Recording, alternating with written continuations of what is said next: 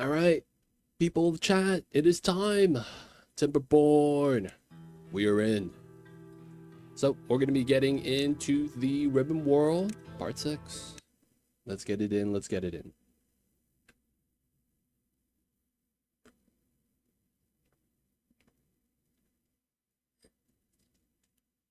I feel like we're gonna have like a we're gonna have like a few years where people are gonna be yeah, look at that. It wasn't that bad, right? And then later on it's going to like rebound back and it's gonna be like, okay, we see all the problems now. And then we're gonna leave it. I see that happening, man. Let's go to Opalani. Games on my wish list. As soon as it goes on sale. Hey, it's doing early access. Are we good? I'm in. How did you upgrade from 2D to 3D? With the skills, baby. I got the skills. Mamba doesn't like the beavers. He doesn't like the tail they have. He's not a fan. Nezzle Dam, I see you over there. So, we have some problems today. We gotta fix the dam. Basically, the dam system we have doesn't allow for enough water through for us to be happy. So there's a little bit of dam throughput we're going to be trying to do. We got to increase the amount of water flow from this side to this side. That way we could have water leave the area and not flood. But that might not be possible, so I'm a little bit worried. So ideally, I want to constantly just top it off. Now, the problem is that we flood occasionally up here, and flooding kind of destroys the plants, so we don't really want that. So we need to figure out how we want to do that. The thing about this is that I think we just gotta widen the river. I just don't know by how much. And if that's all we really need to do.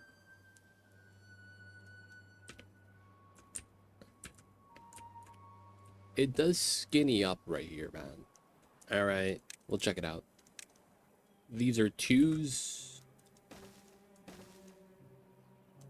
We'll do that. We'll do this. And then can we reach? We can.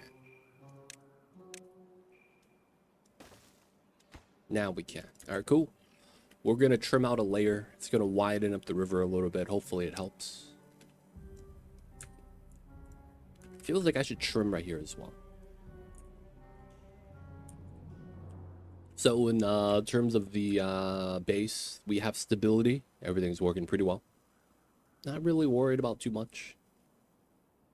We're trying to effectively just make the things a little bit better right now. And we're expanding down the other way, going down. So on this side, we are going to be trying to get our 2 transit to the new area. And we're clearing out the zone. Okay. Oh, autosave flag. So this is going to be the district crossing that we're going to be setting up. And then we're going to be having this feed into that and then open up to the new area. It'll be nice. All right, so we were trying to drag power across the top of the power shafts. So we need to do that today. Try to get that set up. Ah, so it is not bad. So I probably pull it off here. And then have it go down. That kind of makes a lot of sense. I think we could build it in tubes.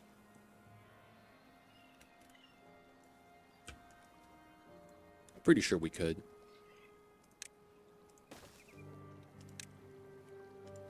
Yeah, we do a transfer like that.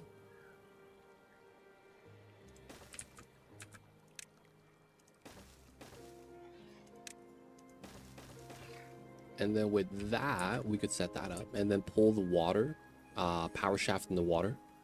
pull it in, and then connect it somewhere. That's gonna be the next thing, finding out where to connect it.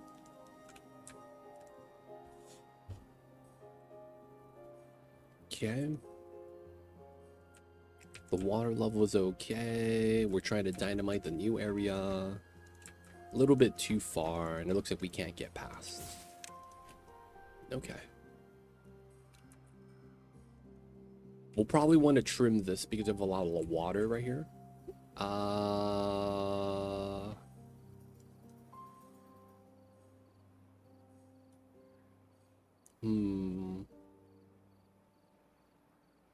We could flatten this and instead put levees here.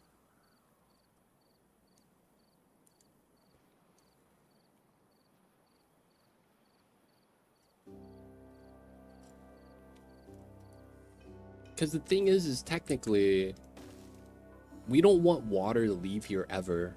So, like, flattening this isn't technically that bad.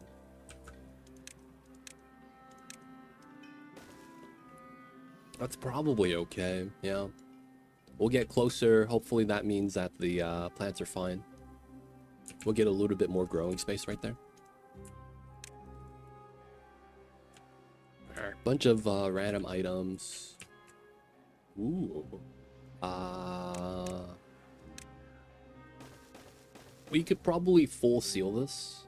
The idea is that we already have another dam spot, so it's fine. And then technically we could start trimming out some of the space over here too if we want to use it. I guess we could also live on the left side. We really have to decide where we want to have the living space. Technically, living up here is not bad for the reasoning that there's space here that's not going to have green space, and it kind of makes sense to do that.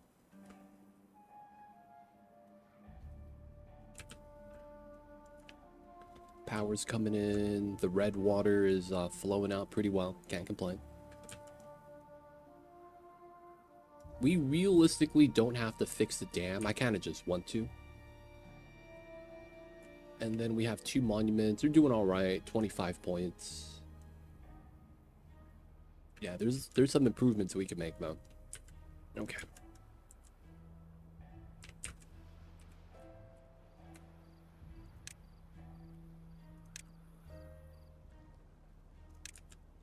All right, district crossing. Having it in the middle makes sense. And then we're gonna put like decorations on the sides. Power's already made. That's fast. So, man, because of how it's set up, my power's right here. I kind of want to live nearby. Because we know that we're going to want to cook some of the food here.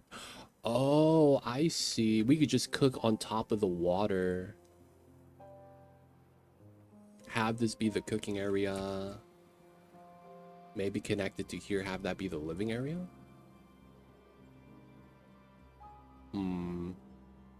Cooking here makes sense because we're on top of water.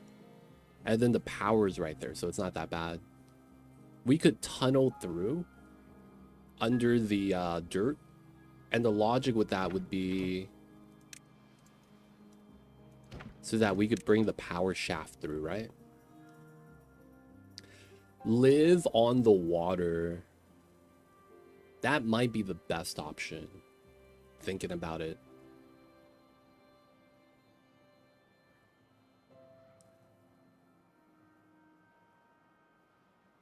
Yeah, I'm thinking that actually might be it.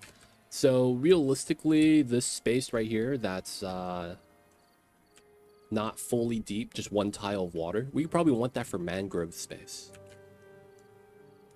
So this probably means I probably want to get my double plats here. And we need to start making our foods. Fermenter.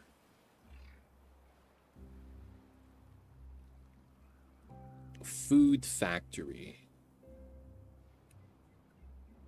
50 and then 120. All right, we'll probably do fermenter here.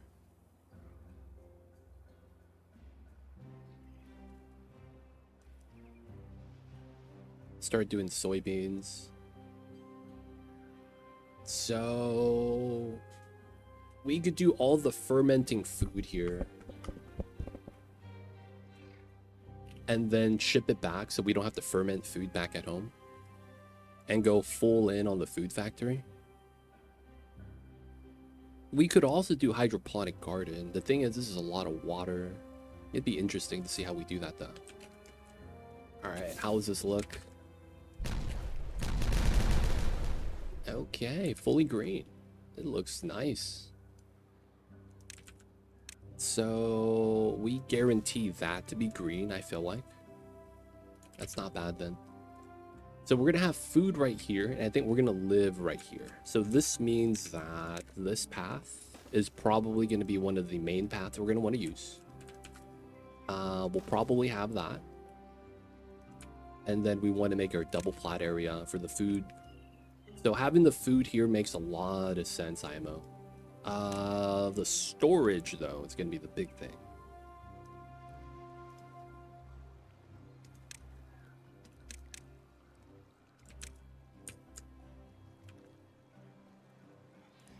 Ooh. Yeah, and then this side doesn't really matter if we grow mangroves. I think that makes sense. Let's demolish this so that we have more space.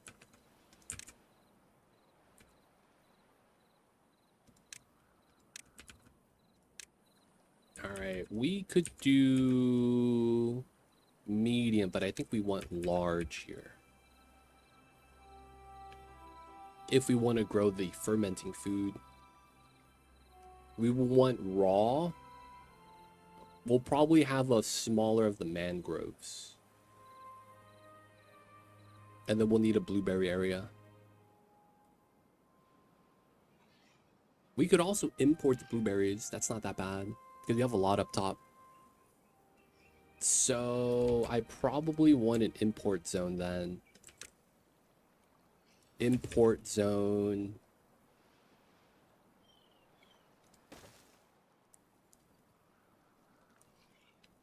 That's not bad.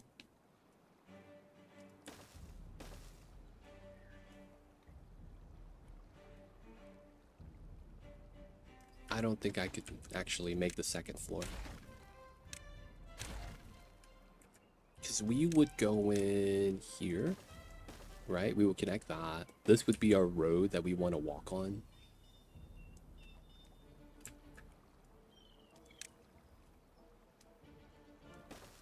And then we will probably have our fermenters down below.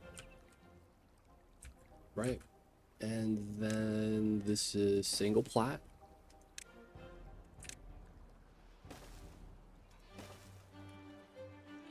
Two larges.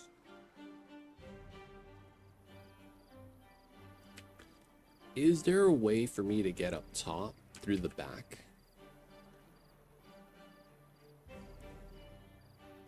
We could, it'd just be really weird looking.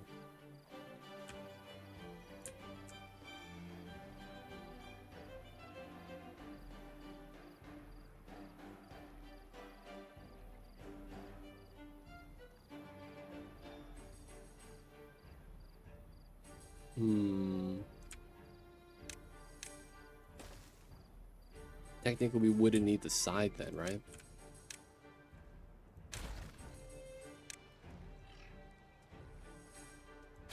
Okay. So we would have finished goods in the large. Okay. Fermenters are how big? 3 by 1. Okay, that's not bad.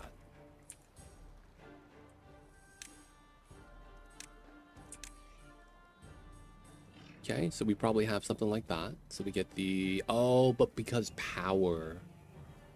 Right? So we do little blocks.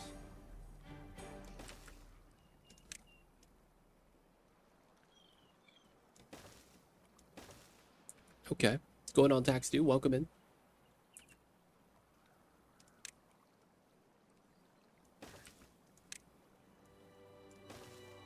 Yeah, we'll have to set it up like that. And then it's going to be like this.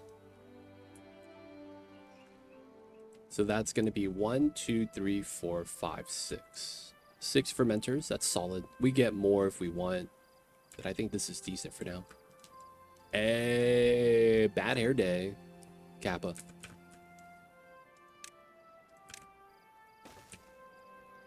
That's not bad, man. Sometimes it'd be like that. Mamba got the, dude. I gotta get Mamba a perm. I gotta make it so that its hair looks like that, man. That'd be kind of cool, I feel like. Alright, we got all the green space. It's coming in. Hello, what's going on, Ace Billboy Hero? I see you over there. Welcome in, welcome in. So this is double plat. I want to use this as a main space setup. So this is likely going to be a main road for us. And we're going to want to live off of that, like housing left and right. There at some point, I probably even pull power across from there. All right, so power.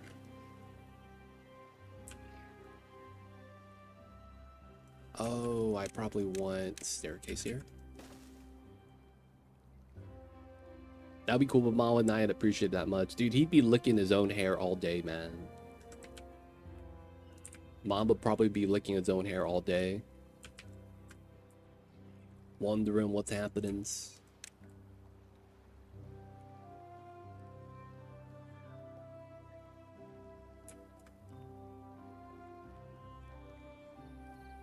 Alright, I kind of don't like how this is set up. At the same time, I can't be too mad. So I guess this is fine. I guess I want to change the roads. And then we want to do here. We add another layer. Oh, the lag. And then I want to be here, I believe. Dude, cats don't even look in the mirror.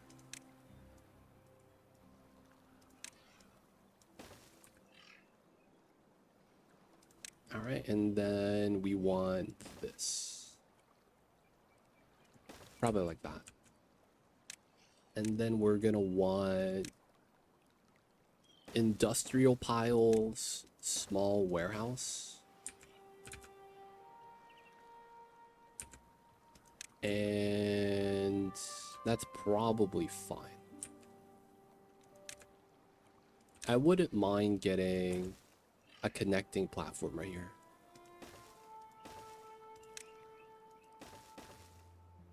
That makes sense, I feel like, having that connect.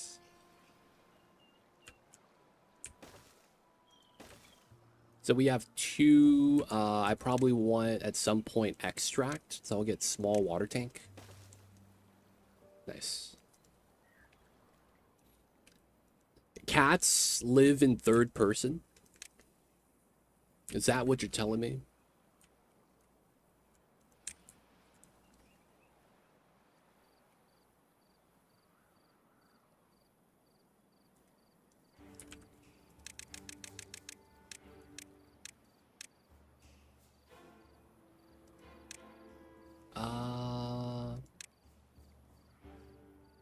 So we know we're gonna have power here, right?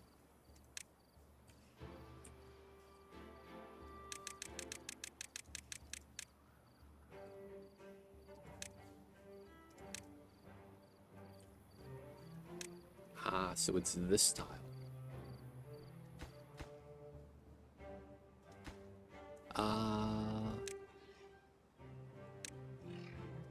Alright, I'm gonna do this tile just because there's nothing there yet.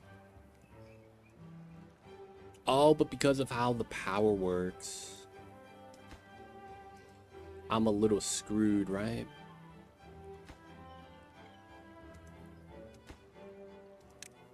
Alright, I'm gonna be particular. We are going to do one dynamite here.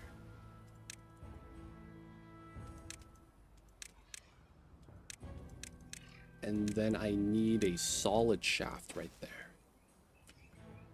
Yeah.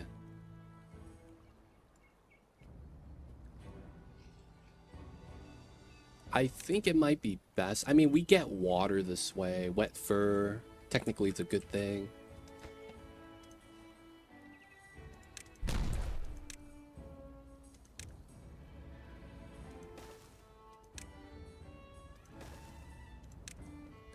Alright, so that's going to be how we get power. Power!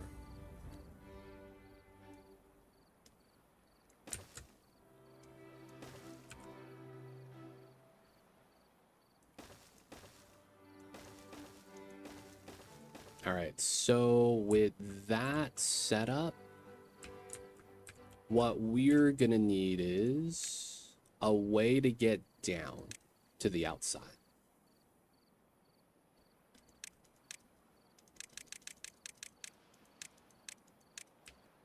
Okay, so that means I think it's here.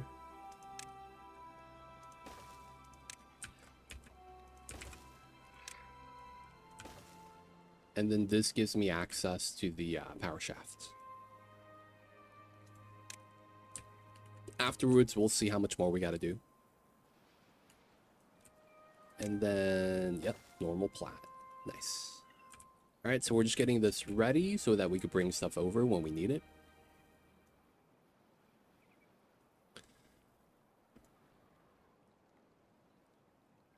So we're going to have our fermenters here. Power is going to be connected. And then we're going to be working on the housing on this side. So for the most part, the housing we're going to use is just going to be the normal barracks. We can get the large. It's about the same. I don't really care for the space per tile. Alright, so I think the smart thing to do is first tile setup.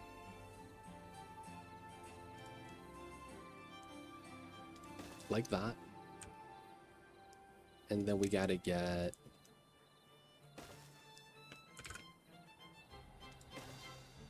Yeah.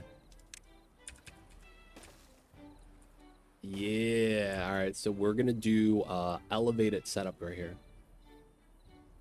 Hopefully we'll be fine. It's not too bad.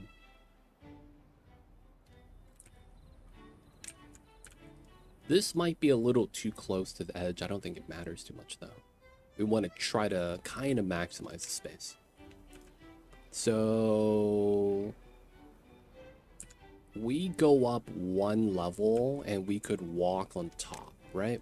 That's effectively what we get, so that there's a lower layer. So we want to be at this height. I probably reconnect down the middle though. Right? So we get an elevated setup. Let's go with 6. 2 floors. And then we want to do 2x6. Then we get our housing up top.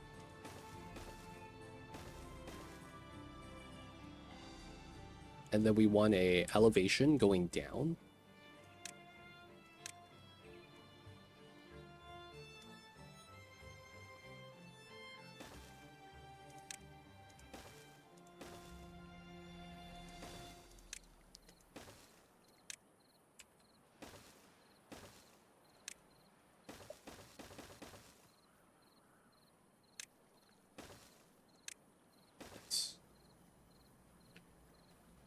Now, ideally, I put a platform here and we put like a statue, just so it looks a little nicer. Put some roofs on these. So we have a normal path set up. They live in between the hauling, the farms. But the deep water is going to be where we kind of have everything connected.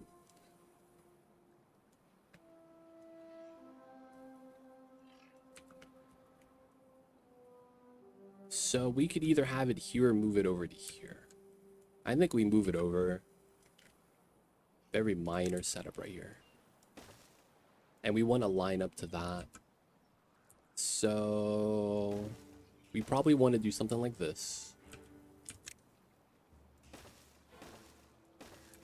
Run this across.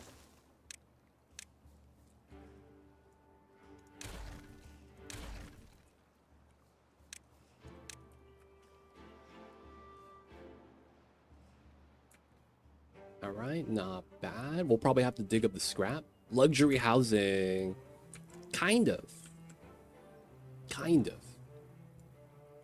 I'm thinking about doing one more thing to this as well.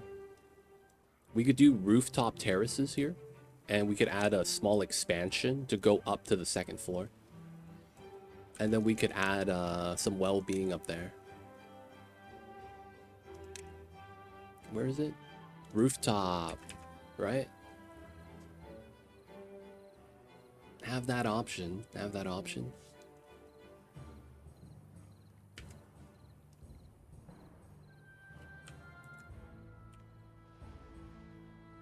Alright, so it goes down this path to the districts. We go down to this connecting block that connects up and down. From here... Yo, man. Hope you're not afraid of heights, Ace Billa Boy. That's the one thing about that, man. Hopefully you're not afraid of heights. So we have a platform bridge right here, and it's cool.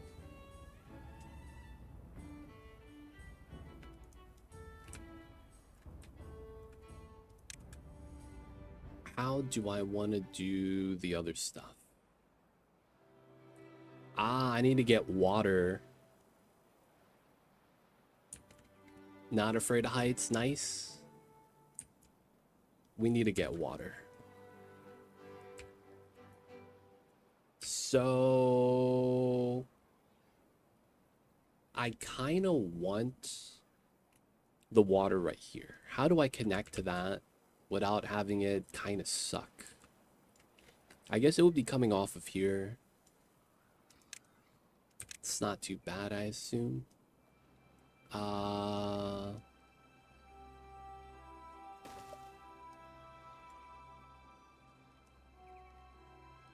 So how do I want to do this? Because we're going to need a water tank, and then we're going to need water pumps, right? So we're going to need space for all of it. Assuming this is a path, and then we want to have space for the water tank.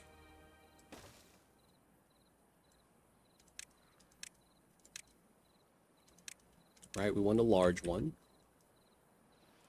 The water's on top of the water. That makes sense. And then from there, we kind of just want to... Yeah, we probably demolish this. Just want to make sure we could pump.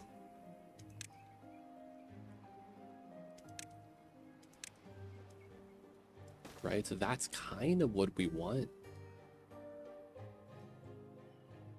Oh, we could use this road right here instead of this one. Oh, that's actually kind of interesting. Because what that means is we demo this.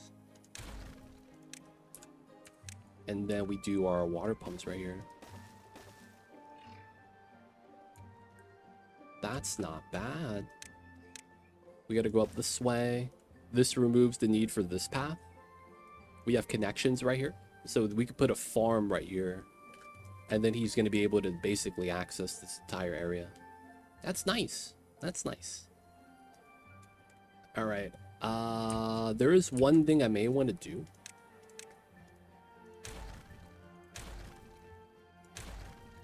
Oh.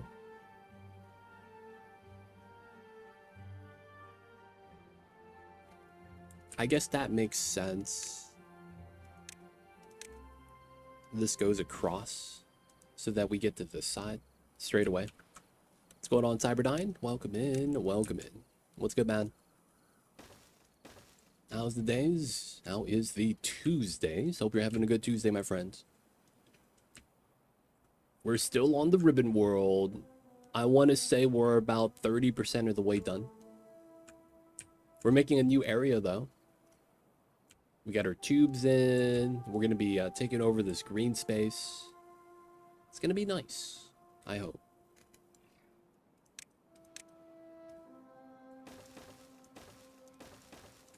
Still on the ribbons, though. Still on the ribbons. All right, let's do a little bit more right there.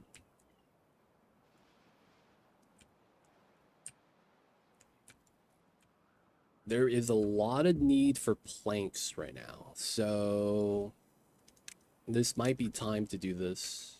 Oh, treated planks. Oh, these are treated planks, not normal planks.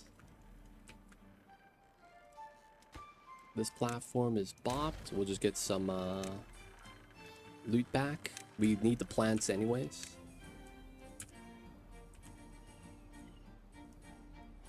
These are logs. Okay, so our log storage is kind of low. We should go pick those up if we can. And then 3 planks. Guys, I heard there was a sale.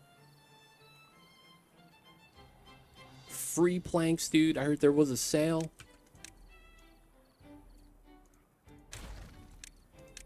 Get the planks. Everyone for themselves. It's looking all right.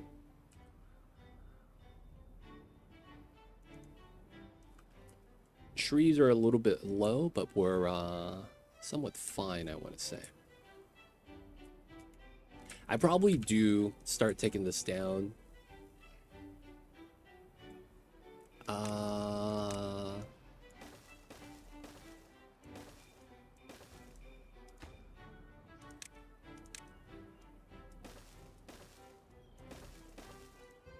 Yep.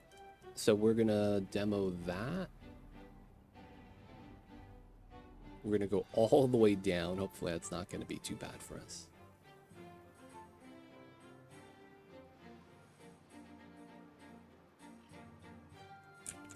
All right, maybe this one we might change to a single so that we could just walk through and just chop the trees.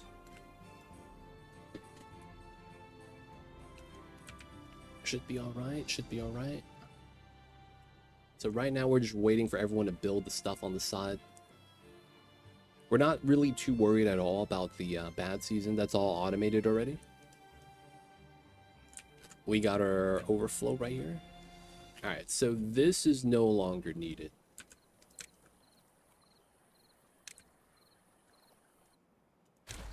A 117 logs. All right, meme strats so that we could actually grab the loot. Oh, you can't grab that. Okay. There we go. By placing the dynamite, we're able to move the loot piles, so the beavers are able to move it.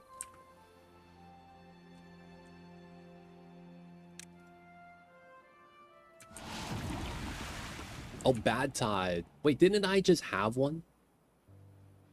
We have another one? DJ Khaled? Oh yeah, this part. Hey.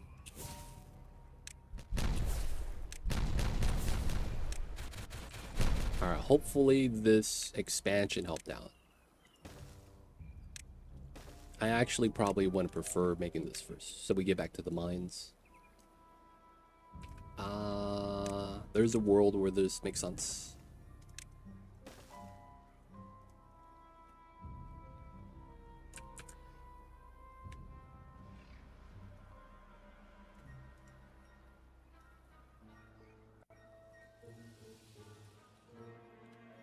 Everything looks good. The only thing we could probably do right now is probably widen this part. But I think it's flowing well. We'll see if that makes enough of a difference.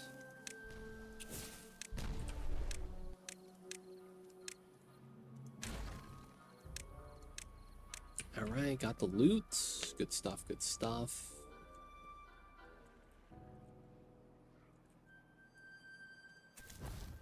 Oh, wow. We have homeless. Alright, we have to bop one of these breeding pods. The moment this gets done... There we go.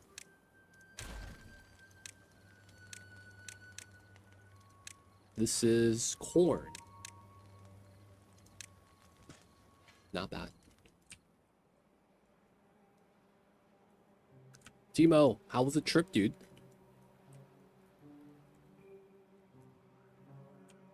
How was the travel?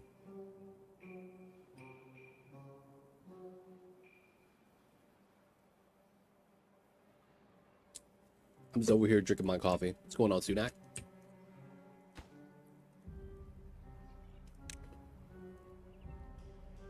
You feel Gucci. Man, I'm not gonna lie. What does Gucci actually mean in Italian? I just know it's a brand name, but I feel like I don't know what it means.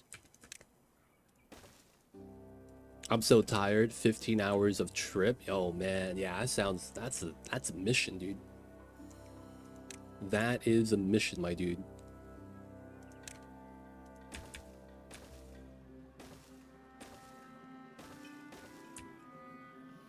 Alright, we got a fermenting factory that we gotta set up.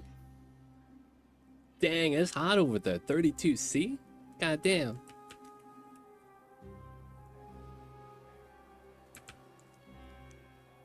Man, I can't imagine.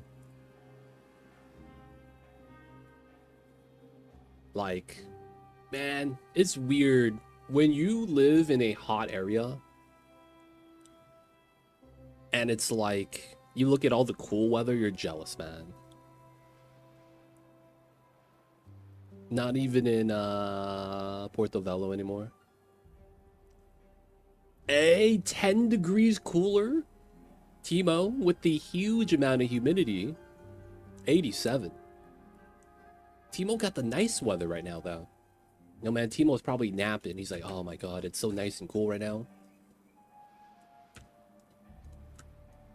He's probably just napping. Getting ready for the naps. I'm jealous of Vic up there all the time. Me too, man. I'm not gonna lie. I'm jealous of the weather, but not the humidity. The humidity, he could keep... Hey, Sunak! What the heck was that? Coming in with the 5 gifted. I have no idea what Gucci means in Italian. Thank you so much, though, Sunak, for the 5 gifted. Richie, Tax Due, Hippo, Lemmings, and Lori Hime. Welcome to the city. Hope you enjoy your stay. Enjoy the emoji 20 does ad free viewing. Don't forget that legit sub badge. Appreciate you. Thank you for the support. I want a nap so bad. You're tired, right? Why not? Why not do the naps? I feel good, so enjoy the subs. Hey, appreciate my man. Subs go a long way, man. So thank you for the support. Supporting me and the Mambas. Keep the AC running so Mamba hangs out with us.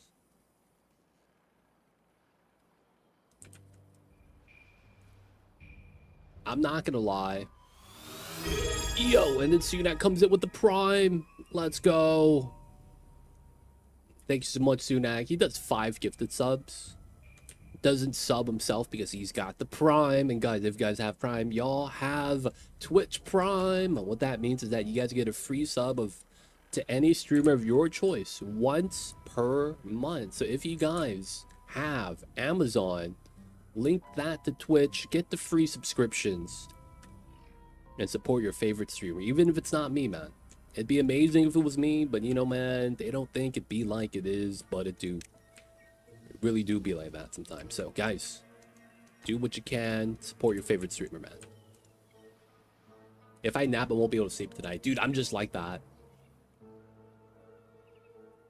Yo, man, I see you over there, Sunak. Yo, man, don't get fired, is what we say over here. We could translate that and modernize that. Don't get banned. Don't get banned, fam. You know what it is. Don't get fired. Don't get banned. Dude, Timo's just like me, man. If I boosted, coming in with the prime. Thanks so much for the 5 months. Yo, man, coming in with the boost. And he boosted us to a hype train. Yo, man. I see you guys over there. Thank you guys for the random hype train. Boosted us for 5 months. Pog slides, man.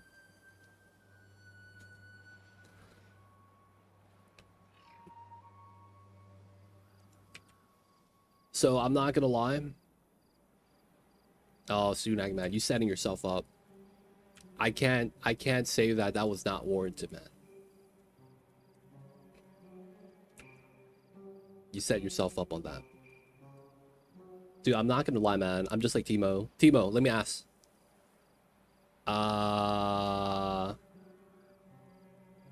When you nap for a long time, right?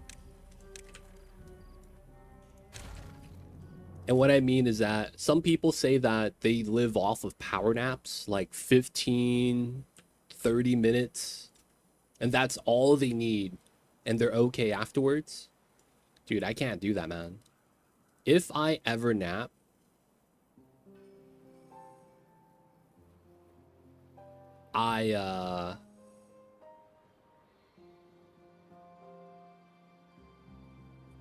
nap for like hours.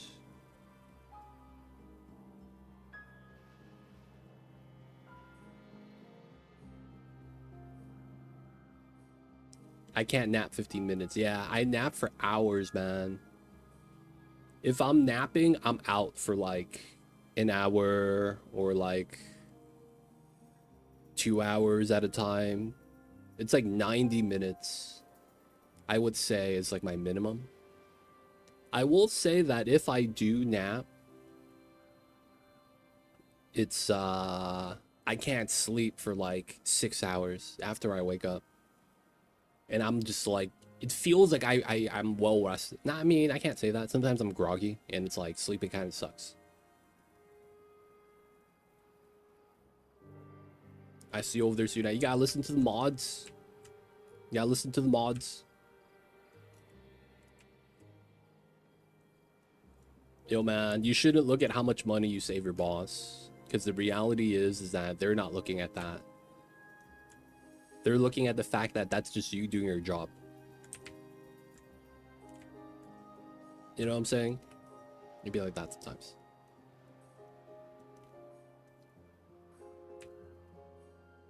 All right. It's going to take some time for the Beaver Kingdom to come down. But we're building. We got the large warehouses, which I'm probably the most impressed by. Because that's a lot of planks. So it looks like, for the most part, the housing's getting close. We'll get the water pumps. Oh, they did the thing over there. Okay.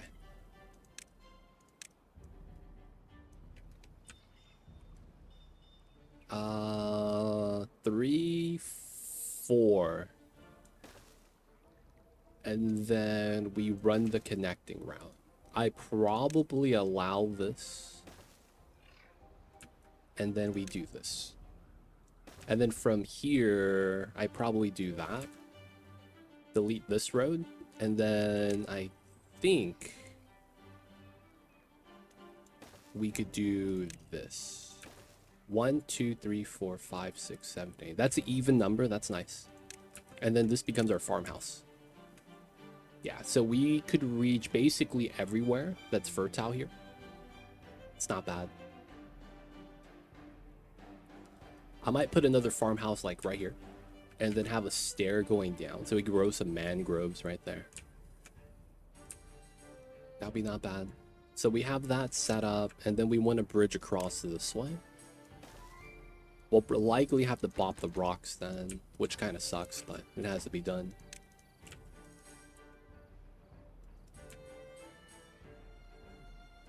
Yeah, that's probably working small companies, man. That's actually something you hear a lot of people tell you. When you work in a small company, you do everything because there's no one else to do it. right? They just, you know, they just don't have they don't have enough competent people. I want to say is usually what it is. But I'll be real, man. A lot of the times, it's kind of like if you don't do your job, the company kind of fails. But it's like it's not really even your fault because you're not supposed to be doing that. But then they'll put it on you, right? Feels bad. Dude, what kind of emote is this? The head shake, man. What the heck? Alright, red water is controlled. Things seem good so far. The biggest thing is going to be maintaining water in the area, most likely. And I need to hope that we could maintain.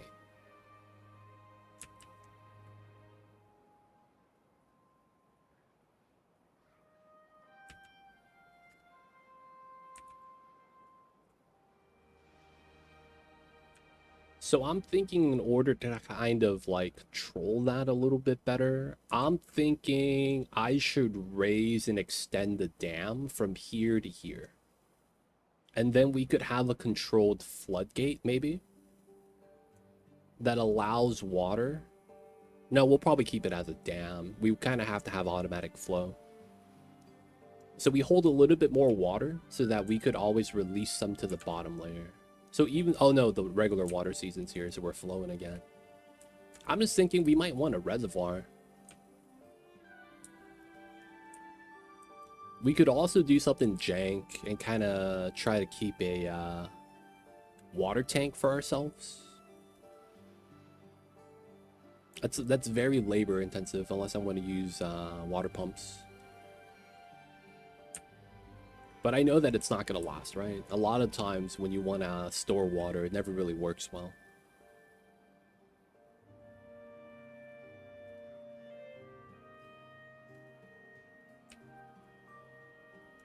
All right, waiting for the beavers.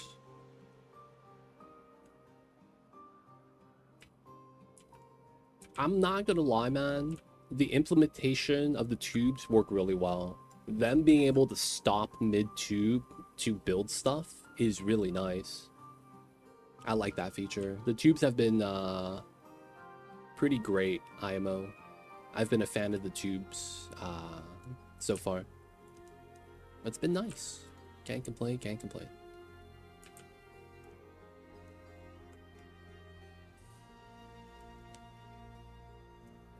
Man, I wish Timberborn...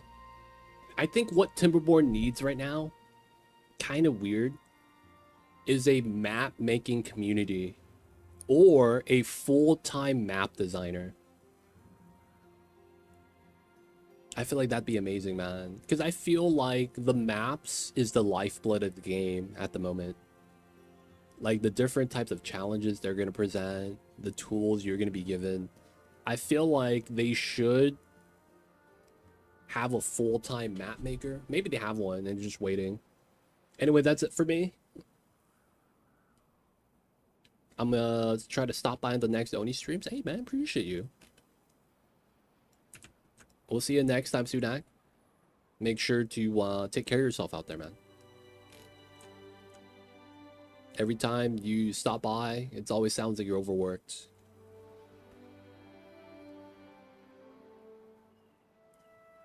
Oh, we gotta pause the housing. People gonna move in. Aw, shit. Dude, you not supposed to live here.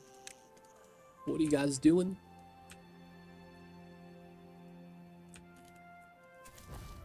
We have 109 folks. Alright, we need to migrate some folks soon.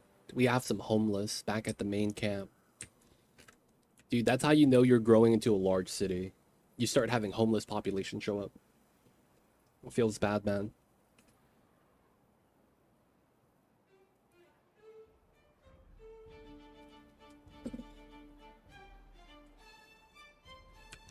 Feels bad. Pause, pause, pause. Alright, the housing's getting there, though. That's nice. Couple more days, we'll get the fermenters, the water pump station, the new walking path set up.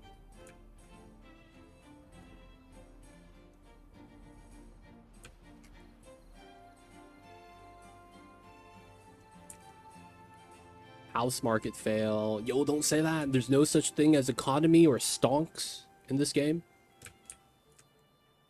So there's no such thing about the Big Short. Nothing like that. Don't know what you guys talking about.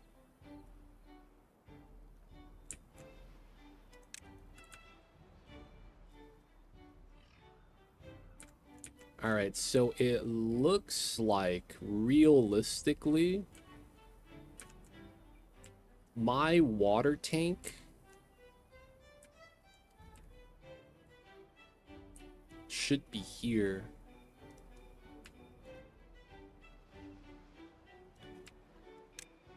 The only thing that might suck is the fact that the tubes is not going to work for a while I set this up.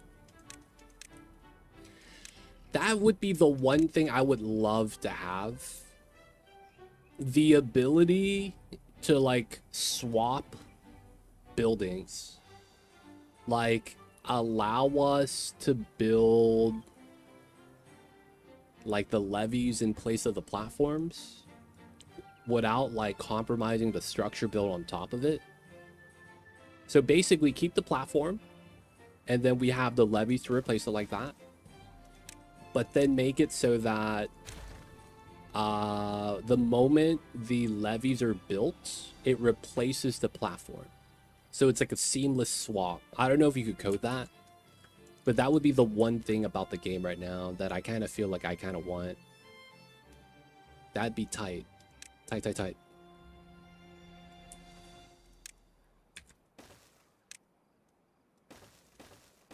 All right, so this is going to be a setup to the new dam. Damn.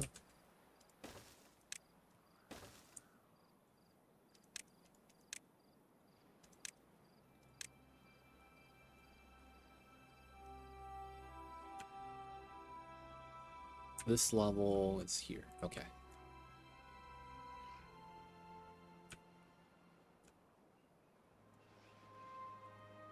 Yeah, so this water level is the same. And then the top is this top. Okay.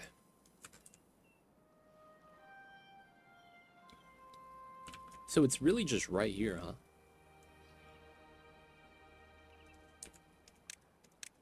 Maybe we don't need this then.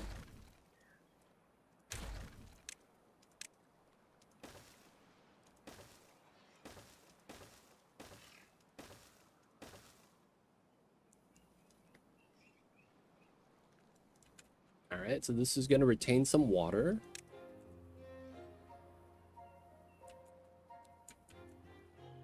And then it looks like we have to do it back here. Uneven tank. I guess that's fine.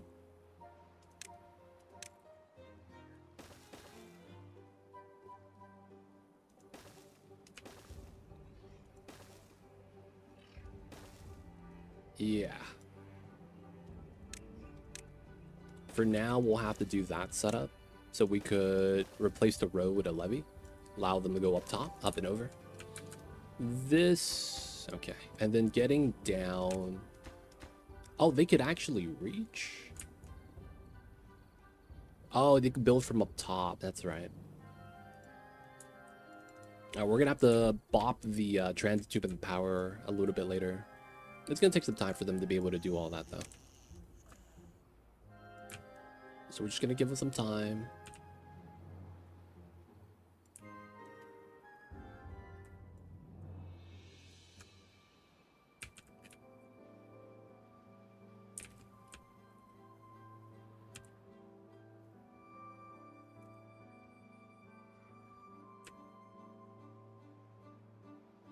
Okay, so we are not set up for this yet.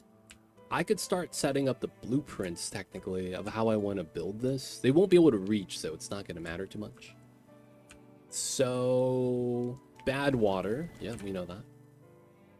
And we know we want this to go outside.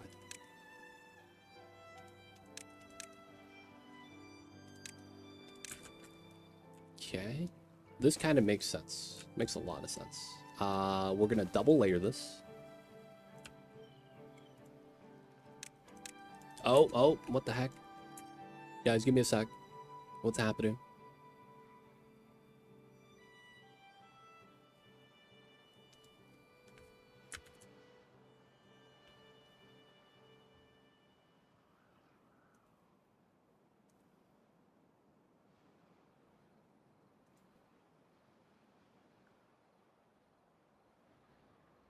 Alright, we should be fine. We should be fine.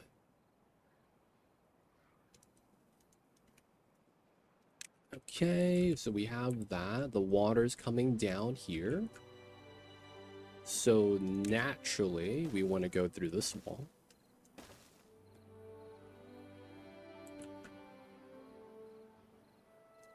So we're +1 on this and +1 on that. That should be fine. Except that I feel like we might have the water build up.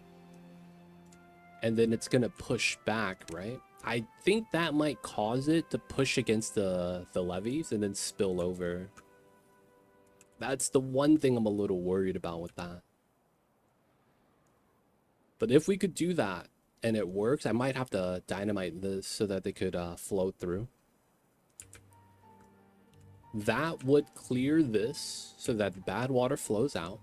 And then this clean water flows in this way and exits here. That's not bad. And then at that point, we would probably seal this up and put floodgates here. Well, I probably do something different. Well, we're going to do floodgates, but we're going to add like another layer of defense from the other side's water. It's going to take some time before we get there, though. But once we get there, I feel like it's going to be nice. Not going to do the new district yet until we build everything. The housing's in. I guess we don't have any food in, which kind of sucks.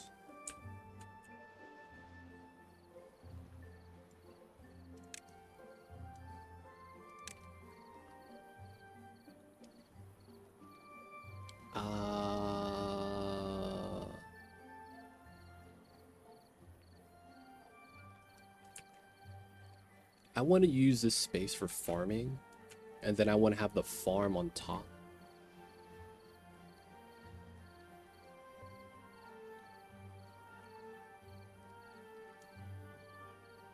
Technically, it's like this then.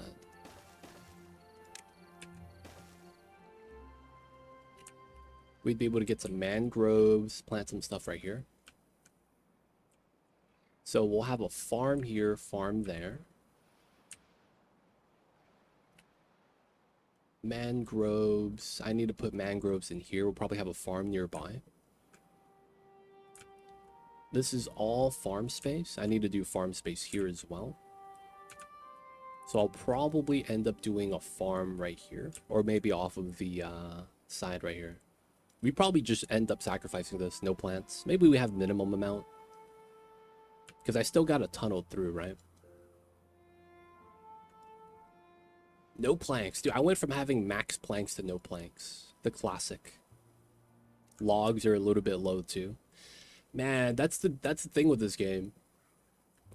It feels like you always have either too much or not enough.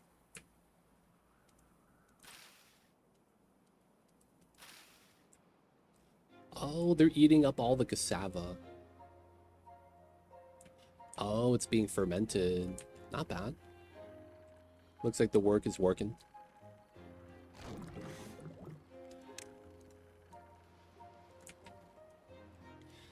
Alright, so... Did we ever do the water tunnel? Oh my god, okay.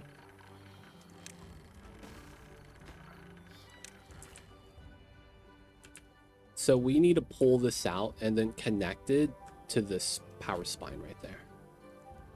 That's the next thing we got to do. We got to start setting up the power right here.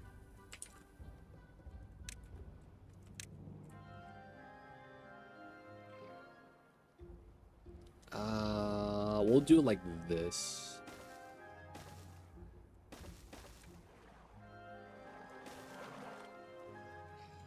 No. No. This is in the way. No.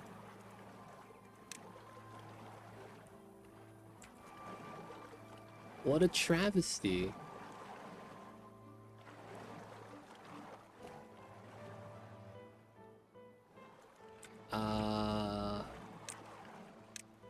Okay, that works in here. Okay.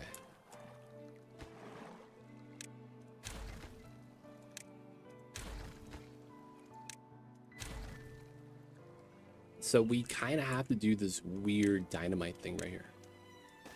Damn, so we get a platform and then we'd be able to pull through. That's kind of jank. Overhang struggles. Pull that across. We could do it from the plat.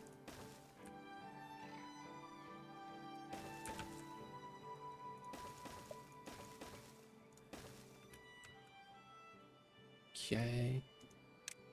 Power's there. Running it across makes sense.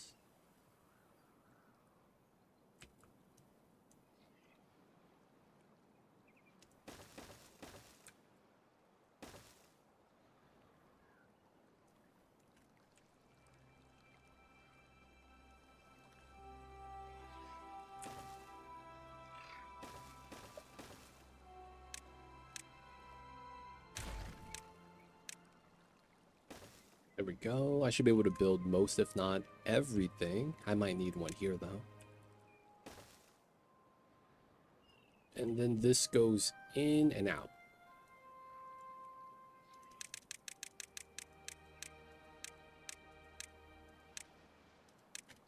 Oh, that's not done. Okay, so we would have to bop this. Cool. And we effectively need... Oh, wow. That's so jank. And then this allows us to go to here. And then we connect the power. I feel like the tube should be on top of the power. That makes so much more sense.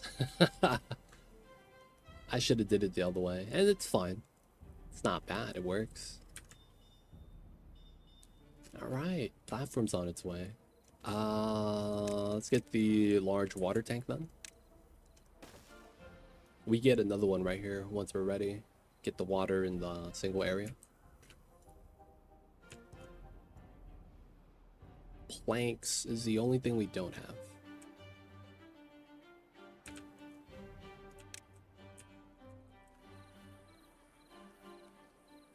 Okay.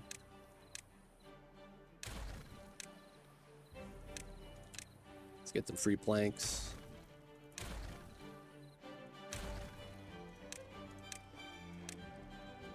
Alright, they're all within reach. They could start hauling those. We could start grabbing the other planks right here. That's not holding up the mountain. You know? Probably wise. To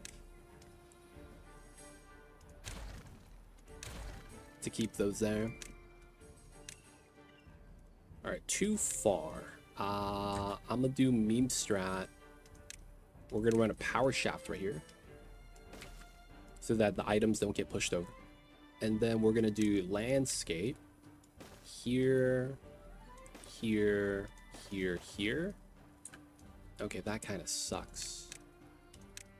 So we're gonna do that, pushes it in.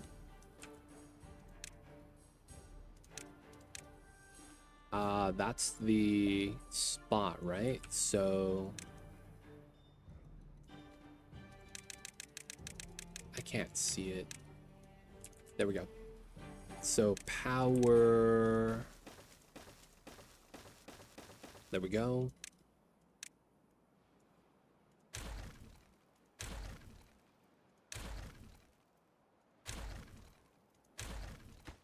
Alright, we're gonna do this one by one because of how jank this is. I'm scared. I mean, we probably can't demolish it though, right? Yeah. The other buildings can't be demolished because they're holding up stuff. So I should be able to walk down and then pick up these items. Yep, 80 planks. So I need the plank because we're using that to build a lot of stuff right now. So it's kind of important. Okay, we have birch. We have a little bit of the oak tree, so everything's okay. These aren't made yet, that's fine.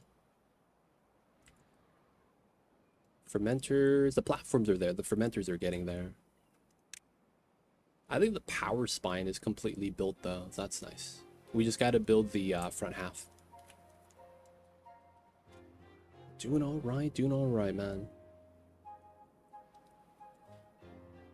People of chat, have you guys ever got the urge to do the summer body thing?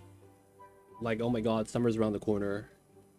Or like, this year, I'm gonna get ripped and get really muscular. You guys ever do that, man? You guys have? So I gotta ask, did you succeed with the goal that you had in mind for the summer? And then number two, how hard was it? Doesn't usually last for more than a month. Month is pretty good though.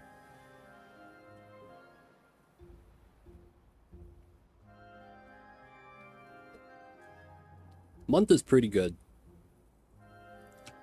I mean, you could always argue it's better than not, you know, working out.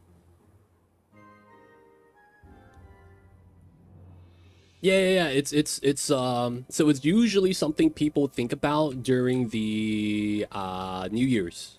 You know, a lot of people have an idea, oh, I'm gonna do a New Year's resolution, right? And that's the logic behind it. We're gonna do the New Year's resolution, and then, you know, the goal is I'm gonna get 6-pack abs. That's usually the goal. It's not even like, oh, I'm gonna get fit. Oh, I'm just gonna be healthy. No, I want 6-pack. That's usually the logic. I can't argue with that. I'm gonna be real. So they have that, right? And then usually you have people start in January and give up by the end of January. That's normally what happens, I feel like. At the start of the year, I hear all the memes. Oh yeah, man, the first day at the gym in January is completely packed. And then if you come back in February, it's empty. And then if you come back in like May, it's packed again. It's like, yeah, people start thinking, I'm gonna get in shape. But it's like, dude, this is right after the holidays. This is like after the big Christmas dinner. You know what I'm saying? Like all Thanksgiving, Christmas, you had Halloween, you had all the candy snacks, the New Year celebrations, popping bottles at the ice like a blizzard. You know what I'm saying? So it's like you have all that working against you. And then it's like, okay, after all that bad stuff, all that good celebration, the bad stuff for your body, it's like, I need to get in shape. It's hard to stick to something like that. It is. That's the thing. It's hard to stick to that, which is why I wanted to ask, what was the hardest thing? Like, was there a reason why, or was it just, I just don't want to do this anymore? Like, was there any one thing that was like making it tough to keep working out every day? Well, maybe not every day, but like regularly.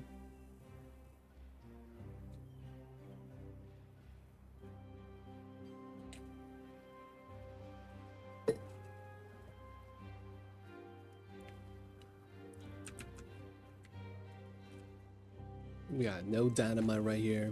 We still got to do the blockage. Because, man, I'm gonna be real. Every time I try to get a little bit more in shape, I think I'm doing it wrong because I feel like I get hurt. I was doing it with my BFF, but she stopped after a while, and I did as well, because it's different if you do it together and now doing it so 100%. There is a thing where you kind of have like a motivating partner, because they're gonna They're gonna try to cheer you on, and you're gonna do it vice versa, man. It's nice. And then it's also because it's like, man, I'm just gonna skip today, and they're gonna be like, no, you can't skip. You gotta be on it. You know what I'm saying? They give you the pep talk.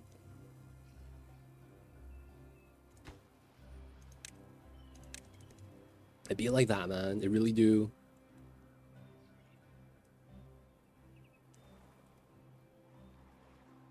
It's basically kind of like, you know, sometimes you get those bad thoughts. I'm not gonna work out. I'm just gonna go get some Chinese food, get some takeout, call it a day. And you think to yourself, man, that actually sounds pretty good. I can't be mad about that.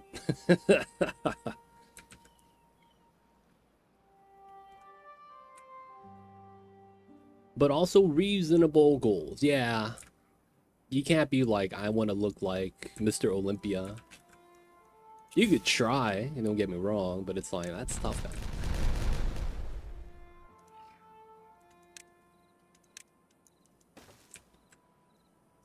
Looking like Mr. Olympia, super tough.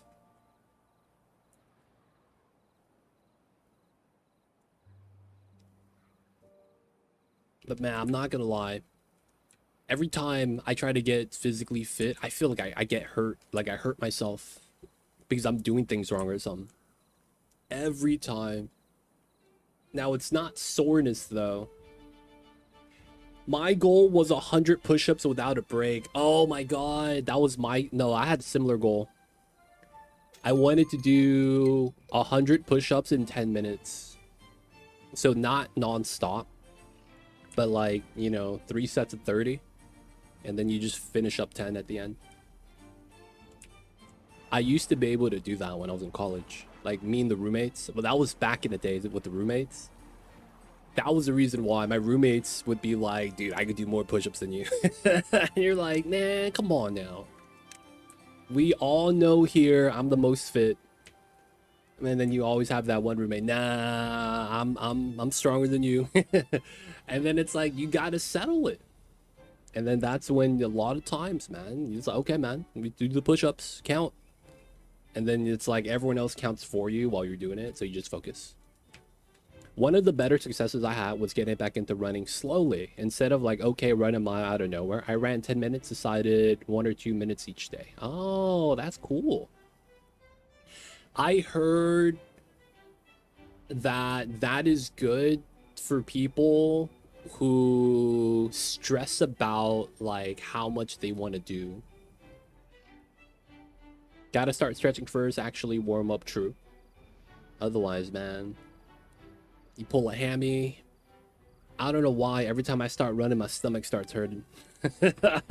Y'all get that feeling, man? You're out of shape, you start running, and then your stomach starts hurting. And you're like, oh, I gotta slow down. My stomach, man, something not feeling too good. I don't even know what that is, man, but I feel like I understand that feeling so much. I don't know why.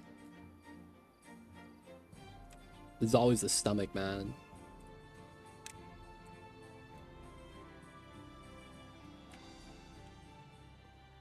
All right, I did make... Oh, what was that?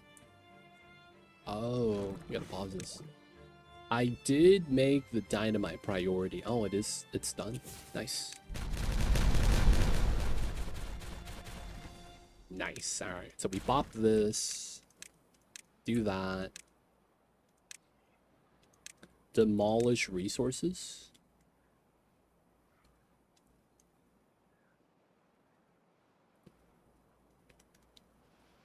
Oh, it's already marked. Okay, so we just need people to actually chop them down. There we go. Some of them we can't reach, so we'll just do our best.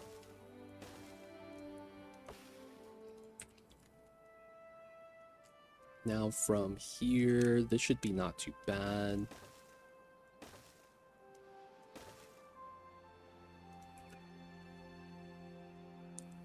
These are 2s. Oops. Yeah, we're fine.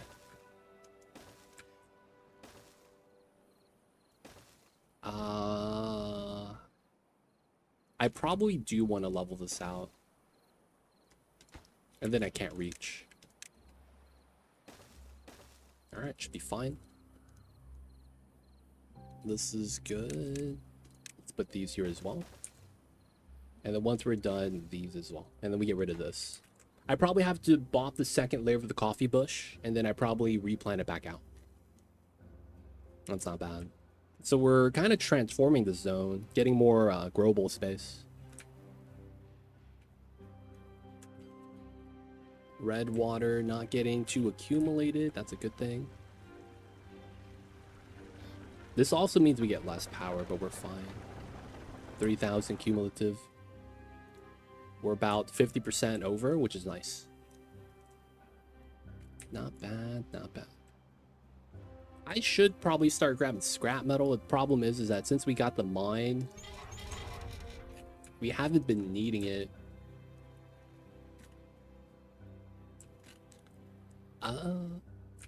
We could demolish this. I don't know if that's smart though.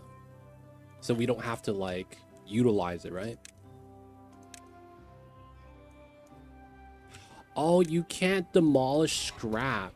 Oh no, bro. For reals? Oh no, bro. Oh, that kind of sucks. All right, we're gonna have to deal with that later.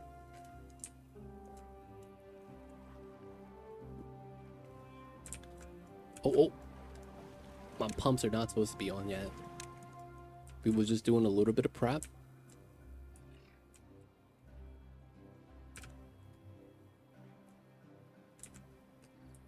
Oh, there's people inside the fermenters when they shouldn't be on yet.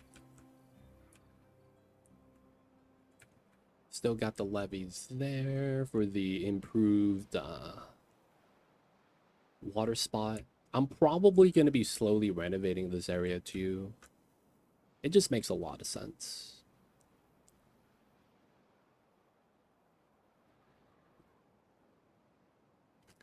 Oh, that's an interesting idea. We could try to have a path out this way and hold water here. And then have that spill out to the bottom res or spill out to here.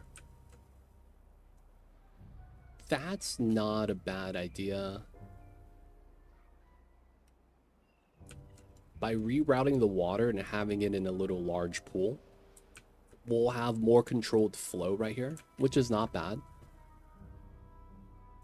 And then what we could do is effectively not have this water right here be added inside. Because this is higher than this, and this is never going to float. Actually, it might actually. It might float to the top, but then this is going to be okay. Allow the other water to just to float through. It's an idea. It's going to be explosive heavy though, which I don't think I actually mind. So we go up top. So we're going to be bopping as many of the stumps as we can. All right, these we can't reach. So we're going to mark these for demolition.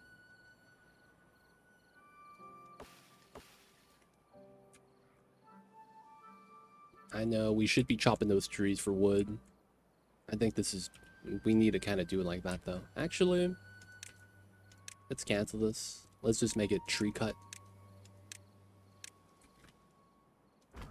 Oh, not reachable. Not reachable. All right. Small lumberjack flag. This is drought, so not bad.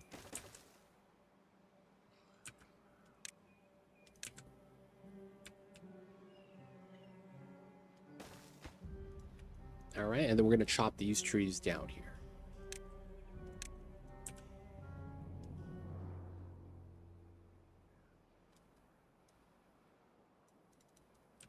Because we can, might as well.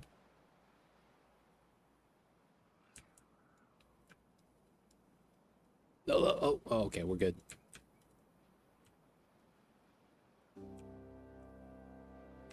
Yeah, I like that idea.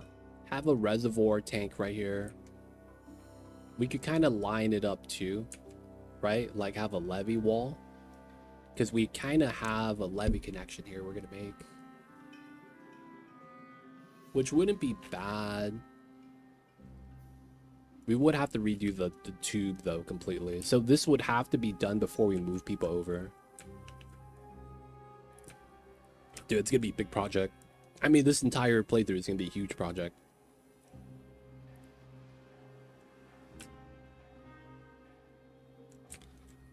Technically speaking, I need more batteries. We could also dynamite this area so that the batteries have more space to go down on.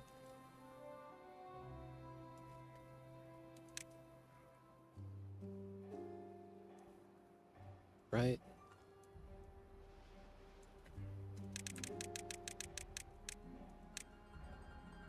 All right, so 1, 2, 3, 4, 5.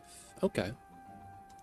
So we can actually put tier 3 dynamite here so that it goes down for more battery gravity height, right? That might mean I might actually want to dynamite this. Kind of crazy. Let's demolish this if we can.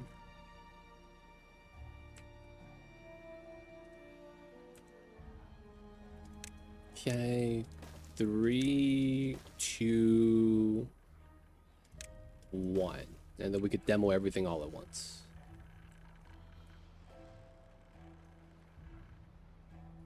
I'm kind of curious to see the hitbox of the battery. Is it just one layer dig out that we're going to be okay with? I need to figure that out. That's taking some time. This is just gears, which we have. Okay, this is done. It's just planks. Okay. Farmhouse.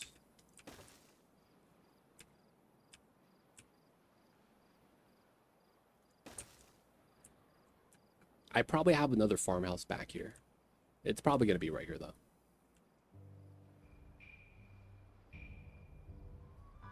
Gonna come in from the water and start farming.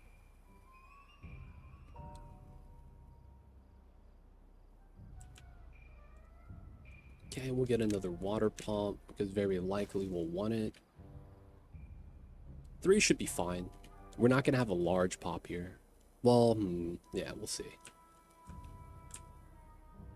Now, likely we're gonna want to get a couple more plats back here.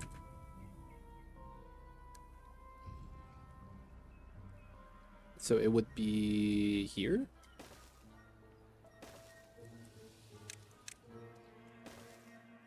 And this will be... Oh, builders and haulers. Yeah, it's probably going to be what we want here.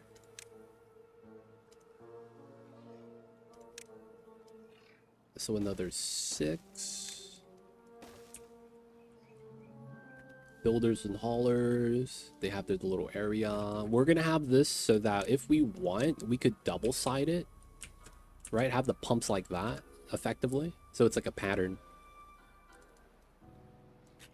Ooh, nothing yet. We're not gonna want that being, having the haulers run all the way over here yet. The fermenters are done. All right, we're pausing this. So we don't have mushrooms. So we're gonna be doing cassava and I guess soybeans. So the problem with soybeans is that we need canola oil. Do we want to make our own, or do we want to be using the canola oil that we have right here? We have too much. I will say that the fermented cassava is a little low right now, but it looks like the soybeans are all right. We'll probably grow some ourselves on the other side.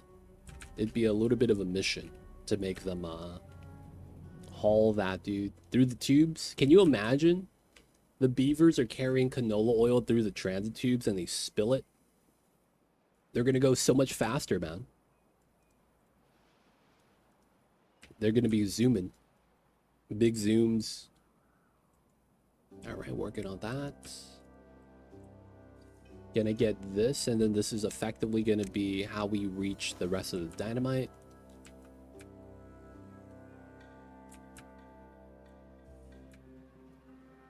We need to bop this. Okay, so we know we have a rounded path right here.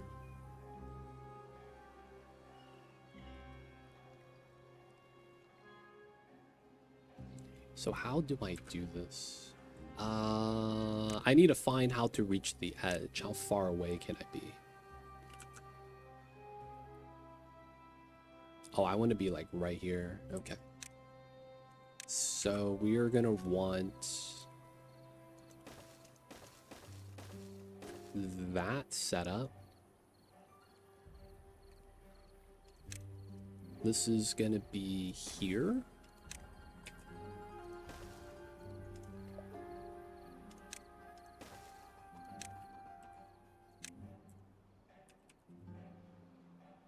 Yeah, this should be fine. There we go. We reach right there. Side right here is fine too. We'll probably have another farm off of here. I don't know how we're gonna reach it. But we're gonna have mangroves here. That makes a lot of sense. And then maybe like a small little blueberry patch. This will be probably cassava. Probably get some canola right here. And then we gotta run the power through. We don't actually have to do that now, though. We do that later.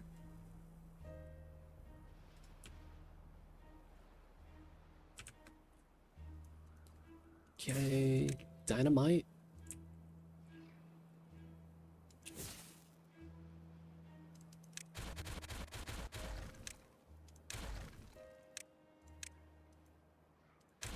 Good stuff, good stuff.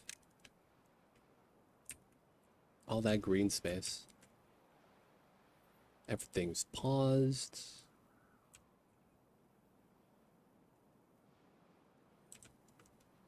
Alright, so we're nearing completion.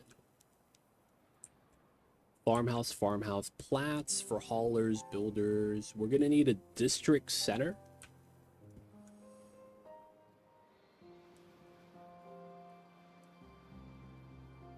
That likely should be on the water, man. So it's like gonna be right here, I think.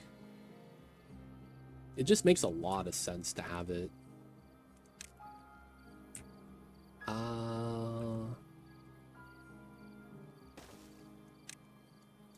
I could put the district center here.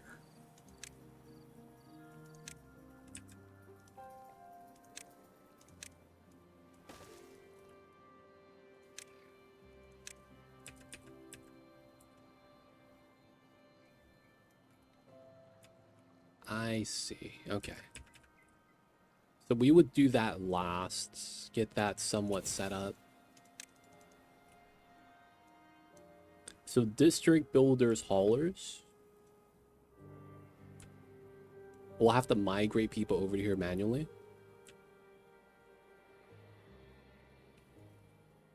We'll have to import the goods we need.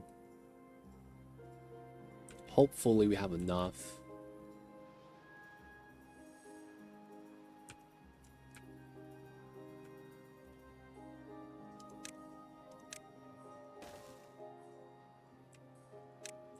Grabbed all the stuff.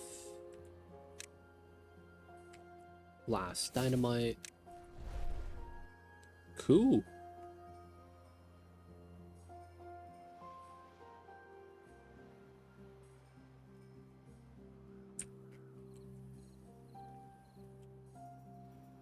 So I want to reach all the mangroves. We could actually plant a lot more too, depending how much further we push out. Maybe don't overextend yet. Okay, so we're just gonna plant what we have. So 1, 2, 3. It's gonna be good for now. This is going to be mangrove plus a little bit of side planting.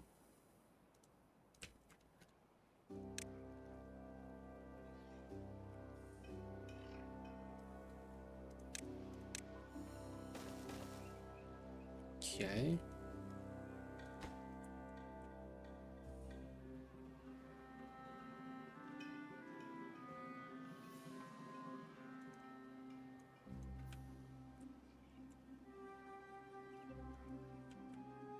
One, two, three. Yeah, we should be good. Small little growth this side and then this side. Keep that blank for now. We'll add another one over there. I think we might want a Forester because of how we got to do blueberries. Oh, wait. This is a Forester, not a farmer. Yeah, because of how it works. Yeah. Because we're trying to plant mangroves, and then we're gonna have a gather flag. Hey, nice. How was it, man? Was it a good time? Talk to us, man. What was the best thing that happened? Welcome in, Zandrov. I see you over there. How was the Linkin Park performance, man?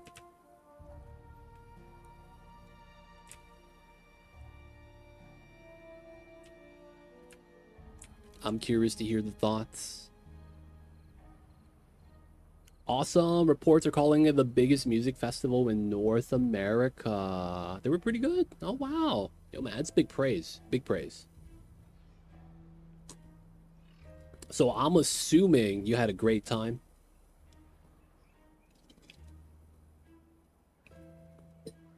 Oh, you only stayed for a few songs because your brother got super drunk. You know what they say, man. Family. You can't live with them, can't live without them. They don't think it be like it is, but it do. Seeing I Prevail made it all worth it. Hey, yo, man. As long as the experience is good, that's all that matters, man.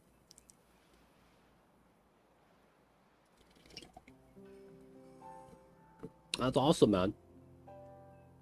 Any run-ins with anyone famous? Like you were at the porta potty and you're like, oh shit. It's the Asian guy from Linkin Park. What's the dude's name? God damn it, dude. I remember there's that very infamous scene where the Asian guy from Linkin Park is just at one of the award shows. And then someone starts interviewing him, but she has no idea who he is. And she's like, oh, why don't you introduce yourself? Oh, my name is Mike Shinoda from Linkin Park. Oh, shit, that's you? Oh, shit, you're Mike Shinoda? That was the first thing that was like, the interaction. Oh, shit. What am I even doing here? I started interviewing this guy. I didn't even know he was famous. It's kind of like you're just at a breakfast place getting some coffee. Hey man, I want to do a YouTube video, man. Mind if I interview? Oh yeah, man. So what's your name? Oh, my name is Keanu. What? Yeah, I've played Neo. The guy from Dude, Where's My Car? Stuff like that. And it's like, oh shit, it's Keanu Reeves. Not even know who he is. You got a Trivium guitar pig. You play the guitar? I'm gonna be real, man. I can't play the guitar. You could show it off, man. You could play Wonderwall. Kappa. Alright, waiting for the things to be built still. My beavers aren't working today. Oh, dynamite time, that's why.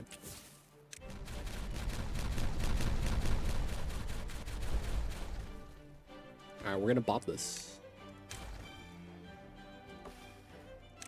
Try to get this chopped and try to get the final landscaping.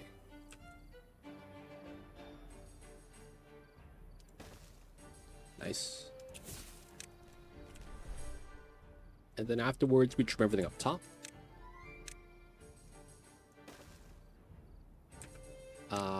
We probably bought this. And then we have to make it so that they walk up to chop these. Good stuff, good stuff.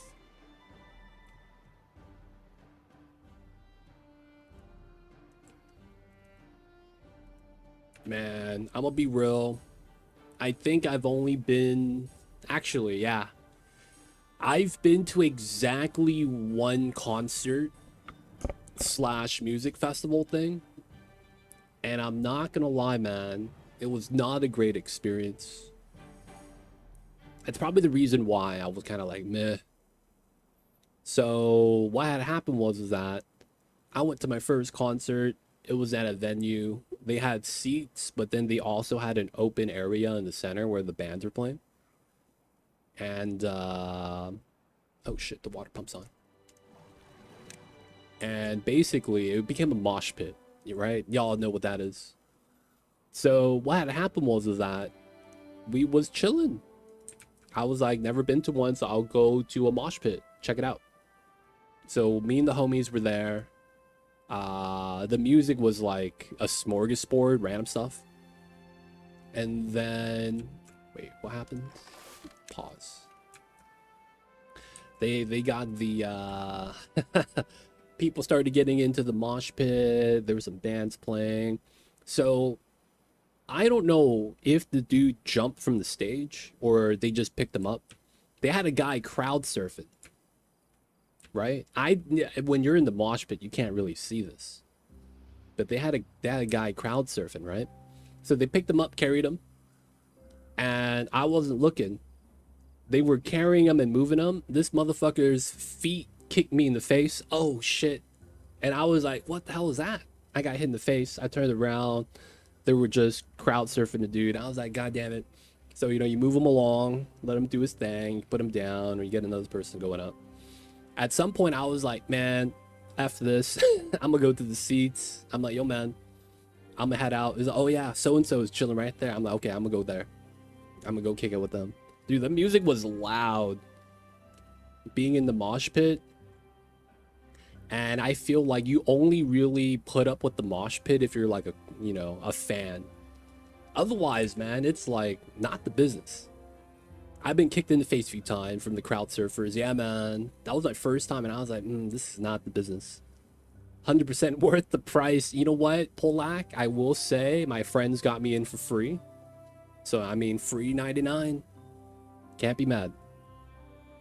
And I have a bruise from a pit. Worth it. The mosh pits, man. It's just a lot of pushing and shoving. A lot of people squeeze super tight. But yeah, I realized that like at that time I was like, this is kind of cool, but at the same time, because I wasn't really a fan of the people playing, like, I mean, they were all right, but I wasn't like, I didn't know who they were. So it was like, it was hard to really appreciate, right? Concerts I'm in, festivals I'm out. What's the difference between a concert and a festival? August Bruns, Red, had the rowdiest pit I've ever seen. It was so fun. I mean, what's the fun part about mosh pits, man? I was once in a mosh pit when I didn't expect it. It was epic. I held Ninja's foot from Die Antwood, and he stood up on people's hands while rapping, and then he fell. Concerts, maybe like 5 bands, 5 hours. Yeah, so I was at a concert, not a festival. Festivals is hundreds over multiple days. Oh, so in that case, you're just trying to catch your favorite then in a festival? That's probably kind of like when they do like, what do you call those? Burning Man, and it's like a weekend. And then they're like, yeah, man, I'm only going for Saturday. And it's like, oh, who are you gonna go for? Oh, I'm gonna watch this guy. I'm a big fan. And then it's like afterwards, yeah, I'm gonna go home afterwards. Thursday and Friday were non-stop bands I wanted to see. That's insane though. When you get that, like, what do you call that, critical mass of groups that you're fans of, and you see them just play back to back to back, that's probably like, oh shit, this is so tight. Hardly took a break in 10 hours. Yo, man. How many times did you pee? I feel like that's the worst thing about going to a festival. Having to use the restroom. You just peed in the sun, 90 degrees outside. It was awesome. Be like that sometimes. A concert could be one artist with like 2 openers. Okay. So concerts are just very short, so to speak. I like when I have an assigned seat. You don't have to pee when you sweat every last drop of water out of yourself. You know what? To a certain degree, he's probably right. He's probably right.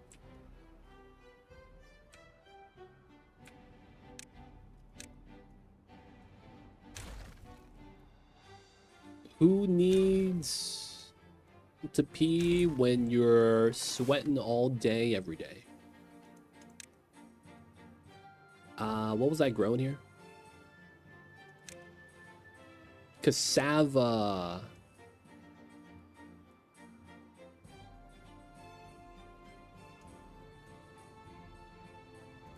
Yeah, there we go. And then we have a small pack right here. I guess we could do like a very minor kohlrabi farm. I need to grow my mangroves.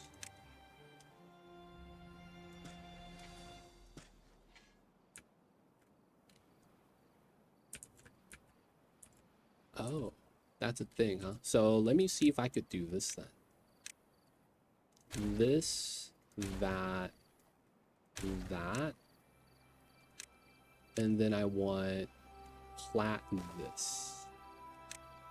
So we get a elevated connection. Okay, so that means I gotta redo this. And then we do double plat. And then I kind of have to prioritize that so the both of them get made. Peeing or getting beer. Don't drink, problem solved. Dude, I have to run, be back later. Have a safe trip. Xandrov is taking care of his brother, still drunk from the festival. Believe it or not, the man's just trying to live. You still hear the music in his head and he's drinking along to it. Not knowing it's a trap. That was done pretty fast. Alright, we get the mangroves in. Okay, so that's not bad.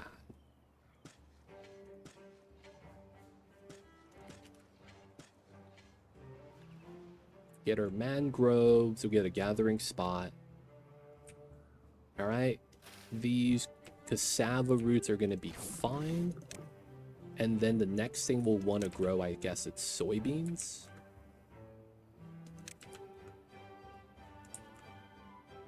All right, I'm thinking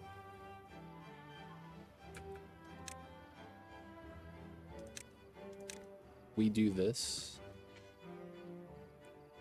because we have a lot of cassava here, realistically.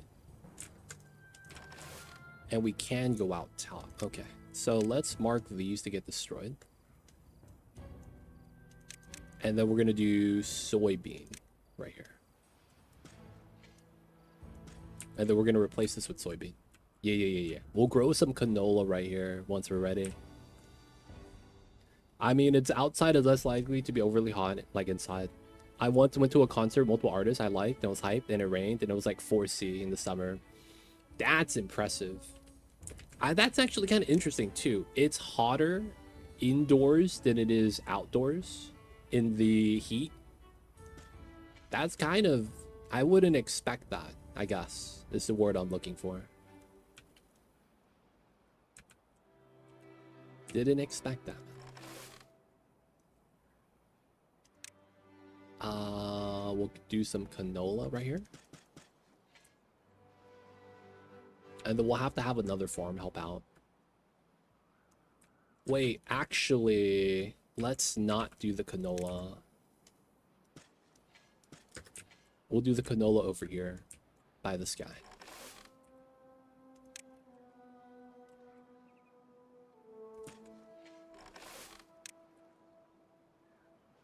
The nice canola fields. Beautiful, beautiful.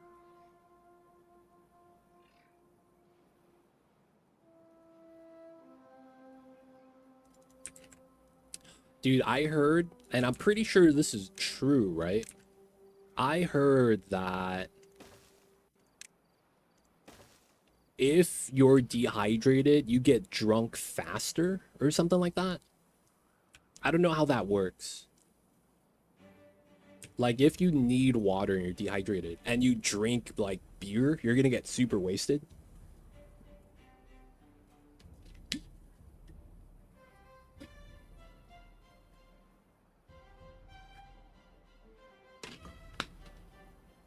Oh, you guys don't have the super strong AC that we have. Yeah, man, we got, like, the huge, giant aircon. Y'all know how it is over here. Yeah, it's true. That's why I feel like people get wasted at festivals, right? Well, at least in America, they're gonna have the festival in a warm area. They're never gonna really have like an outdoor festival in like Canada. I can't imagine that. Like, it'd probably be an indoor venue if it's in like a cold space.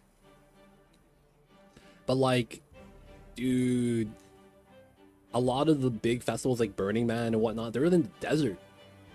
You know, it's hot, man. Beer's a diuretic, drains water, and if you're dehydrated, you just feel dizzy.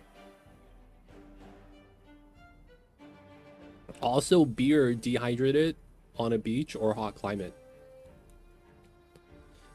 Huh. So you're telling me that if I'm drinking a beer in a stadium while watching my favorite sports ball team, I'm gonna get super drunk. And it's not because the beer is really high alcohol volume, it's just the weather. I'm outdoors and the sun is shining on me. I'm in a stadium with thousands of people. All the body heat, I guess, heats everything up.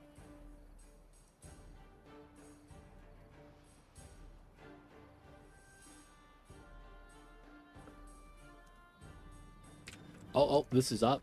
We gotta pause this. It's taking population away. Alright, so I think I could do this now. We bopped that to put canola here.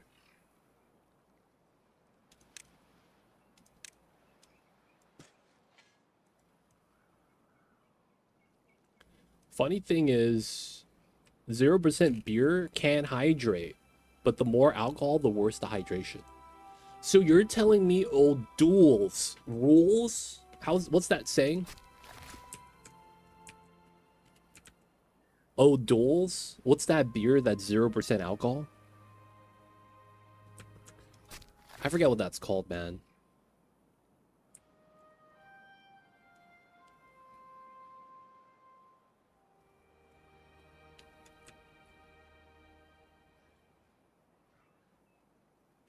We're gonna pause this. So you're telling me that that beer that's 0% alcohol is totally legit for hydrating.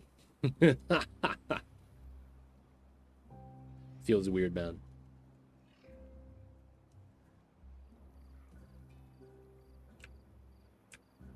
All right, I'm hoping my farmer here could keep up by himself. He might need some help.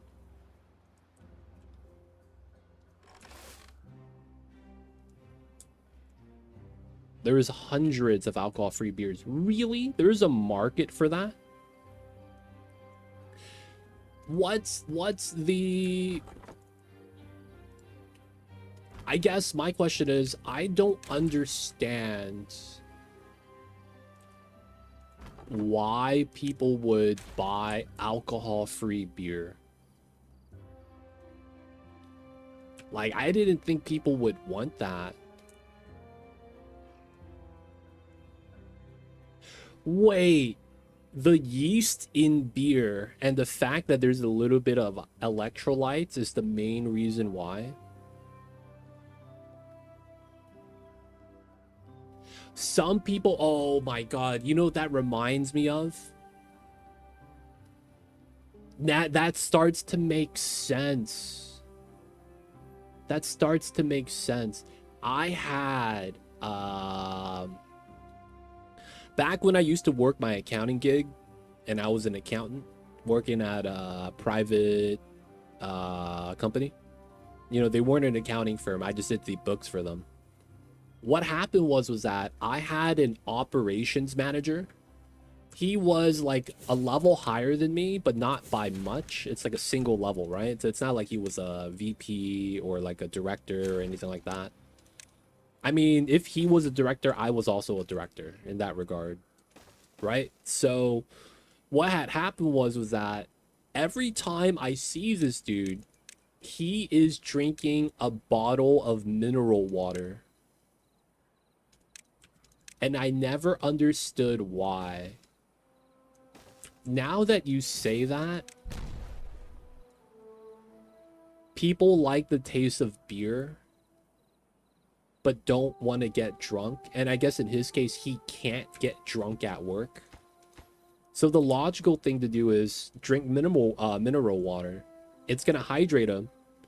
He's going to think he's drinking beer because of the carbonation. Or maybe he picks one that's like similar enough to the one he drinks. Man, that makes a lot of sense. Because this guy, man, when I talk to him, he loves his beers. He'd be talking about drinking beers all the time.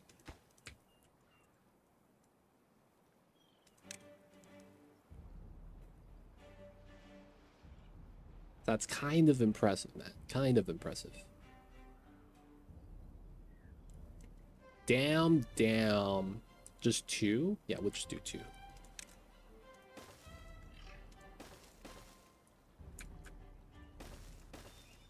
I think we do, yeah, these 2. Simon, welcome in. Yeah, they're starting to get pretty good and popular. Here in Europe, there's a lot of 0% beer. No one wants to get DUI because some people like the taste of beer, not the alcohol. Really? So, dude, it's funny, man. I feel like in college, one of the things I realized was like I didn't really enjoy the taste of beer when I was of age, I guess. Yes. So the thing is that you know, when you first try beer, it kind of tastes like shit. Let's be real here, man. Now, another thing is that I did have roommates that were older than me. So they were like, no, man, you can't have good beer as your first beer. You got to have shitty beer so that every beer after your first beer is going to taste better. That way you're not chasing after good beer and then you don't become an alcoholic. I was like, okay, I kind of understand the logic, but I got to just trust him on this. So he was kind of like, yeah, man, have some past Blue Ribbon. And I was like, dude, this tastes like garbage. What is this? And he was drinking a Guinness. I was like, why the fuck you get the good stuff out of the bottle? And I have a can, metal can. He got the glass bottle stuff. You know what I'm saying, man? There's a big difference. So, you know, I drank my first beer. I'm like, man, this tastes horrible. But then, you know, you start to feel the alcohol. And you're like, okay, this is not bad. My first beer was a Guinness, and I loved it. He was drinking that shit in front of me. I couldn't have one, man. One colleague was drinking water, but from a glass vodka bottle, and the manager said to choose a different mug. Dude, honestly, you can't do that even for fun, because there's going to be a day where if he goes, hey, man, they're not saying that I can't do this, so I'm going to do it, and I'm going to see if I get in trouble, and they're going to actually have vodka in there. or they'll start slowly diluting it. I'm gonna put a shot in here with a little bit of water. Sip on this. I'm at work chilling. And it's like, yeah, man, can't have that, man. People are gonna get so mad. I started from 7% beers in university, 4 to 5, and now 2.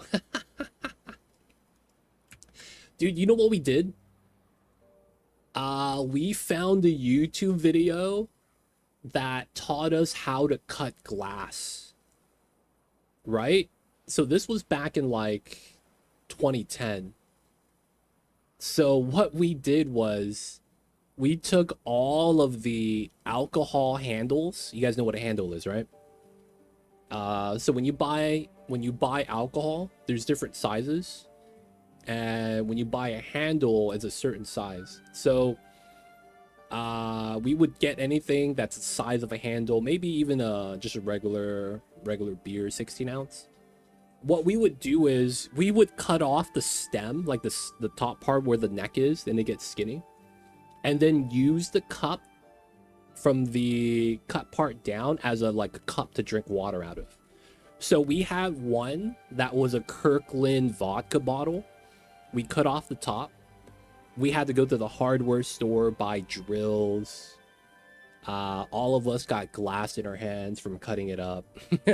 It was an interesting experience.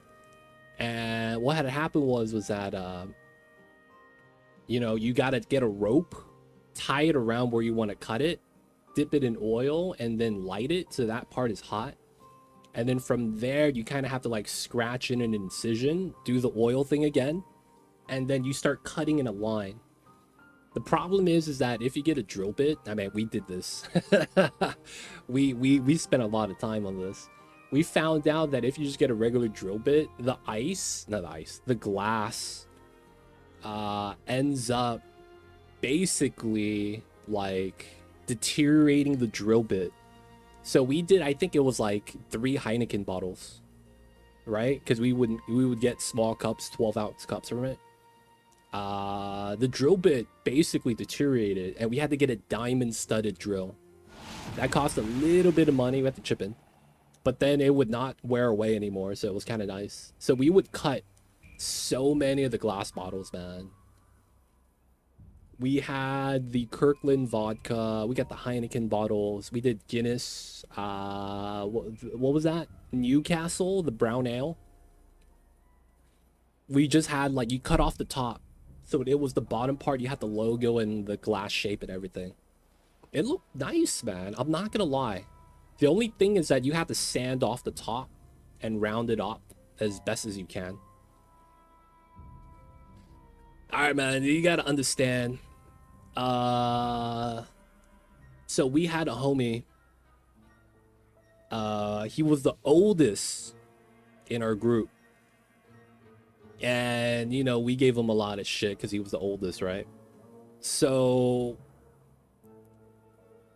this guy, he went to college, took a break before he graduated for like 2 years, and then he went back, right? So that was kind of like what he was doing. So he turned 25 while hanging out, or when he was with us, living with us. Dude. My God. We gave him so much shit, dude. When he turned 25, we threw him a party, but we called it, and this was the era of Facebook, right? So Facebook was hot. Everyone had Facebook at the time. This was before the Facebook marketplace and the Craigslist fiasco, right? So this was like Facebook in its prime, right? We called that shit the quarter century party. Celebrating a quarter century. We try to make him sound as old as possible. And we were talking about, yeah, man, back when he was 10 years old, he saw Jesus. When he was 5, dinosaurs are still walking. And, we were just making fun of him. But we oh my God. So we drank a lot of alcohol that day. And that's how we got our stockpile. Because the alcohol, it's self-sanitizing. That was the logic we came up with. What are we going to do with all the alcohol bottles empty? It's like, I mean, we just make cups, cut it up. It's like, we gotta wash it? No, man. It's alcohol, self-sanitize. I'm like, you know what? This is kind of right. Just rinse this shit. And all right, we gotta start drilling. It was nice, man. It was nice.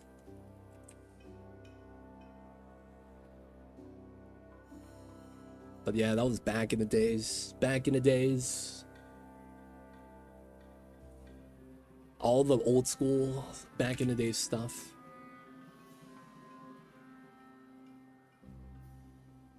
All right, soybeans and the cassava is looking nice. We gotta start making some here. I probably do set this up right now and try to get some oil machines.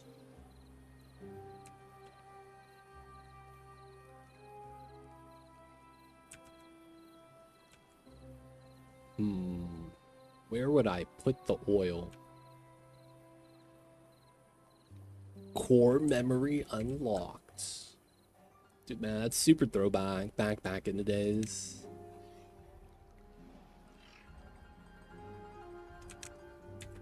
Alright, we're gonna get at least one. I probably will need two. We'll have to see. And what we're gonna want to do is we're gonna be making canola oil. I'm gonna need a storage for it. The problem is that for power to transfer properly, I need to have that, you know, accessible. So maybe we'll put like the oil here or something. We could do something like that. I don't want to have anything blocking the district though. I want that to look kind of nice. We do something like put it up here. This could kind of work, interestingly.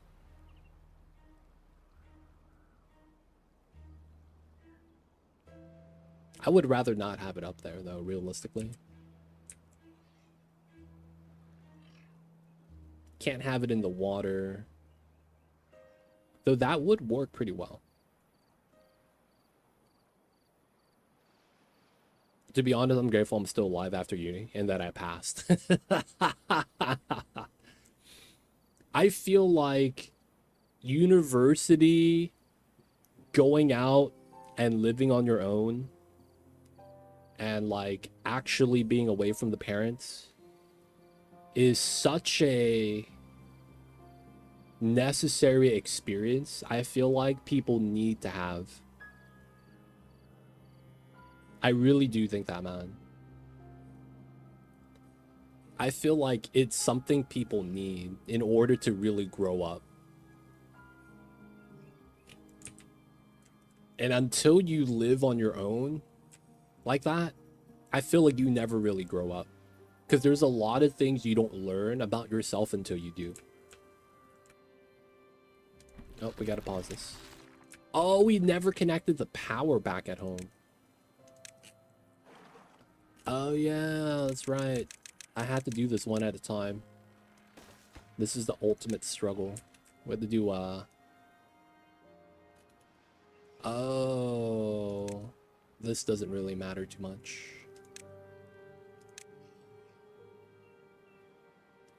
We bought this. And then, yes, the power.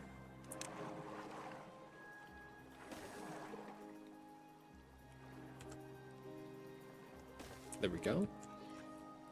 We gotta do that.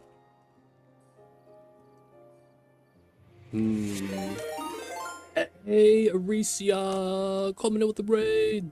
Thanks so much for the raid, Aricia. I see you over there. Hello, hello.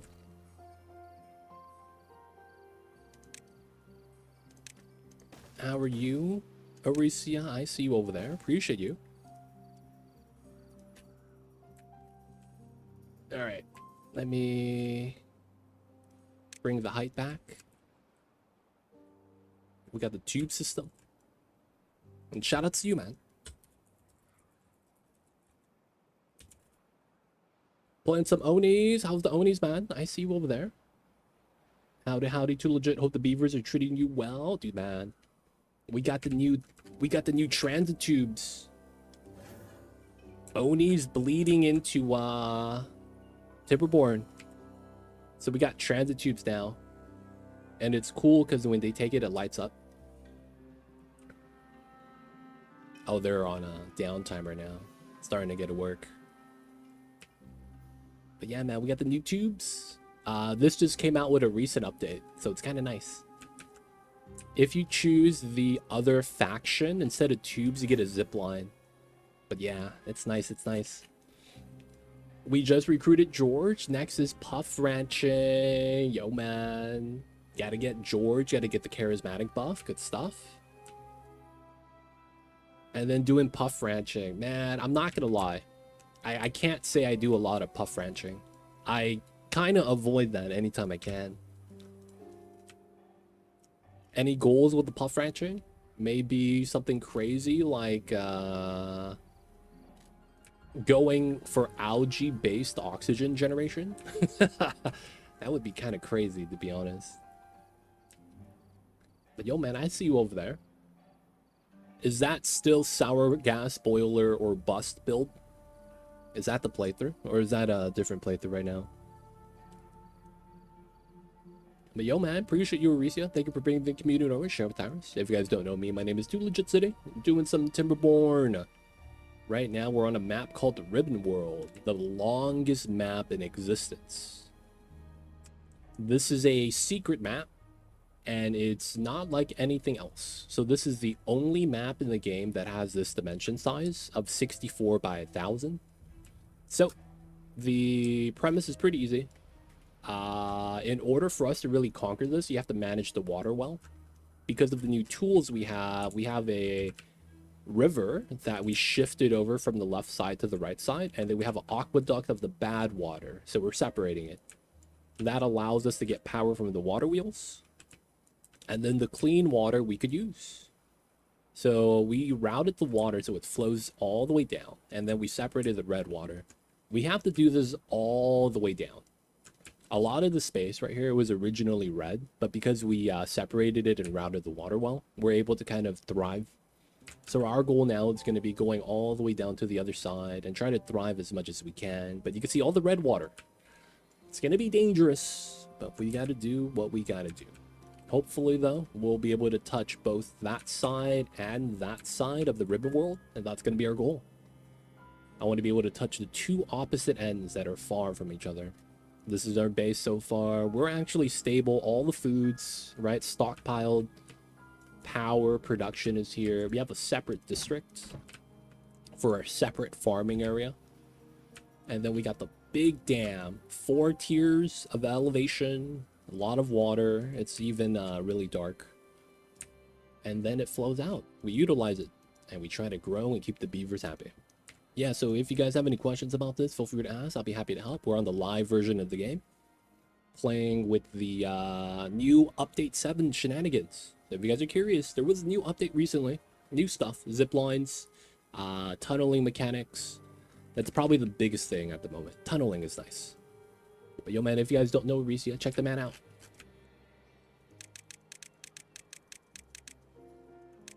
Mamba's a fan of Aricia. Because Aricia's a fish. And Mamba thinks he looks tasty. So guys, check the man out, man. Say hello to Aricia. Wait, what is this?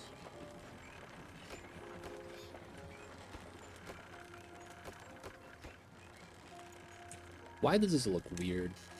Okay, it's fine.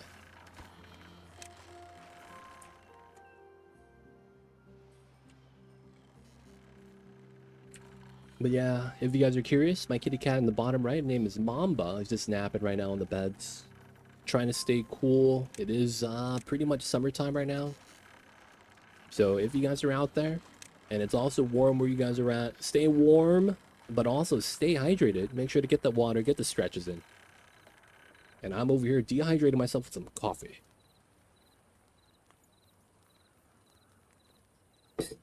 I know we got, you know, time zones, grabbing dinner, grabbing food, whatever it is you got to do, man. Take care of yourself. Appreciate the raid. Thank you for bringing the folks over, man. Hang out with us. The bad water. What do you mean? Bad water? Dude, we grow this right here. What the hell? I took a cup from this. See, look at that. That 7 was me, dude. Right here. Dude, I want to be able to make custom rivers of any liquid of this game. I want to see that as a new mechanic. Anything that's liquid can get dumped into a river and mix in with the water. So extract, coffee, canola oil. I kind of want that, man. I don't know if that's asking for too much. Whoa, whoa, whoa, whoa, whoa. Wait, what's happening? I'm flooding right here? That's impressive. Oh, that means it's... this? No. No, that's not flood. That's where the water should be. That's not a flood. That's just where the water should be. My water level went down. Damn, has it been that long that my water started to have problems?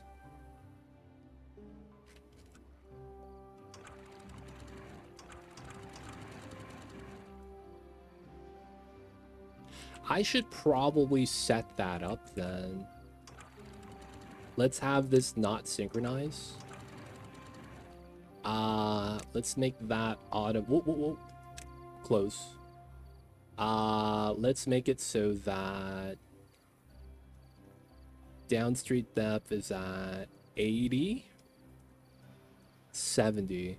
Secretary, what's the height of dams? What's the default height of dams?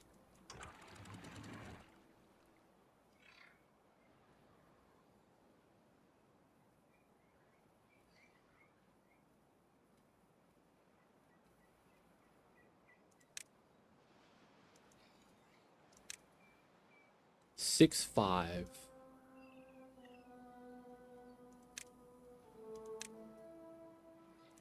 There we go. All right, so we set this up so that the water on this side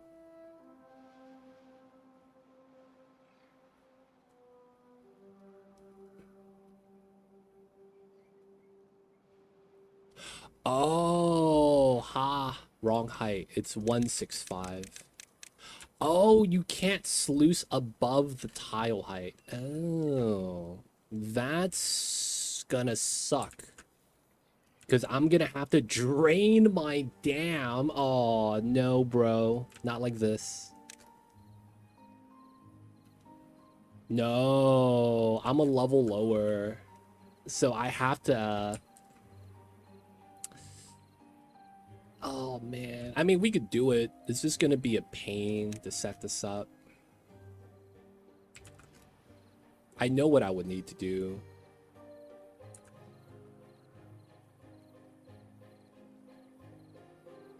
It's just, can I do it?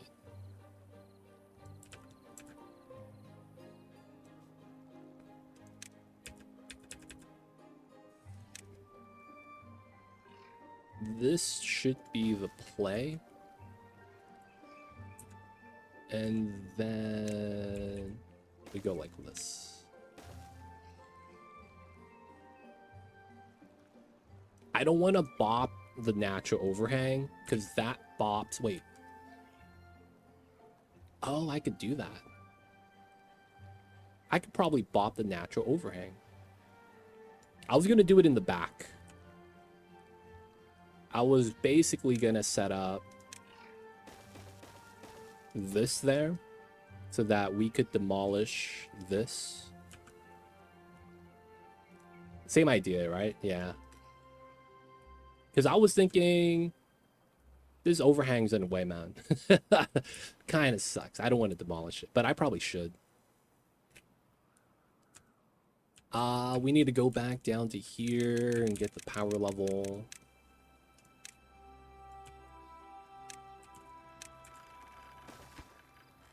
So that we could pull this out and connect it. And then that connects our power spine here to the downstairs area. Dude, you could build power like this on top of the tubes, and then they could build it while riding the tubes. That's so good. That is so good. The ability to stack power on the tubes like that. Like, ideally, having the tubes drag power is kind of nice. But if you can't, you still have an option, right? It's not bad, man. Yeah, it's nice. Had it on my old save. Now I'm working on a subway. Dude, Sagittaro, man, I gotta ask. Do you know if the devs of this game have a dedicated... How do I say this? Do they have a dedicated map maker?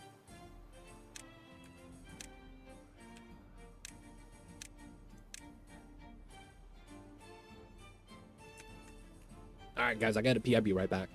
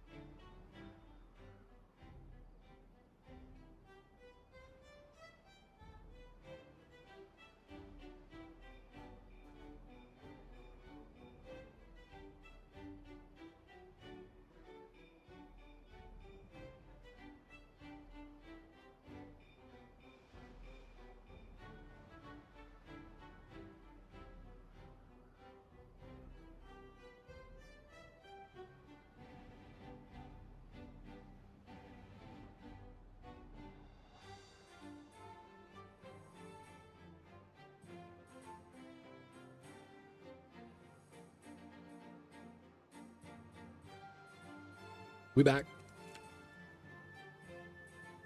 I don't know. They do have a dedicated team making a map maker. It's in game now, UFC. Okay. No, I was asking if they had a person making maps for them regularly. I don't know if that's something they want to do.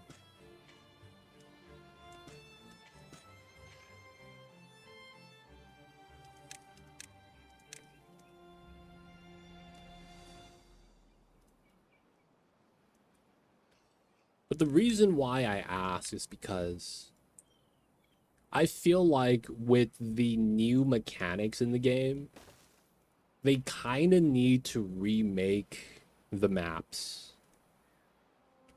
Doubted. They do community challenges with the maps. I see. Do you think that they need to do an update though? I feel like they do. I feel like the maps are cool, but it's like I would kind of want a new set of maps to kind of like utilize the new stuff a little bit better.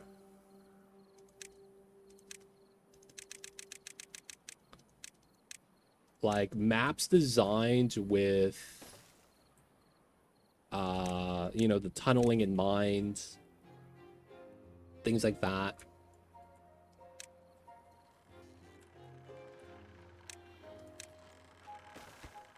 That way I feel like we get more interesting gameplay. Well, like Reservoir, you just do one-click poo from workshop. Yeah, but I guess I kind of want to have like a standard quality, so to speak. Like I would know this is always going to be, you know, a good map. There's thought put into it. It's well designed to a certain level, right? Because if you do anything with the workshop, you get some bad, you know. super mean maps, no balancing. I don't know. Maybe I'm asking for too much.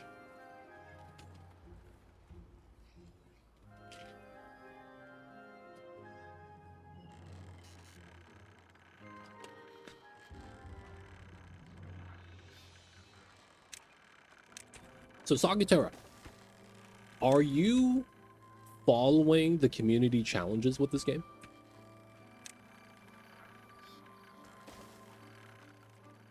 Because the reason why I'm asked is because, has Ribbon World ever been submitted as a community challenge map? Because I feel like this map would win it pretty easy. You know what I'm saying, man? Like, this map is great.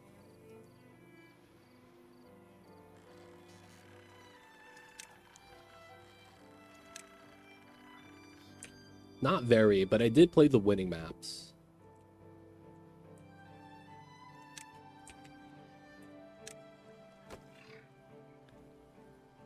After they got added. Okay. Yo, man. I feel like Ribbon World needs to be on there, man. This is such a great map.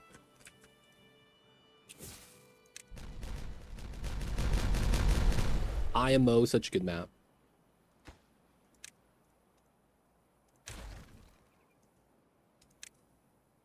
Coffee is a tree bush.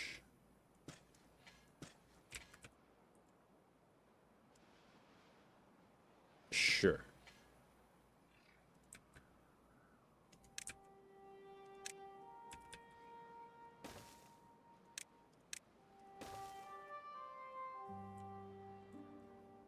I just feel like this should be base game, man. Now I'm thinking I'm gonna make a map my own. I don't know why. I got this random urge to be like, man, I gotta make my own map, dude. I don't even know what type of concept I would want to make. Oh, make a map where if you don't deal with the bad water, it floods the map with bad water.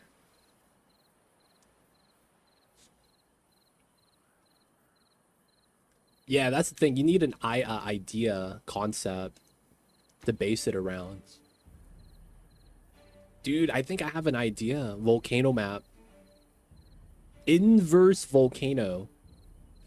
Ooh, inverse volcano. Does that exist yet? So it's a map where the center is the deepest. Crater, yeah. But make it so that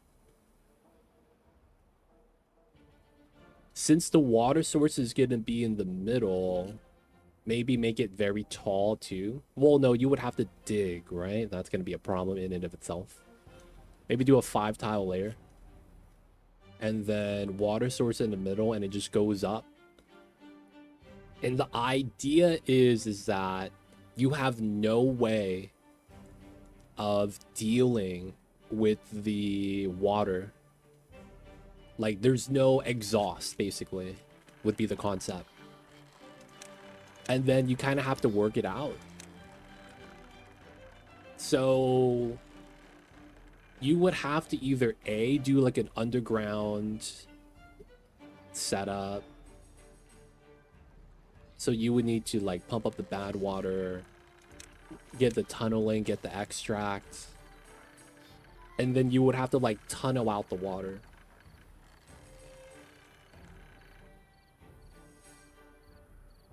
Dude, could you do... Oh, dude, I have an idea. Make a map where it's diorama in a corner. But make it so that the rest of the map has no water. And you have to reroute the water into the other zones. And if you do, you get to use it. But if you don't, it's just dead space. You have to sacrifice me for the last part. Yeah, right? They don't think it be like it is, man, but it do. Man, I got some ideas. See what we could do with it.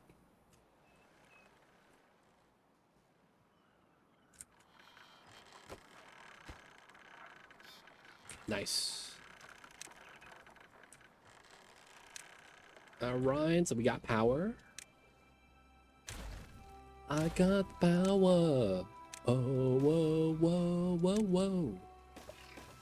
Nice.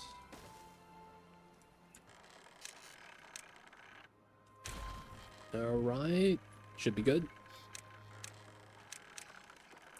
This is gonna be connected.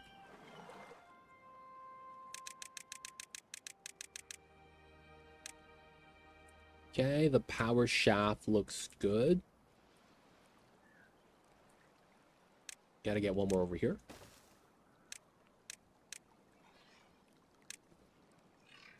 All right. Not bad. Got our new coffee bush. The new area is almost ready. What am I missing? Everything looks good so far. The water's flowing, can't really complain. We got the crops in place. Nothing is stored over here yet. We got water, got a little bit of starter food. Oh, I don't have any blueberries. Okay, so we need to make a little blueberry area. Or we could import it in. Yeah, we probably just do it, imported blueberries, and then we do a little breeding area. I wouldn't mind.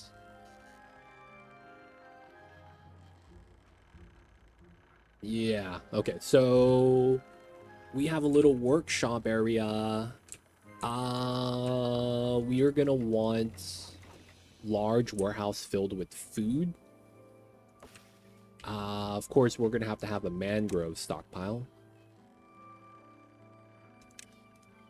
Right, so that's gonna be one of the staple foods. I probably want kohlrabi imported.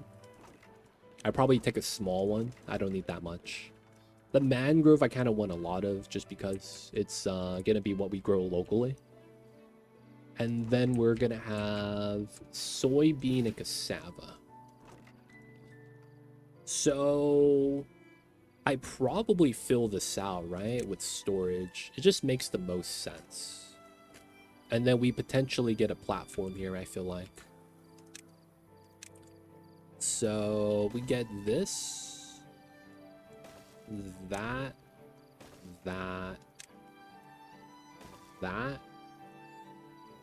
So we would want this setup. 246, that kind of works out pretty well. Autosave. Get this single plat. Do this. Let's get another large warehouse here. We'll probably continue this out, though I might want to actually put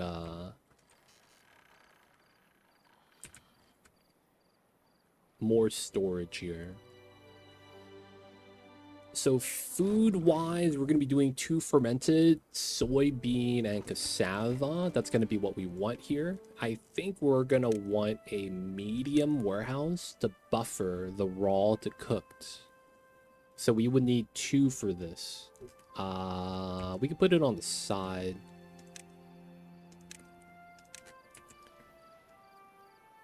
Right? So we put it on the side.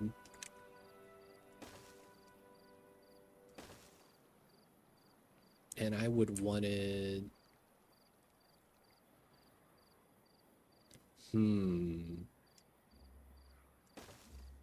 Yeah, we'll do it like this.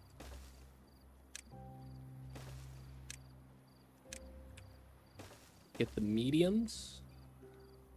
Not bad, not bad. So we're going to build that out.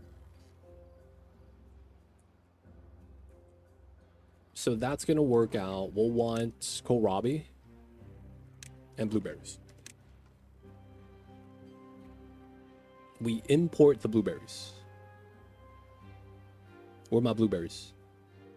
Am I crazy? I don't see my blueberries. Oh, they're right here. Okay, that's good. Extract is going to be in this small tank. I'm thinking, though, I might want a larger one. So I'm thinking about destroying this. The thing is that we're gonna import the extract. I want to put the extract tank next to my breeding area. So I need to figure out where my breeding area wants to be. I probably don't want it there. Maybe right here, because I want to have this space utilized. We also don't have any food growing here. I mean, other stuff going here.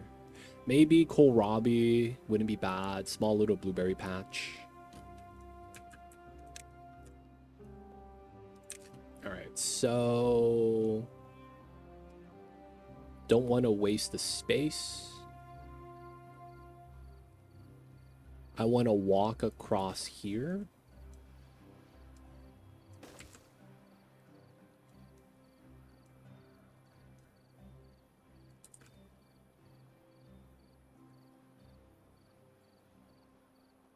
And then we get farmhouse right here. We could have that. It just doesn't look that good. So it looks like I want to be close to the side.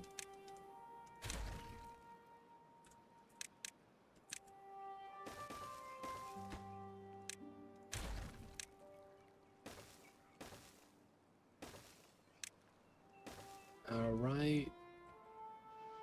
I want to be able to do the mangroves in there.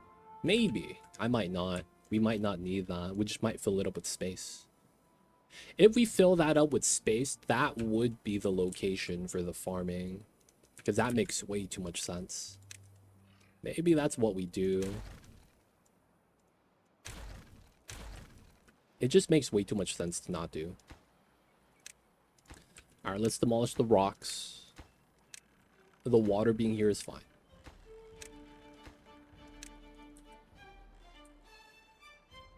So I think what that means is we will have this right here come across. We are going to want...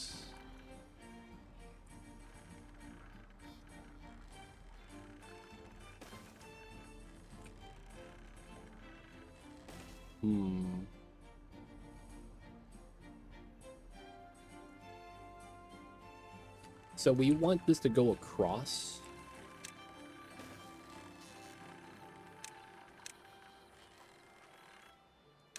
We know we want that. We're going to put some decorations here, because we can.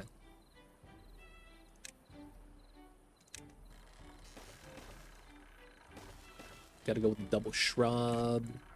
We're going to be extra right here with some lanterns.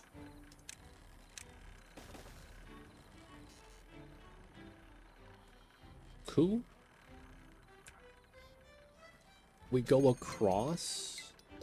Being in this area, I want the farmhouse on the water, and then I want to grow kohlrabi right here. Kohlrabi being grown locally makes sense. Otherwise, what we grow an eggplant, corn. I don't want to do food factory, so we're not going to be doing these two. Not in this area.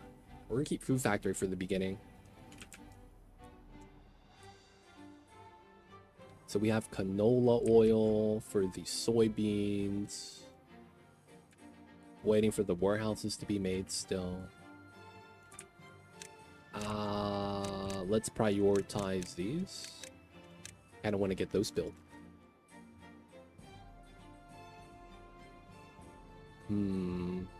Our water should be fine. Nice. So this comes in... I think we do it here.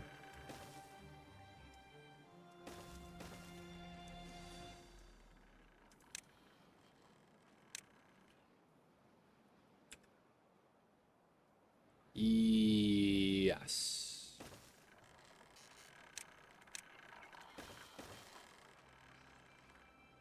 We likely don't have this dirt road here when we set this up. So this guy's going to be able to help out with some of the farming right here as well. So we'll do kohlrabi, maybe a small little blueberry patch. Oh, mangroves. We won't be able to do too much more. Maybe a small blueberry patch right here before we wrap this up. I mean, I guess, why not? Small little blueberry patch. And then we do gather flag. So this guy is going to gather, and then we're going to have another gather flag here for the forester. Yeah. Let's put water here. Have the haulers do some hauling. And then power. It's cranking, boys. Oh my god, it's cranking. I got the power. Whoa. Oh, it works. Oh my god. Okay, we don't need it on yet.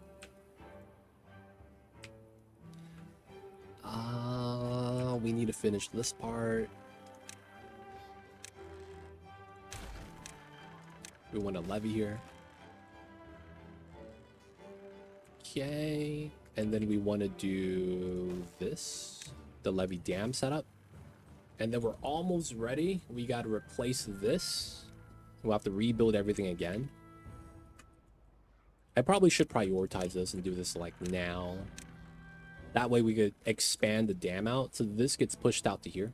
And then we get to delete this and hold a little bit more water for ourselves.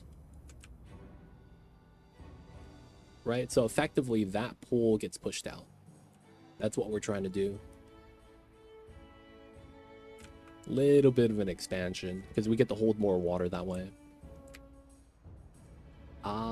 We went downstairs. We no longer need to do this.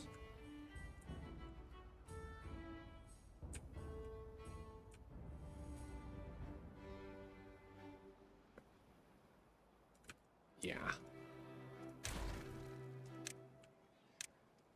Pick up the loot so they don't accidentally walk down and get contaminated. The pathing up top is done.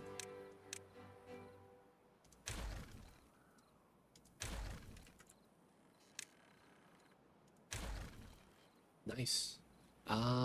So from this part, we really do want to excavate everything here.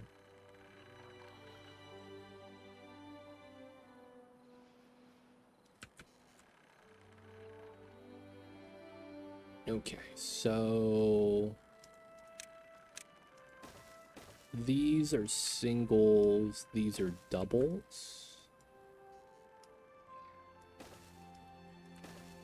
Okay.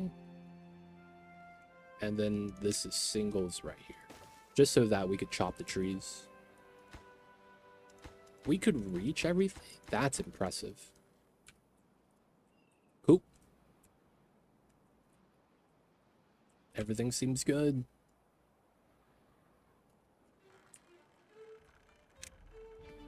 Farmhouse, take some time. We got the blueberries planted. Okay. Gather flag. Oh, I put it here. Oh, that works really well. Because that means I get not have anything there, and it just kind of works. Yeah, works out. Double gatherer, gathering the mangroves and the blueberries. Canola, cassava, soybean. Okay. Not bad. So far, so good. So we have a lot of planting space here, but there's nothing we really need, though. Oh. How come? Oh, this is just, yeah. They're just eating the cassava a lot, I guess. Alright, so ultimate test. Oh, no. Drought time. I was gonna test the flood. So we did widen the river a little bit over here. I'm feeling like we might need to do another layer soon. Like, trim this, completely bop this, and then try to get widened the river. That way it flows out and the bottleneck is there instead of in the beginning. I wouldn't mind that.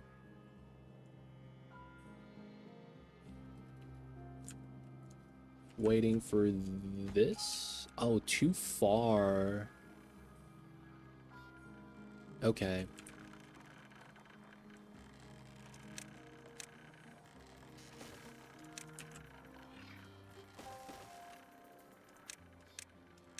There we go. Hopefully they'll be able to do that instead of doing the dynamite. Ooh, this guy's good. Okay, cool. So this is gone. And then we'll grow a little bit of kohlrabi right here. We'll leave this as is. We don't really need to do anything there. This is going to be a little bit of decorations, just because we can. We're going to double shrub. We are going to opposite lantern.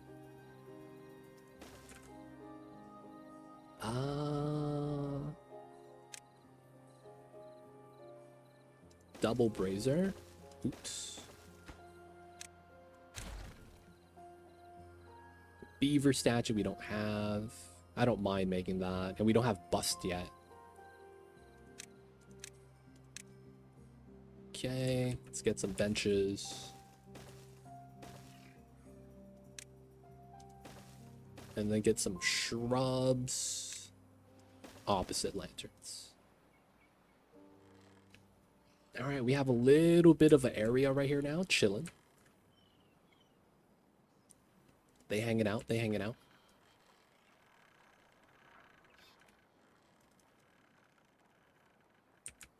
Kohlrabi is able to help out. Alright, so this side is pretty much ready.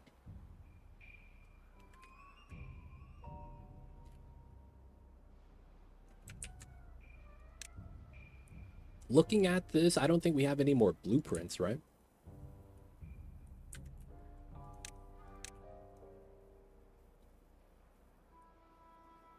Yeah, I think we are ready. All right, so this bridge needs to be bopped. So this side is isolated now. I need to do this so we can build a district center. It can't be on the road because it can't be connected to the same districts. No available workers.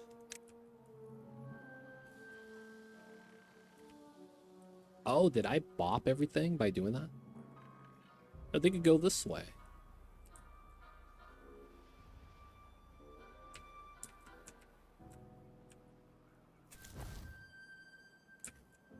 So there's no workers in the district, but people should be able to reach, right?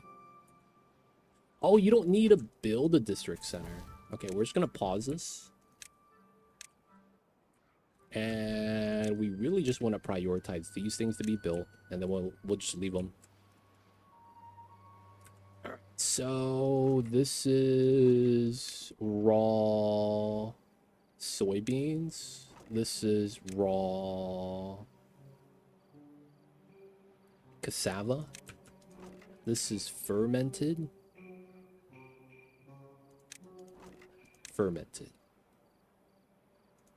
Nice.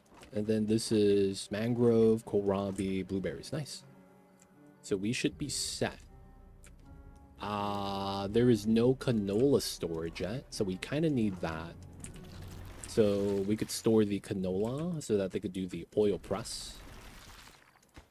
For now, it seems to be okay. So I'm just going to do a jank setup.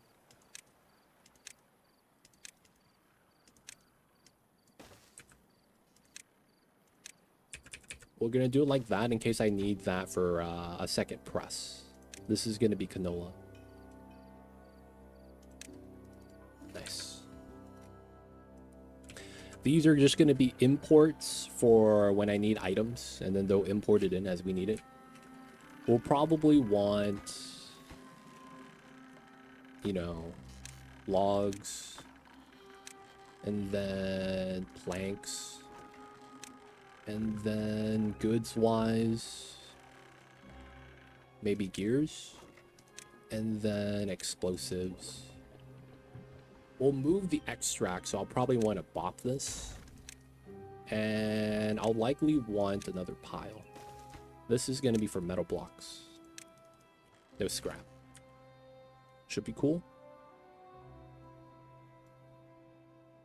A lot of the storage is ready.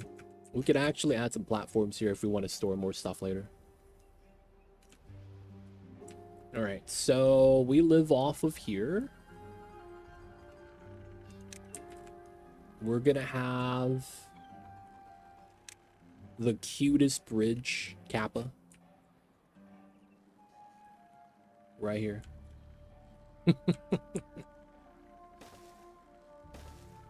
The cutest little drawbridge for no reason. We gotta isolate this. And this is gonna be the breeding island where all the breeding pods are.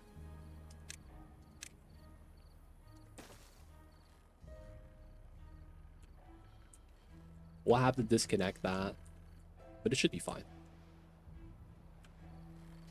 Probably do something like this. And then we could disconnect that while still allowing them to go down that way. Pick up the goods. So we could do the advanced so we don't have to wait for babies. I don't know the population balance with the adults. So I think we're going to go with 3.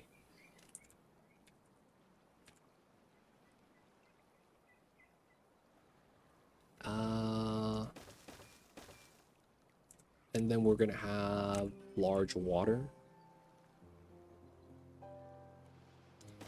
Like that.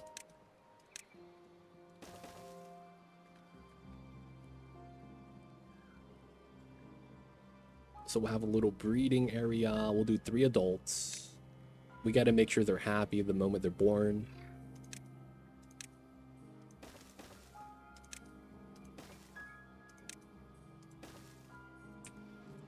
Cool. Small little area. This is getting done. Get all that done. We're not cooking here yet, which is fine. I think that the moment the pumps aren't on yet. Yeah, I think the moment we move the people over, the population is not going to be enough. That's funny how that works out, man. And then we got to wait till they're finished building, and then we could cut the transit tube so that we could finish our dam system.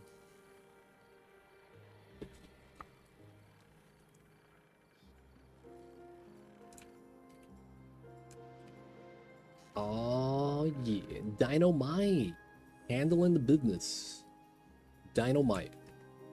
Sakatera, I have a question. I don't know if you know how this works in the game. So, when you have water sitting in a river, is it evaporating? Or is it seeping through the dirt? You know what I'm saying?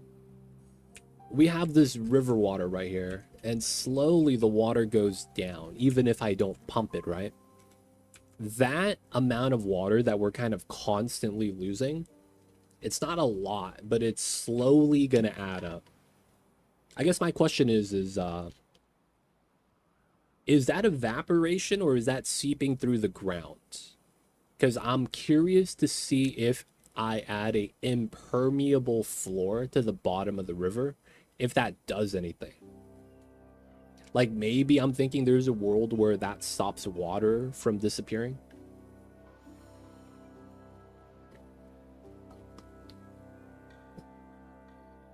I don't know if that's a thing or to what extent how that works.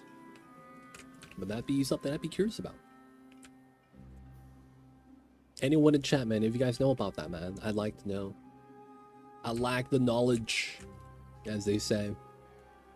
Oh man, look at this little area. Maybe they're hanging out.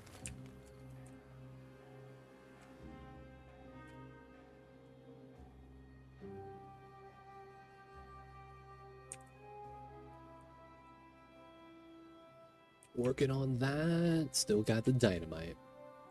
I believe in-game it's evaporation. Thank you, Magix. So the impermeable floor will do nothing. Okay, that's fine. I'm okay with that. I was thinking about whether or not it's worth doing this. You got to spend a metal block per tile, so it's kind of expensive. And the spots where you have aquatic farms are just gonna let the water seep through.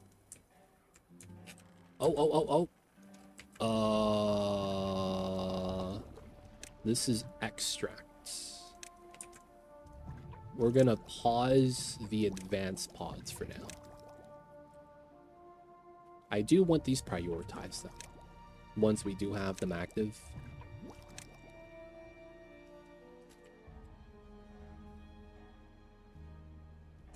Okay, that's almost done.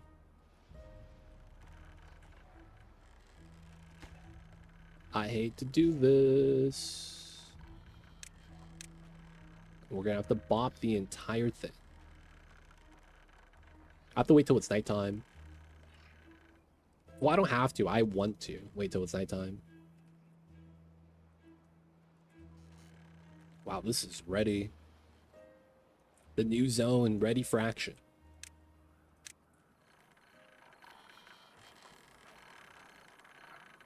Letting the beavers go home. Man, they're still using it though.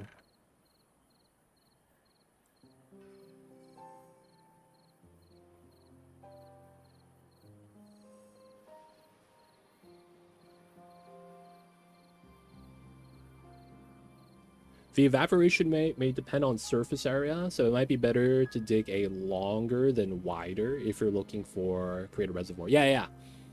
A deeper pool is better, but there are downsides to having a deep pool. Like the fact that if the water goes down from the level parallel to the dirt where you're planting and it goes down below it, your fertile land extracts, right? And that's kind of the thing with that. That kind of sucks.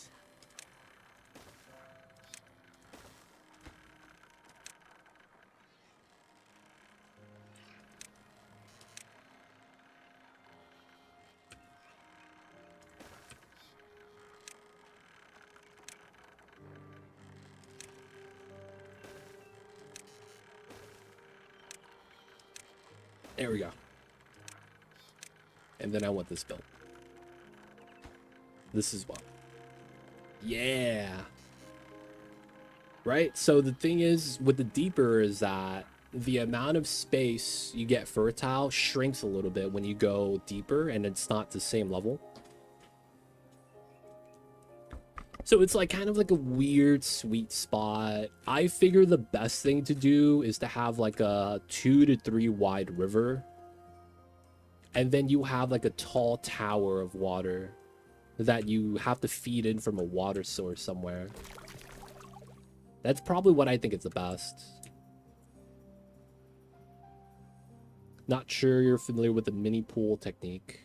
Dude, I can't say I know any of the names. It's kind of like it's like, oh man, you're doing the Heimlich maneuver to help this guy out that's choking. It's like, no man, I'm just trying to hit him in the stomach so that he spits the food out. I didn't know that was called the Heimlich. You know what I'm saying? Like maybe I'm doing it, I just don't know what it's called. I don't know proper names of the techniques. It's like playing tennis. Oh damn, nice backhand. I'm like, wait, I didn't slap nobody. What are you talking about? Waba, I challenge you to a duel.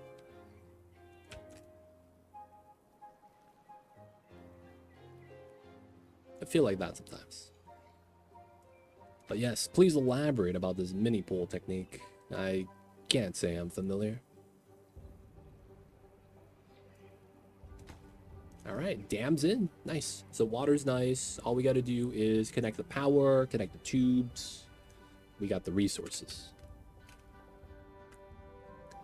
And then we're going to have a new district. It's going to be sweet. I probably should start thinking about how I want to drag the power across. Dude, look at this. You see this? See this clean blue water? It's gonna flow down like this when we're done. And it's gonna make everything look nice. This deep pool, though, is not a water source. It's just a pool of bad water. That kind of sucks. We're gonna have to, you know, allow that to dilute this until it's clean. Oh, I thought they were done. Oh, they are done. We just gotta finish the power up top.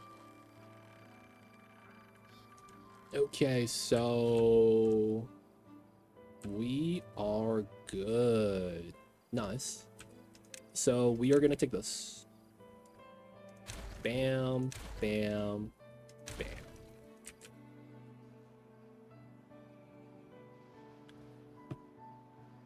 Okay, we are gonna do this, that.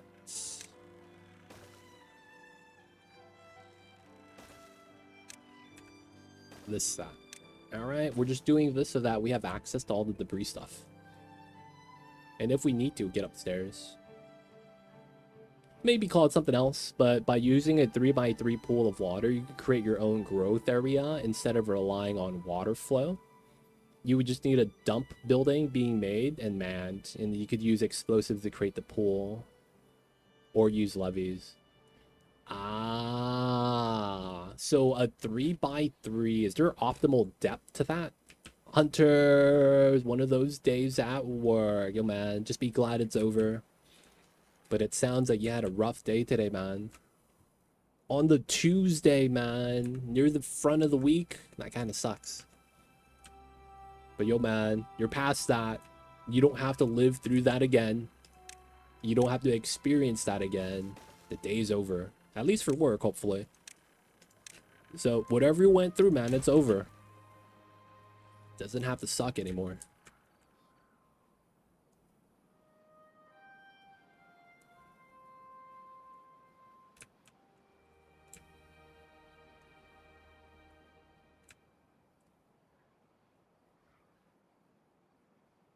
Everything's breaking. No one wants to, can't fix it. Ooh, that sounds like a struggle.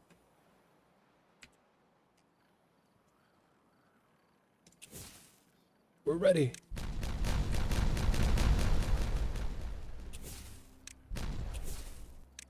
All the bosses are at meetings. Feels bad.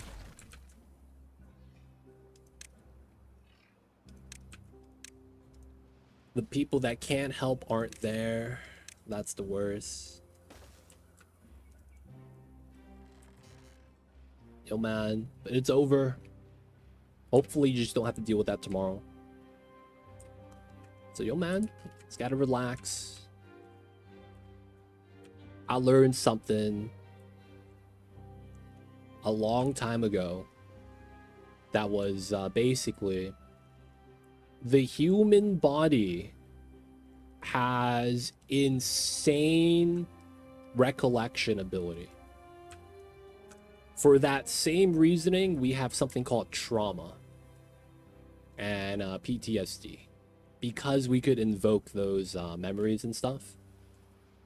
So one of the things I feel like is super helpful is learning how to kind of just let be. If something happens, you know, you kind of just you know, let it go through its thing, let it go through its life cycle, and try not to experience it twice. If something bad happens in the moment, you're gonna experience it, right? But one of the things that sucks is worrying about something before it happens, and then it happens. So you live through it twice, you get double the stress, right? Nobody benefits from that. It's always gonna suck. Yep, you gotta live through it in order to get over it. And it's also, you gotta live through it, but understand that you could live through it many times. Control what you could control, right? That's really what that comes down to. Like, you're gonna experience it whether you like it or not. It's more so, you know, don't let it take a toll on you. Like, it's gonna happen. Just don't worry about it. And when it happens, it happens.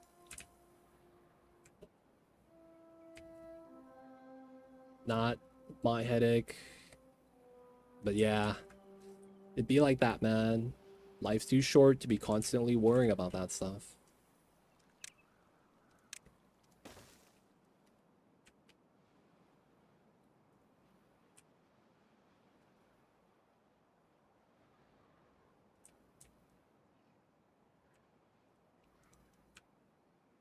Water's still accumulating.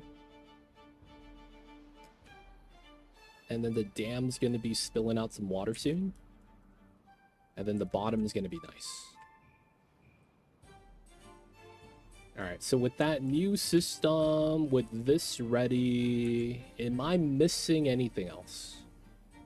I think we're ready to make the new district.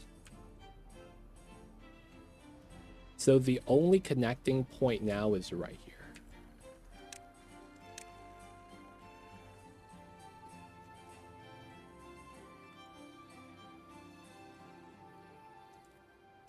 All right.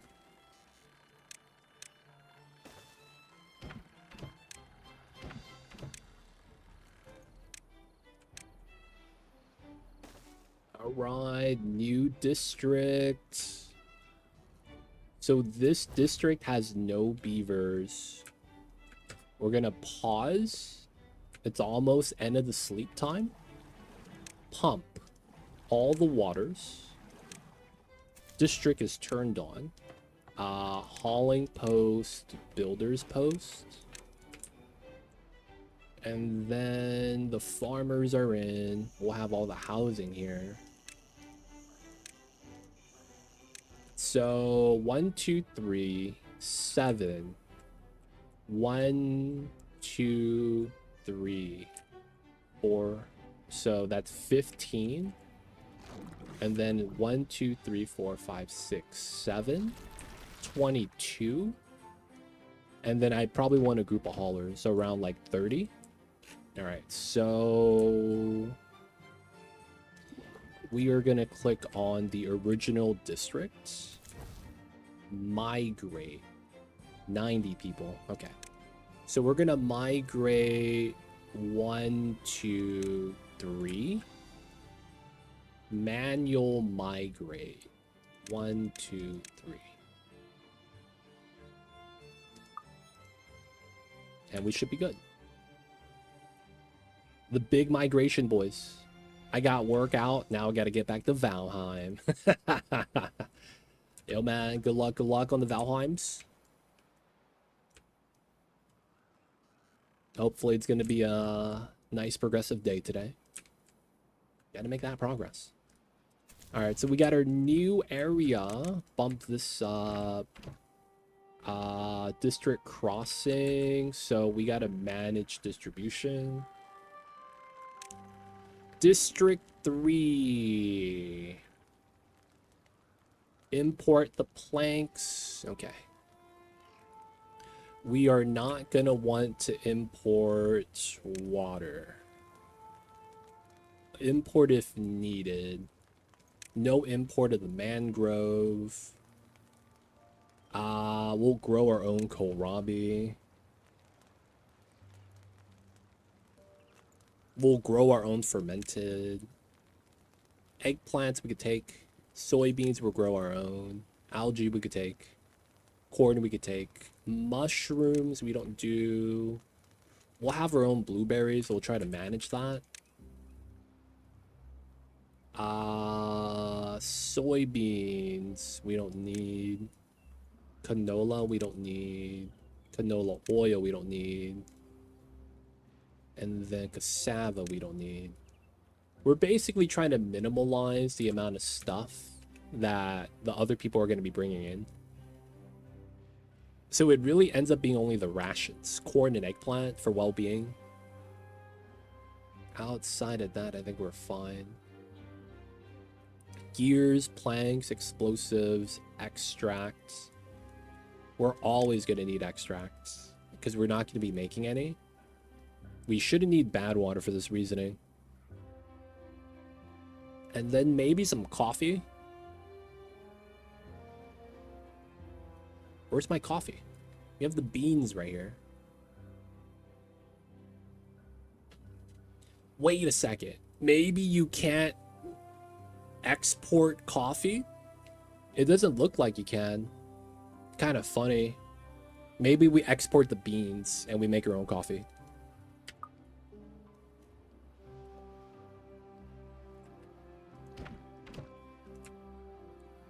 All right, so in this district, we have 2 unemployed. That's impressive. We're going to move them into here. We're going to need to maintain a population. Hopefully, this is going to be 40 pop we maintain. That's what I'm hoping over here. And then we got to turn on these machines.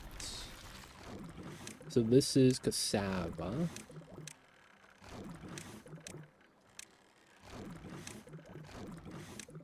And then I want soybeans.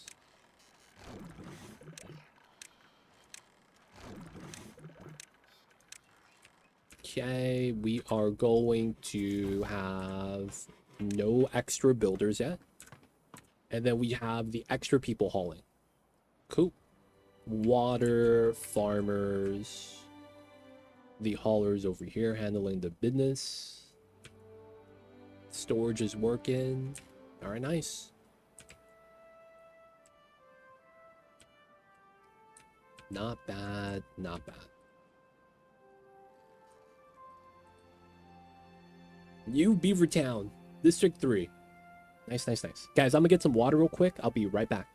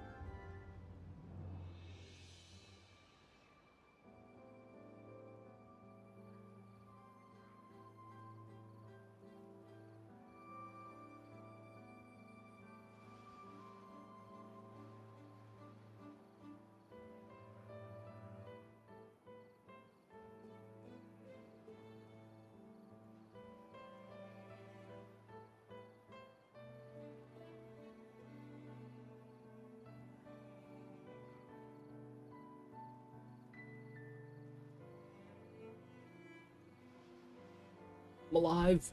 We're back. We're back. We're back. Mamba left. He's in the other room. Okay, so now that we have this new area, we gotta stock up on water. For the most surface area, the best is 1 or below.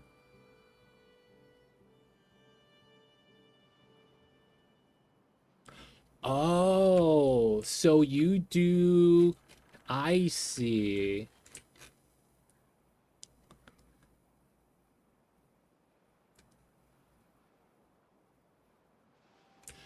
I see.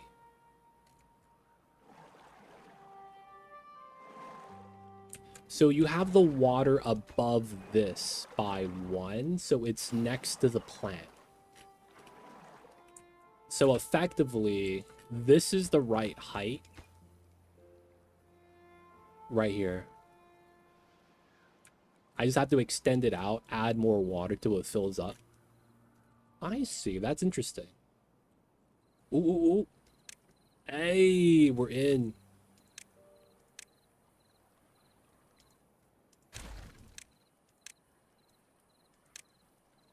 All right, can we pick up the logs one time? I'm probably not going to be able to. So I'm going to grab sluice. I want to have a forced flow here. It's under the overhead, so we should be fine. And then we have to add that in. There we go. So this is 1. Okay, so this is just always closed. This is auto 165. Close above 1. It's never going to be contaminated, though. Synchronize adjacent. Isn't adjacent technically above and below as well? If I'm below someone, technically aren't I adjacent to them? Oh, it is. Okay, so this is fine. Auto open, other ones are closed. Yeah. Cool. Using dirt blocks as barriers actually cut off possible irrigation area. Wood barriers won't do this. Ah, so it's better to use levees. Interesting. Interesting. That's so unintuitive, though. To have, like... How do I even say this? That feels so unintuitive.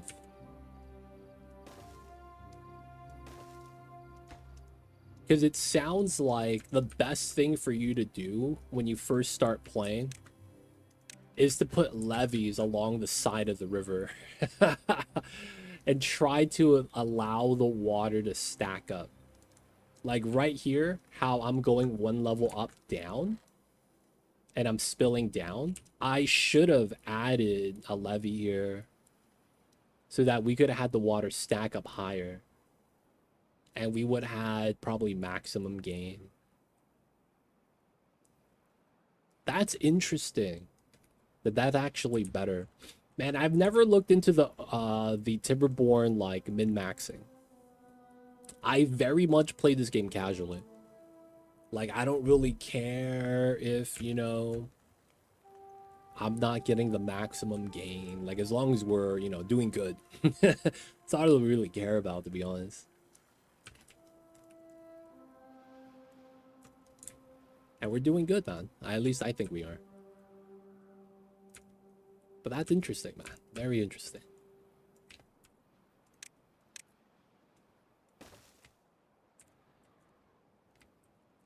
All right.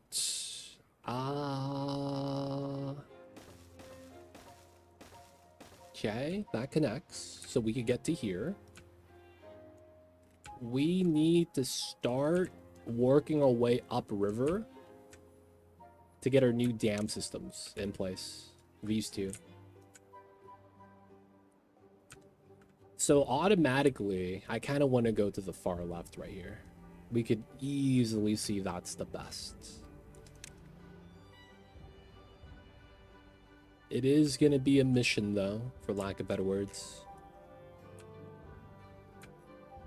It's going to take us some time to get there. Alrighty. Oh, god damn it.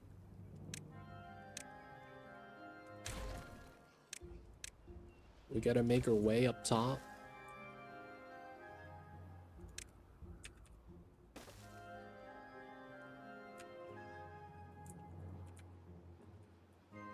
Yeah, we have to do it like this. Kind of sucks. So walking up top is probably going to be the easiest way to travel along the side, because it's the most travelable space with no real impact.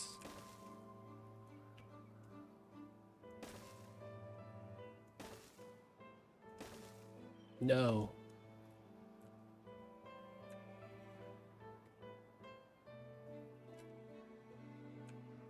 Yeah, technically speaking, we probably just want to do this.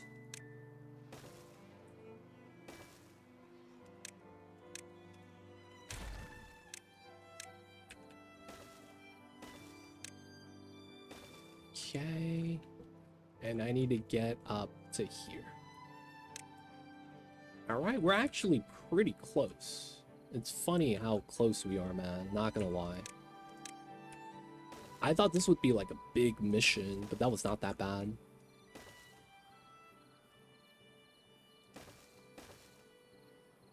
Ooh, double drop.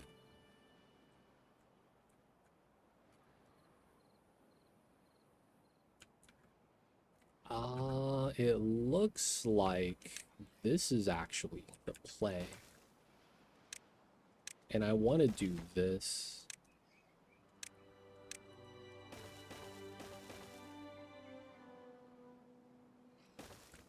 Ooh.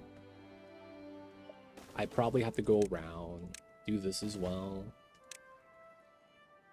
Yeah, and then we get up to the side right here.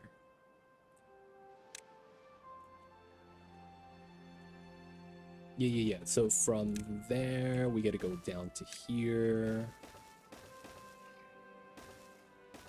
And then we kind of have to cut through.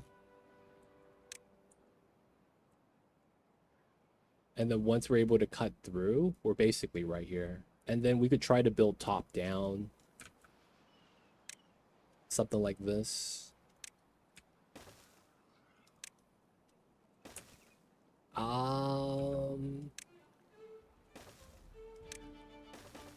Yeah, we'll use this like that.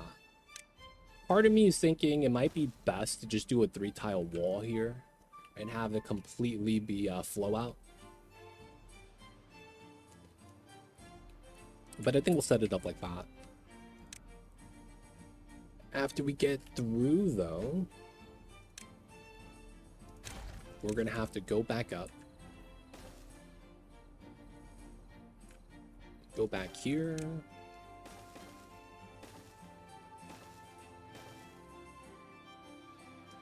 And we have to be here. Okay. I will add another layer just for the sake of it. Because it feels like we would want to. Okay, set that up.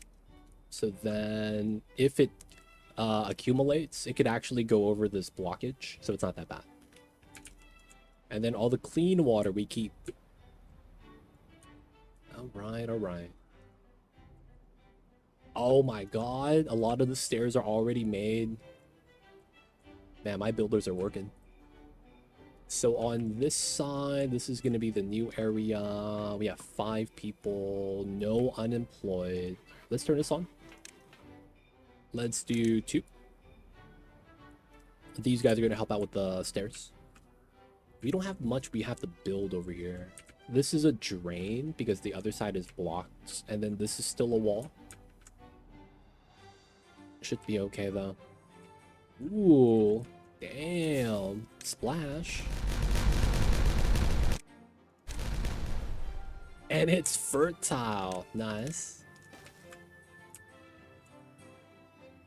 Alright, I probably don't trim this down anymore because this is stopping the red water from flowing out.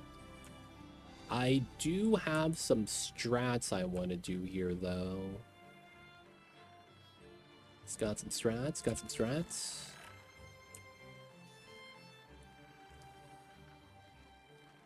This is going to be tough to do, but realistically, I think we have to do this.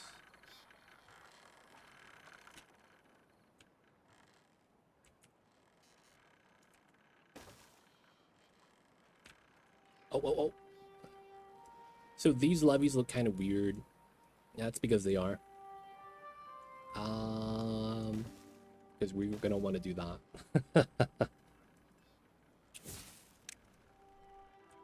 So I'm gonna be trying to hold water here. Weird strat, weird strat.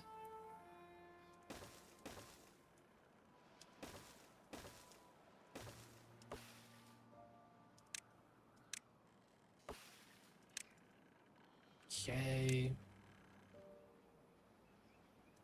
So this level, we need +1.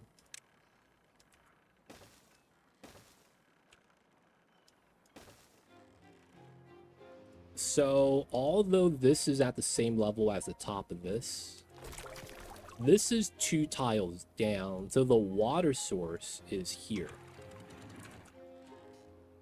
This height level is basically this height level. So it's this +1, this +2. Perfect. Yeah. Setting this up to get destroyed is going to be the worst thing.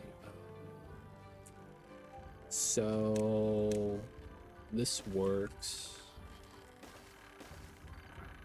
And then we're going to have to cross. God damn it. Just so that we could chop the tree and then place something there afterwards. Alright, so we're making a water tank, effectively.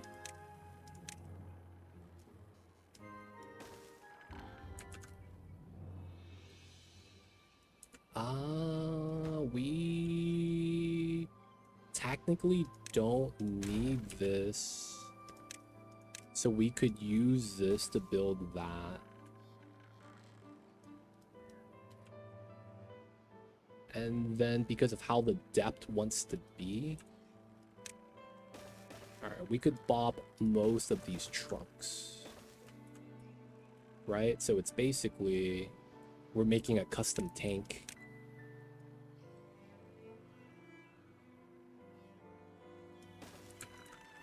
Three.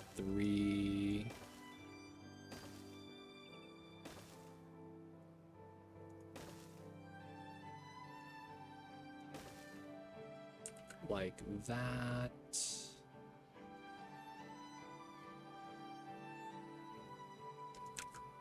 Well, no, we should be fine.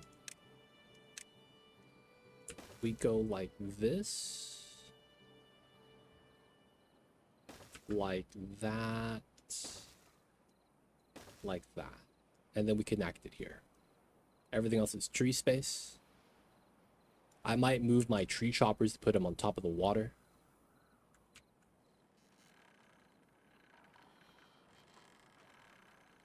And then if we want, we could put a extra layer on top if we need to.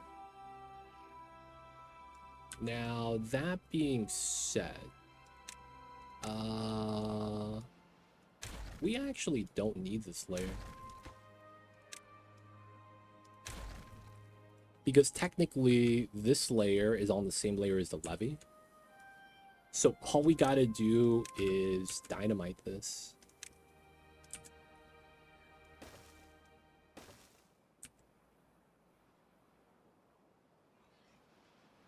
So that would be this, and then I guess, yeah, we would have to levee this, just like that.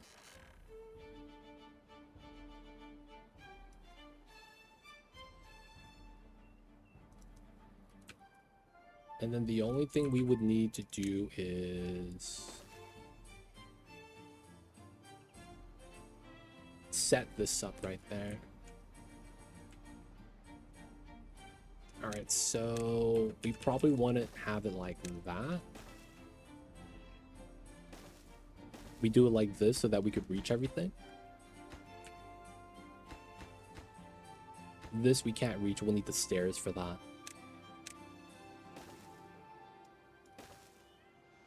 Yeah, and everything should be good. So that's going to be a new reserve water tank I want to make. It's separate builders, right? So it's not really going to matter too much. These guys are still going to be doing their stairs job to make the new dam system. So they're working pretty hard. We are almost at the dynamite.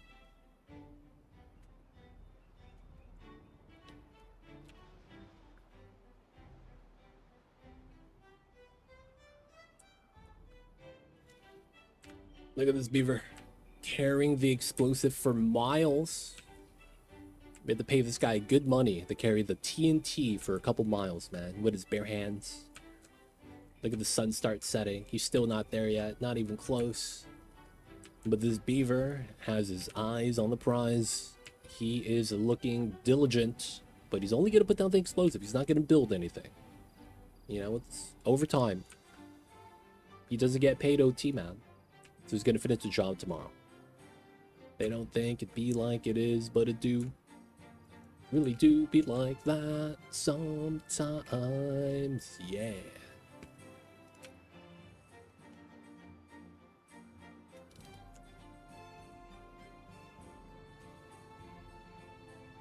Alright.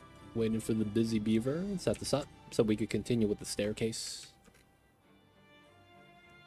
Here, new dynamite here, and then we're gonna have to cut through the woods. I'm actually gonna do this, and we're gonna make it so they cut everything. I don't want the trees creating a new tree sapling, and then we have to like chop it down again. Isn't that gonna suck? Get that. There we go.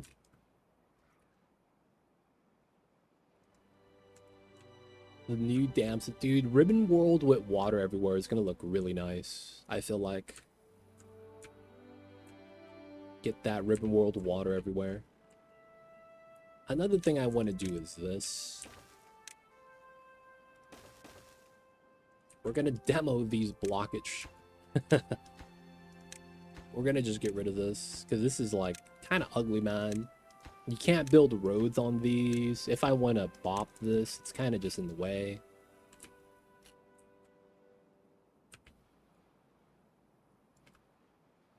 Not bad, not bad. Emagics, I have a question. So if you have a water source like this and you box around it like that, does this infinitely go up if you don't put a ceiling? So that would make it so that you could technically reroute the water vertically from a water source. Maybe there's like a max tile to this. I don't know.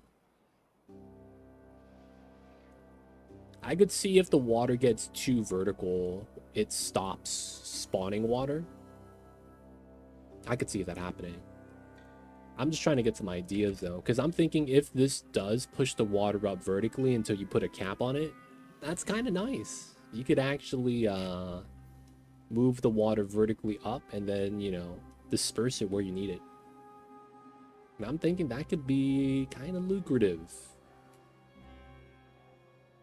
I'm not sure if that actually works though, because I've never tested by pushing up the water. Like I've done it so that it pushes up to the second layer. I just don't know if there's a top side limit. People of chat, man, if you guys know this, man, let me know. My man needs to learn me.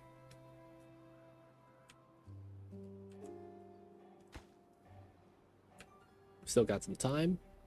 I saw a beaver on its way with a dynamite. Oh yeah, he's not gonna make it in time. He's doing his best though.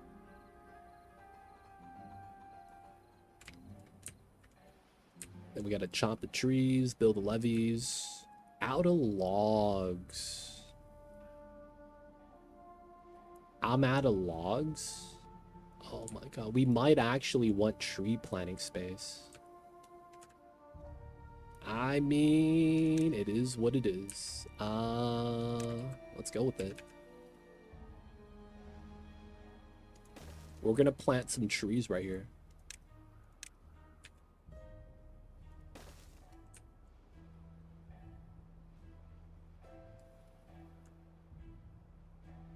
Looks like it's gonna be nice. We're gonna reroute this as well. straight paths are always nicer looking. Separating the coffee bush. Forester can reach. So...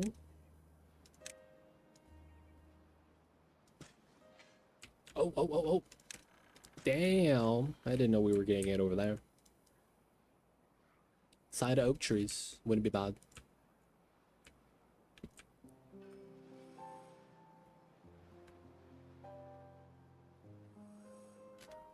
Ah, nice. Levy. Can't reach the top. We'll have to do that from here. And then technically we're going to get rid of that because later on hauling that's going to be a pain.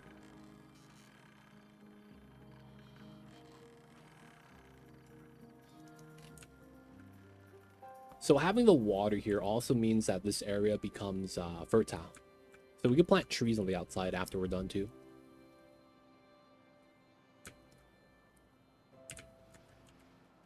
All right, so all this is going to be fed in from here. Right? So we're going to levee here. And then we're going to have an opening from here, probably on this tile, where the water spills from here down, and we just accumulate the water here. So this becomes a reservoir that we fill up with water.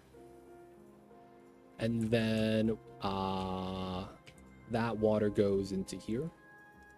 So we're just trying to make a buffer tank, so to speak.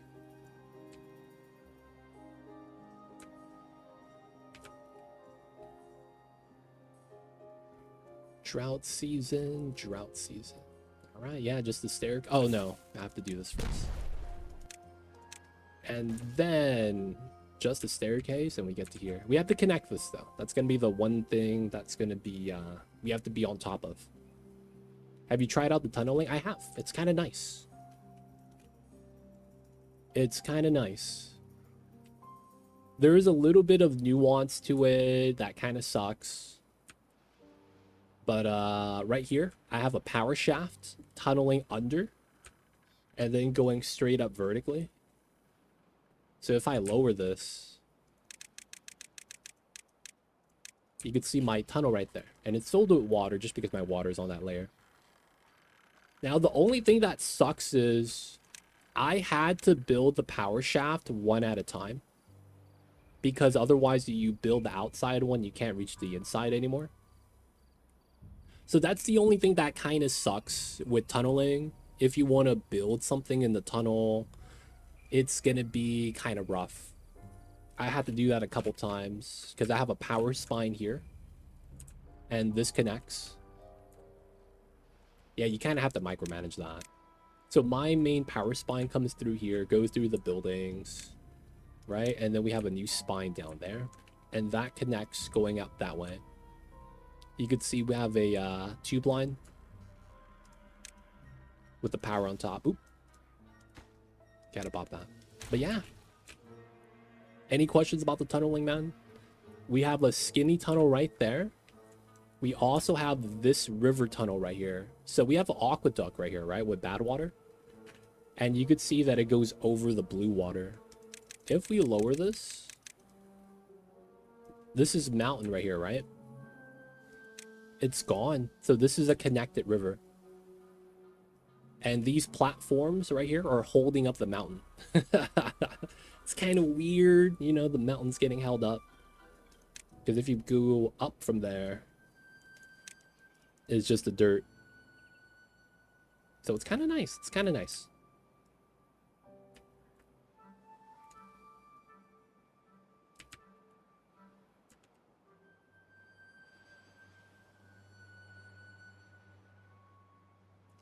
Oh, wow. Dude, they did this fast. 3 more. My beavers are working. Have to micromanage. But yeah, it's nice otherwise. You can see we have the new transit tubes too. I think these are really nice. The tube ways so that the beavers could travel fast. For my map specifically, it's been amazing. Doing my first Ceres run in Oni. Bought Timberborn on sale, so I might try it out after Oni. I will say that if you play Timberborn after playing Oni, it's not going to feel as deep. But it has its own, what do you call that? It might not be as deep of a game, but it has its, what do you call it when something has something about it that, oh, it has its charm. There we go. That's what I'm looking for. That's the word. It has its charm, man. The water mechanics, how the game plays. It's nice. But because of how similar it is, there's a lot of like, man, this is not as fun as Oni sometimes.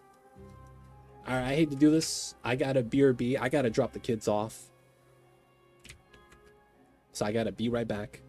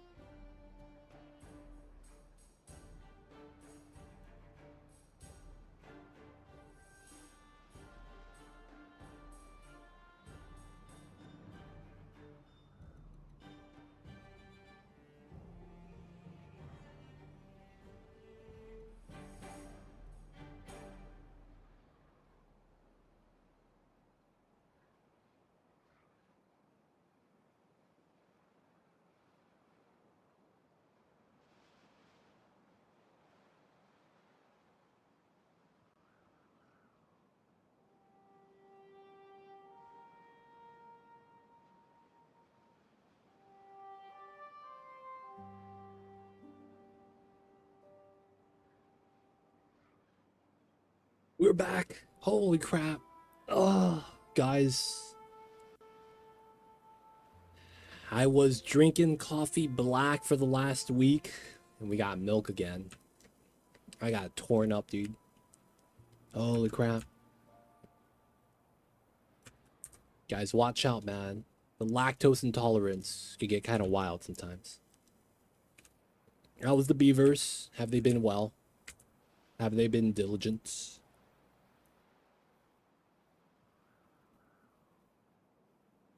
Okay, they got started. They're getting started. Look at that. It can't be bad, dude. They're getting started. So we just got to get the logs.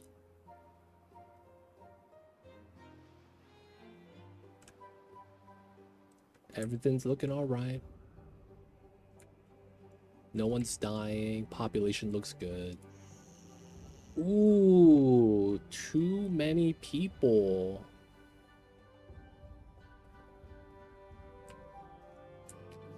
We might have to make a bonus house.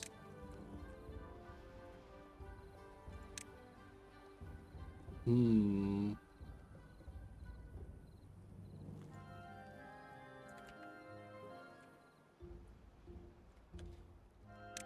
right.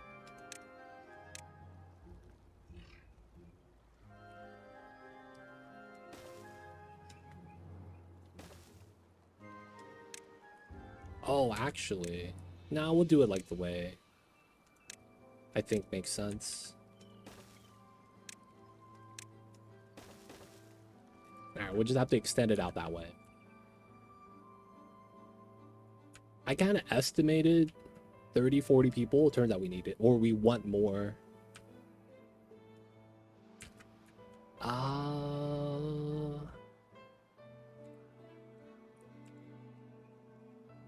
We could all just do something jank like this. And then do a tree cutting set. Like that. Kind of works. And the idea is that hopefully they'll be able to pull wood from the lumberjack flag. If not, I should get a small pile here just for logs. And then we'll be able to build this out. So we have these levees and then these levees. And then after we're done with that, we need to make a bad water filter.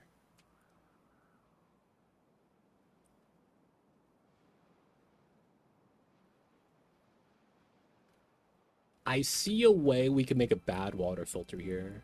Super meme. It would work. But it would be super meme. We would basically do a filtered aqueduct. And we allow clean water this way and dirty water out that way. Basically.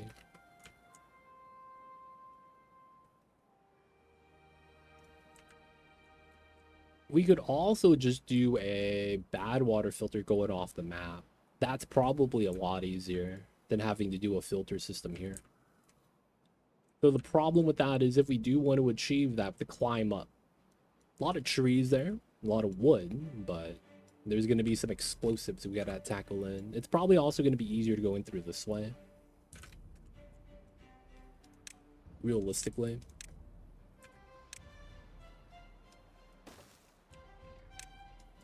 Okay, we want to go across, up, down. We can also stay up.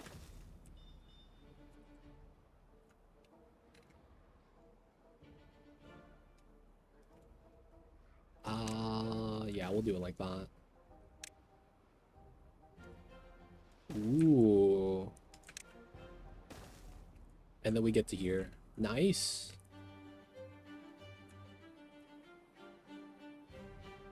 So we would get to here. We would do a contamination barrier set up here. So we will need to get two things done. Here, here.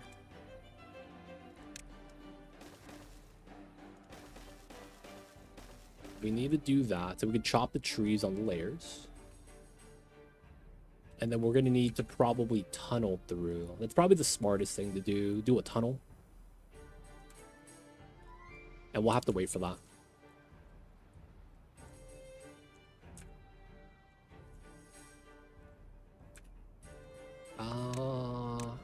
Prioritize that. Let's do a 1 on this side.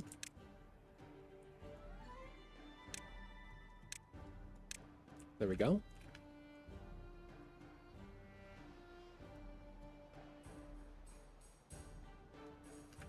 All right, here comes the boom.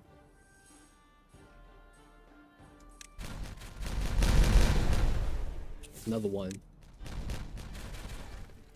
Not bad. Okay, so all this is good.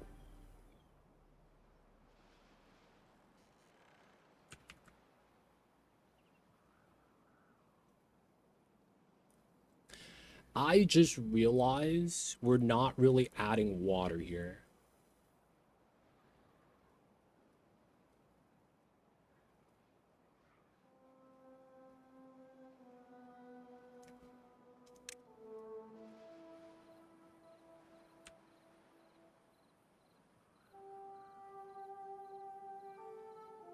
Oh, tunnel. That's what I gotta do. I gotta tunnel there. So technically speaking, this becomes a pool that doesn't do anything. So I guess we could just levy that out.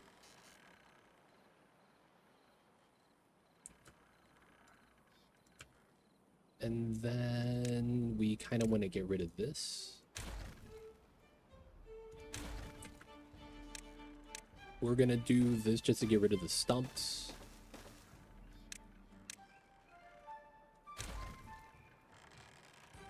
And then technically, I want to do that. These trees should be just demoed.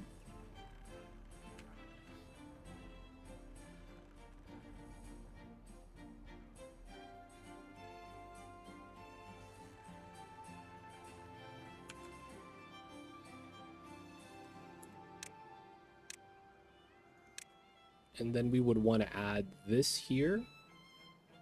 This gets demoed. Single dynamite. We would want to levy here. And then we would want a tunnel here. I don't think that matters. I think we have to do a double dynamite there. Oh, I can't reach that. That means I need this staircase. That should be fine.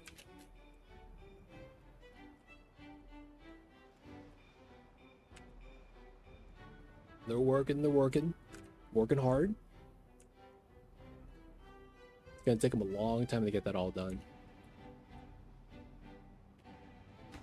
Construction, yeah, it's fine. No goods selected. Okay, so this is basically everything. There's nothing I'm not storing, right? Yeah, everything looks good. We would have to start growing algae and stuff. Let me do no goods.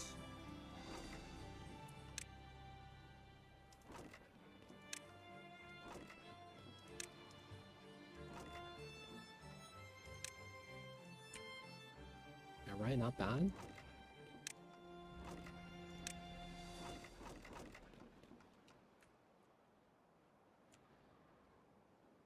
Beaver's injured. Oh. I don't have any medical beds in the new area. Okay.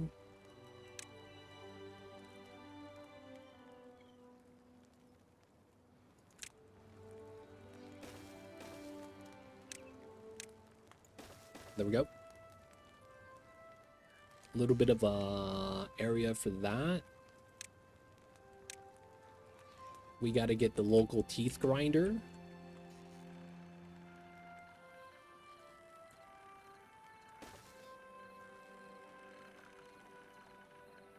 Should be fine. This is not being built yet. Kind of sad. We have people homeless because of this. So we should try to build that on a priority. Even though we're not going to be building out the levees. This is just going to be a long journey. So hopefully it's going to be fine.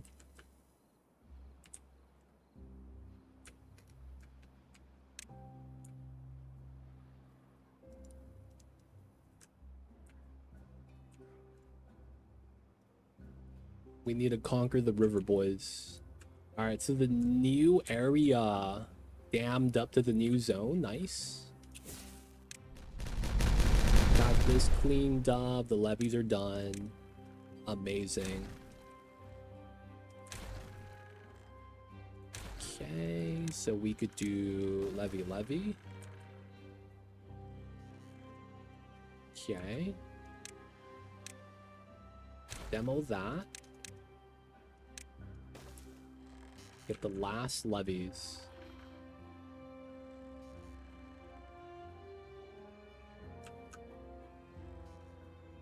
Alright, so this needs to be done first. Water spilling into here now is not going to matter. We need to get the sluice and levee combo. That's going to be priority. So right now the water level is equal. Like this floor and this floor is the same. We could go lower and add the water directly to the bottom and get another layer of water. We're just going to do single layer. Keep this topped off during the drought, basically.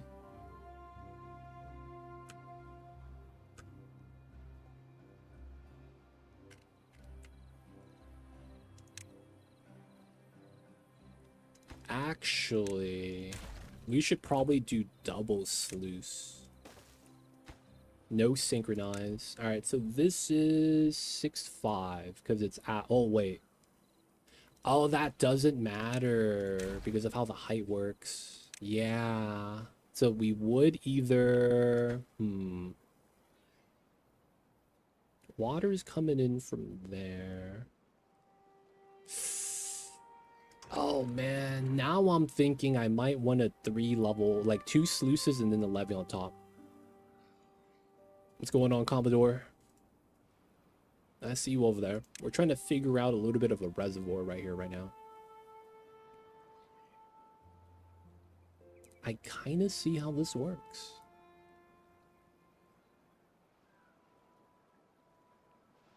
But I think we just keep this.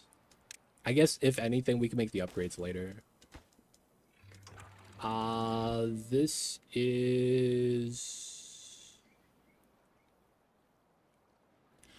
I see.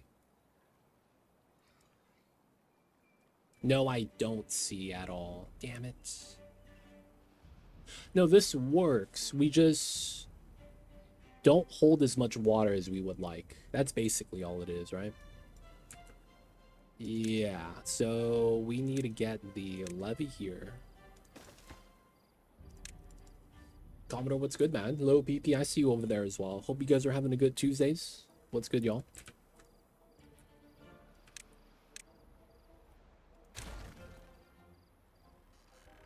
We could technically lower this area by 1 layer, and it would work. We would just have to move this down. But I think because of how we want to do this, we can't do that. Alright, we're going to want to do the levees right there. It's going to take some time. We'll wait for them. Water tank, water tank. And then after these are done, I mean, I guess we can open this. It's not bad that it's spilling in. There we go. We would want to bop the stairs. And then this is gonna require some extra steps, right? So we're gonna need to do tunneling here. I hate that I have to do this. Otherwise, I don't think this works well.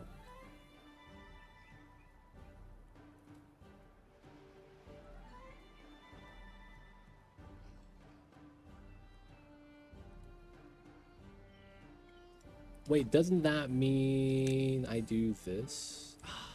Maybe I should just tunnel it all and redo it completely. I think it's gonna be better always. Yeah.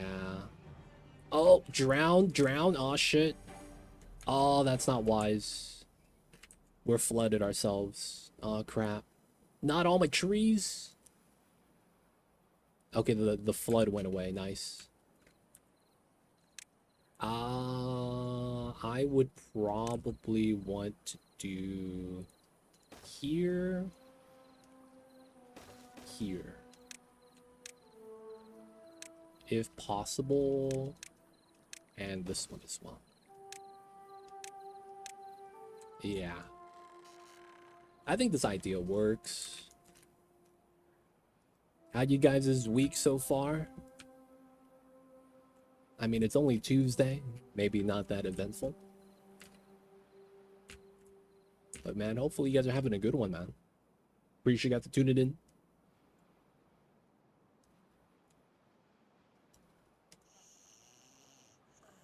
Alright. They got homeless. Feels bad. Bad water. This is gonna... Oh, it's gonna happen in 3 days. Yeah, we're fine. No real worries here. No real worries.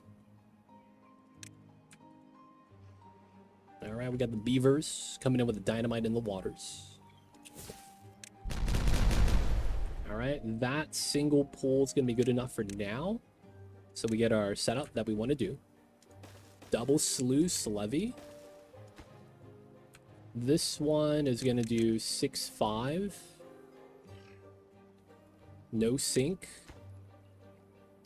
This one is going to do...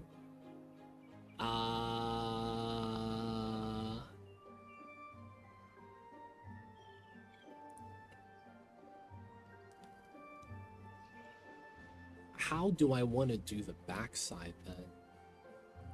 It's not gonna, it's never gonna be contaminated.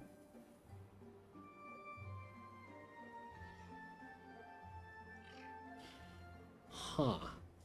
Then it's not a levee then that I want. I think that means the top is a dam. Or maybe a single floodgate that we could kind of control. This middle sluice ends up not mattering. Because I think this is just always closed. And then we allow the water to fill up before we let it overflow. Let's go to 80. Hold up a little bit more water that way. And then we'd probably want to just like get in there and just dynamite a layer. That'd probably be the smart thing to do. Which we probably do on this side.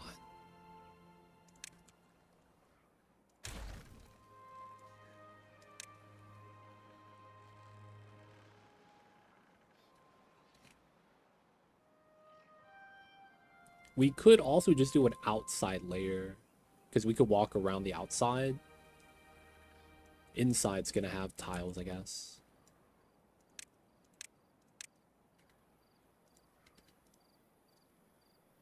So the water flows out through the lower section, the lower sluice.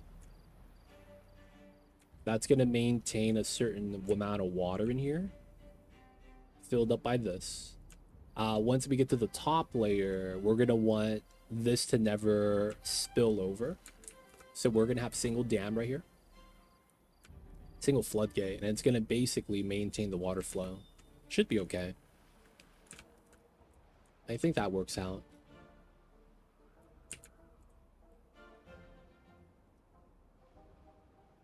Platform's not touched. 3 levees. We got 5 more to go. Got a free underground mine. We got to clean up all this water too. Bad water is doing its thing. Ooh, look at that fill up.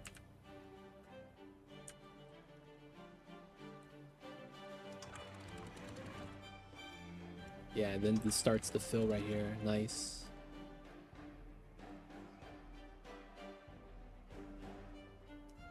That looked weird. How this started spilling.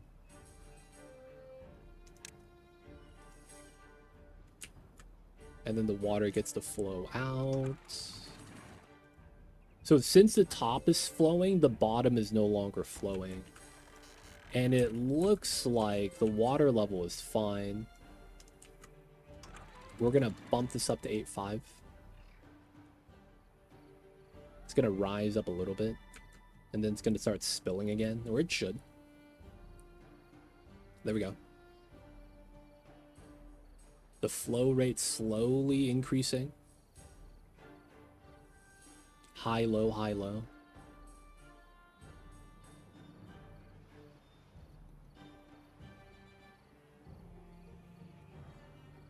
It's pretty good.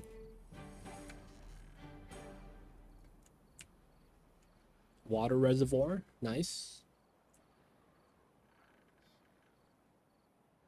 Water res, water res.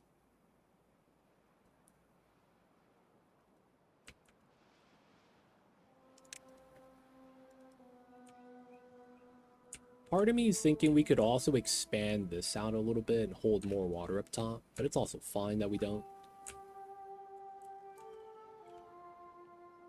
So what this system realistically does is, in a drought, we keep this section fully saturated, because what happens is eventually this droughts, right? And then we lose all the water here. That eventually becomes a problem because our droughts are getting longer and longer. So by having a reservoir that tops off the top, that keeps it at dam level at 65, and the bottom has its own dam system, right? Because this lower level right here is the same thing as the water level outside. So that means as we're adding water in from the dam system. Oh, we never finished that, did we? Oh my god.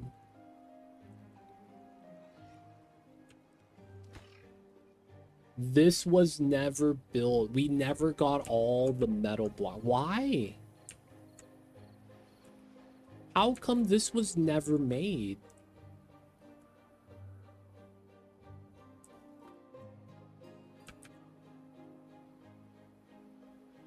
Wait, everything here connects.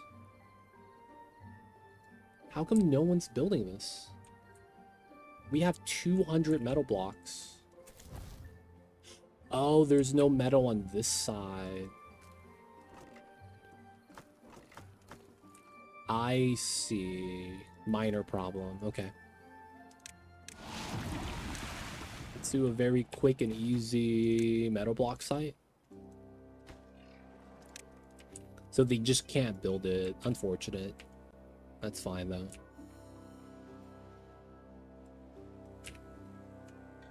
Alright, so it's bad water time. We have a filter system, right? So it's fine. On this side, yep, that's controlled. That's controlled. That's controlled. And then it's really just this one that we kind of have to fix. Ooh.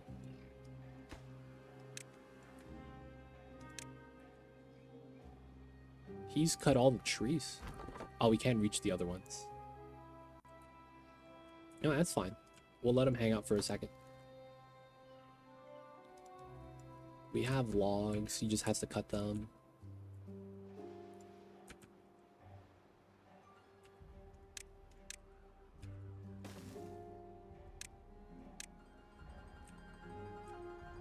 Just trying to cut the trees. Doing some honest work. Somebody's got to do the honest work, man.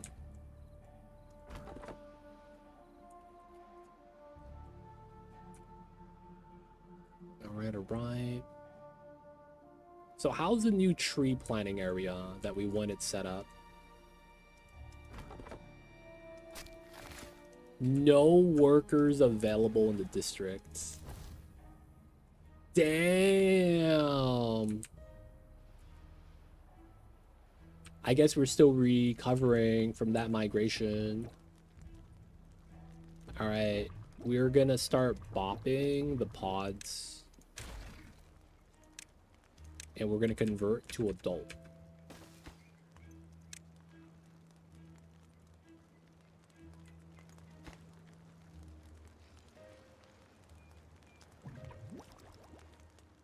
Because our population's a little slow. I know we're like rebounding, but it's kind of tough. Builders, we're gonna pause on. We don't need these as much. These are gonna be last resort. That allows the other guys to get some jobs done. We are gonna pause on the man. I realistically don't want to pause on any of this. We'll pause one water pump, I guess. These guys are always pumping. We got the miners. Oh, yeah. I never detonated these. Splash. Nice, nice.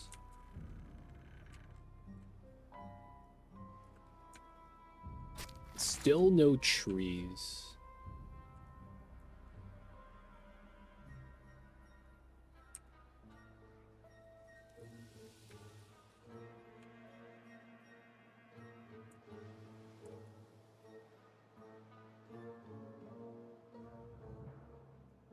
Everything here is working pretty steady.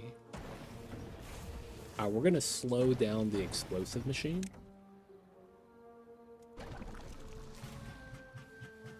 We need extracts. Metal, treated planks. Alright, we're gonna pause one of the plank machines. 2 gears, 2 explosives. I mean, we kind of need that. We're using that pretty steadily. We're gonna need more soon. Bad water pumps. We don't have enough.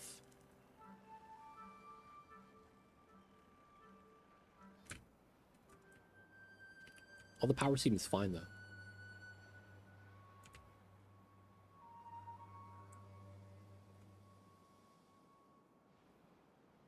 Okay, so yeah, this district, 16 workers, 10 of them are here, so we need 6 more workers.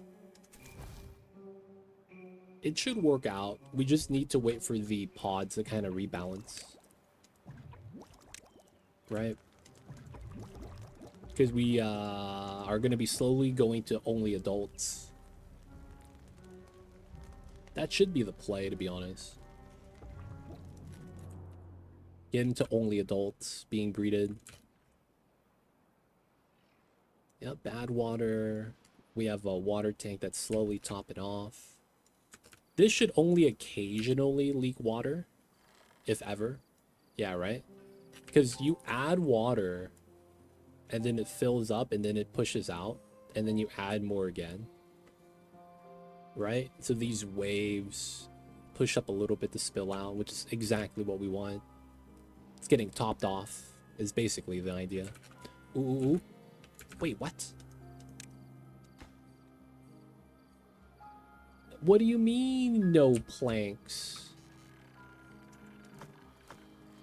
Oh, no planks. Oh, we don't have people here. District 1 here. Do not import water. Don't import logs.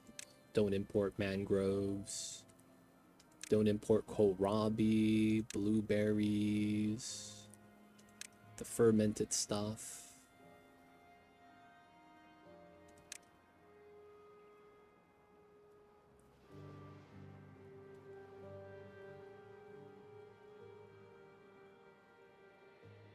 Yeah. Should be fine.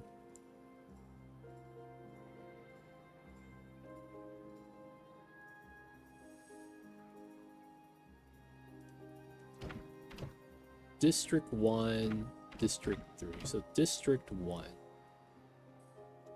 Alright, that should be fine. There we go. Finally. People are able to move in. Oh my god, they went to 51. Oh, I still have exactly 1 homeless. God damn it, dude. Okay.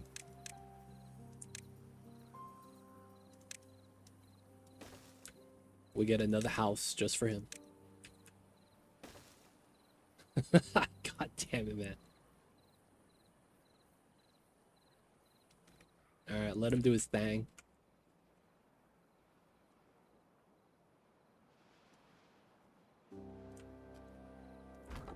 This guy is working. He got things to chop. This never got made. He's almost done with that, I guess. So 22 unemployed. Is that on this side? 14. Oh my god. We're gonna migrate to District 1, 10 people. Because District 1 is lacking workers. Alright, so if I click on this, yeah, the 7 people are gonna be, yeah, all haulers, so it's not that bad. Water went down slightly. Is it on this side? No, it's not. Maybe it's the other side back down there. It should be alright. Extract explosives.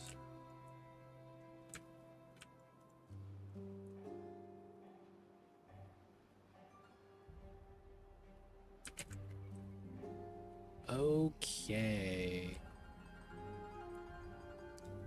This might be where we think about contamination barriers.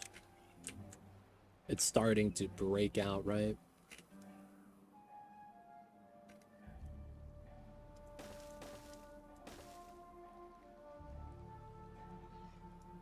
Let's put those in.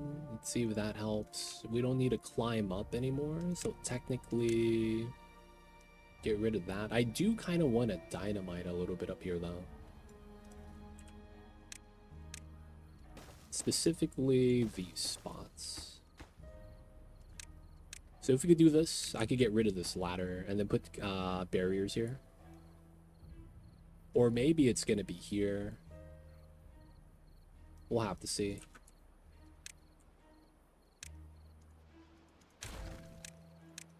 Pick these up.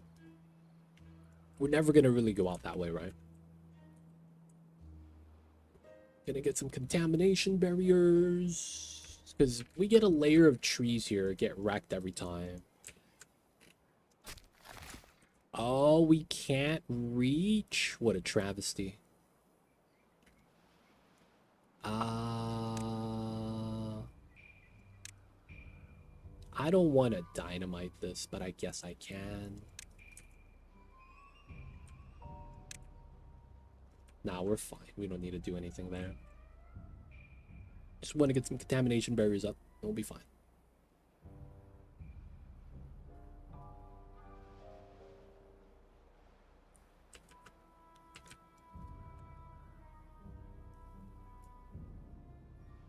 Working on the new house. We moved the homeless guy out, so he should be cool now. Shouldn't be mad. Know what I'm saying? And he chopped all the trees. Nice. So now we don't need the staircase anymore. We're at 4, halfway done. Alright, that's now max priority. They should be able to just work now. Use the logs. It's right there.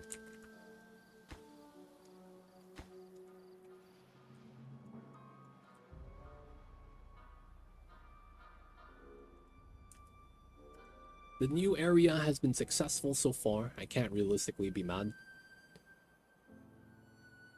Everything looks pretty good.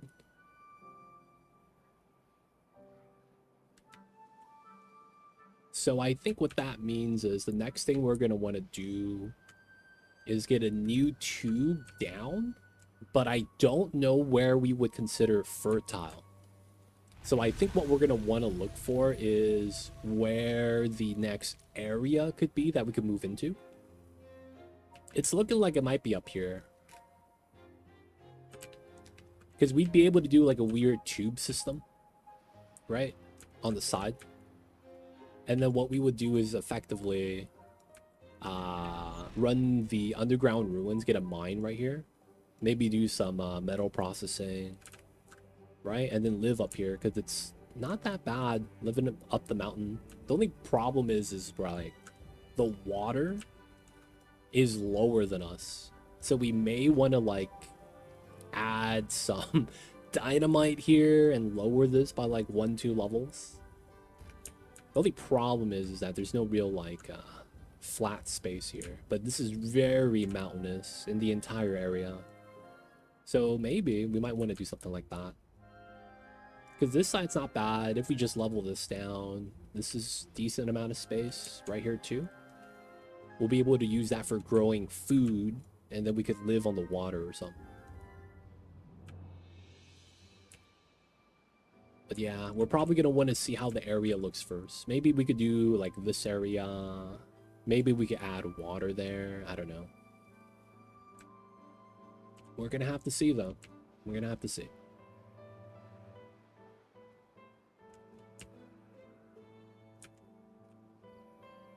Five, 3 more. We're getting there.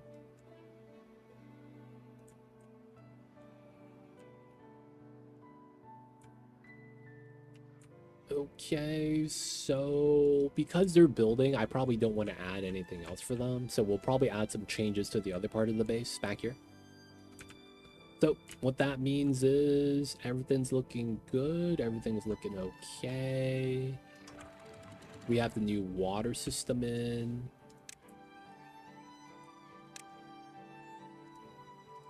Nice. Nice. Oh, it's still not in range, huh? Crap. Like this. And then we want to demo all the dynamite. We want to push that up. There we go.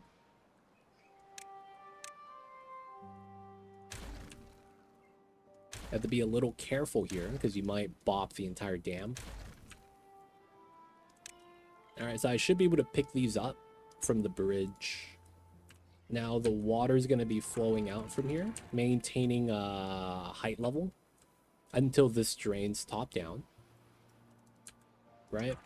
So 165 is dam height, and then everything extra is going to be topped off of this.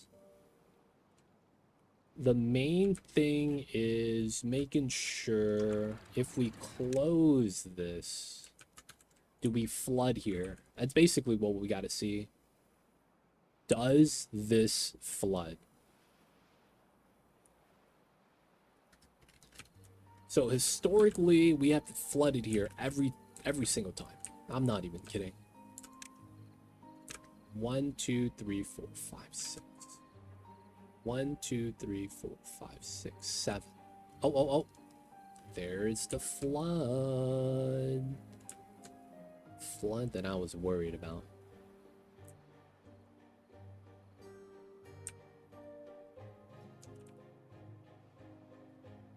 Alright, how bad? Okay, it's flooding my mines again, which is not what I want.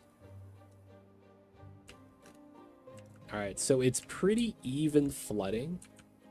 So it's not a bottleneck here anymore. I think it's a bottleneck here now. So that means we realistically can't do anything about it. Not yet.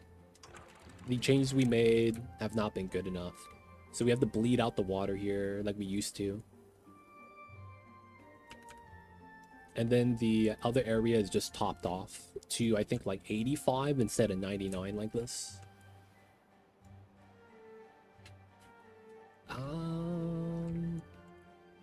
We could landscape this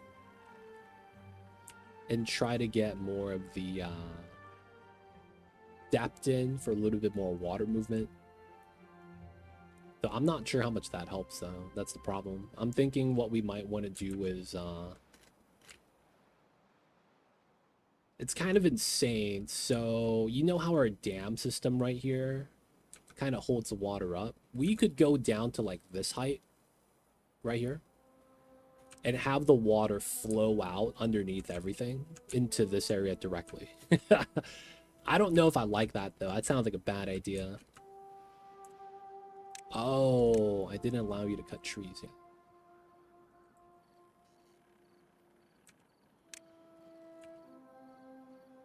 All right, so he's waiting to chop the oak saplings. That's fine.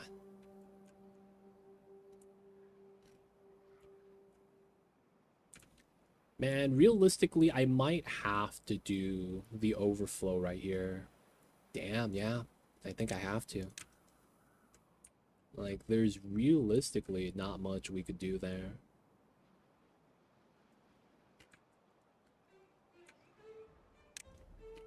Okay, so the alignment is this pocket. Technically speaking, it's here. I'm gonna put this to kind of mark it. All right, so height level. This height level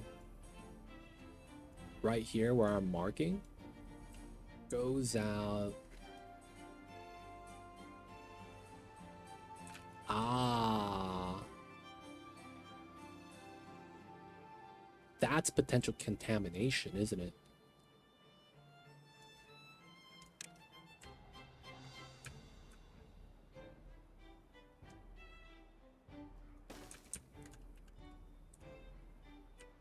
That lines up, okay. So this height level and this height level is the same. Okay.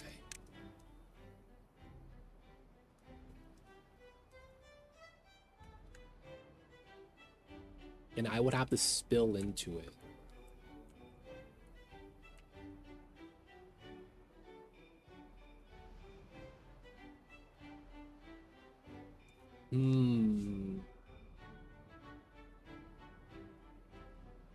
Basically, we would have to add a sluice that's always open.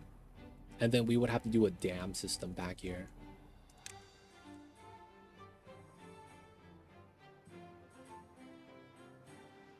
How would I automate it so that the river is priority, though?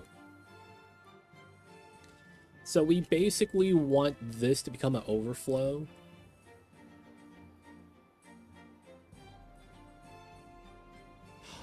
Oh. We only open this to top it off. And we can't use dams. We got to use a proper sluice gate. Oh. So that's effectively this to 85. And then we wall this off completely. Or rather... Yeah, it's something else. Ah. Alright, let's do the 3-2 here. Okay, that means we don't need this staircase.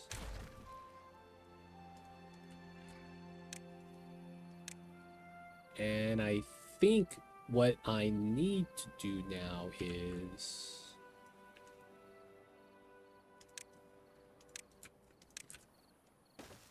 we're going to levy this out. So instead of having this kind of curve out, we're going to try to do a straight line. We might want to delete these as well. That would make that kind of more consistent looking. And then we could go out to here.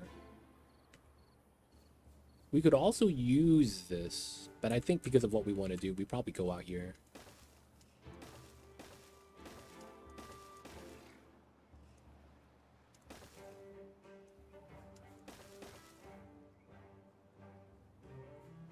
Aha.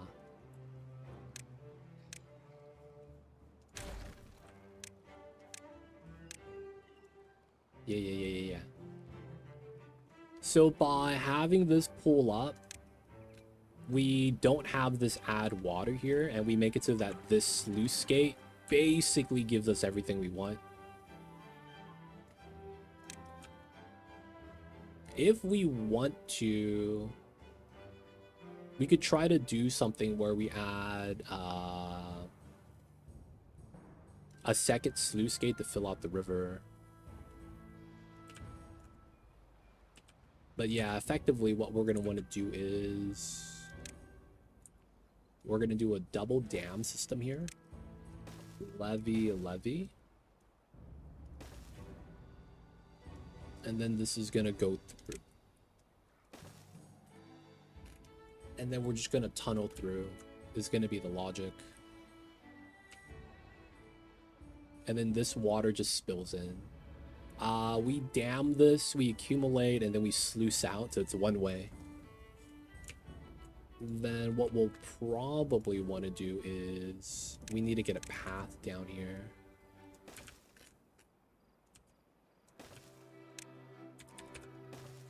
Because we're gonna need to levee here.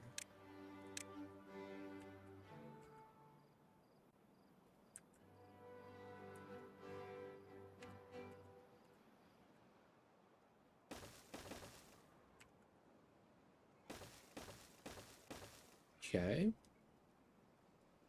And then once we're able to do that, we're going to want to come up here. Go out that way. We'll have to go out this way at some point, but we'll do that later. And then we're going to open up a tunnel, right? So on this side, this makes the most sense. Cool. It's going to be a lot of work for these guys. Hopefully it's going to be not too bad. Let's check out the other folks down the ribbon world. Still working on the house? Dude, how long has it been? That guy's been homeless for weeks. Okay, this guy's done working. Cool. There's no logs. Alright, that's fine. We only had the storage because we had wood nearby. It's like you want them to chop, deliver, and then they could use it for here. Dude, look at this. It's almost done. This is separated. Yo, it's separated. We're keeping it separated. Hey, hey. Good stuff, boys. The bad water is not going to be too bad now. We still got to do the other half. But that's progress. Progress, progress.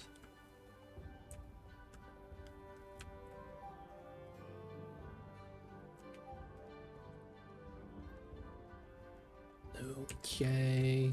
Back at home base, it's only going to be the haulers that are a little bit behind. Is there anything that we're building anymore with this main base? Or are we kind of set?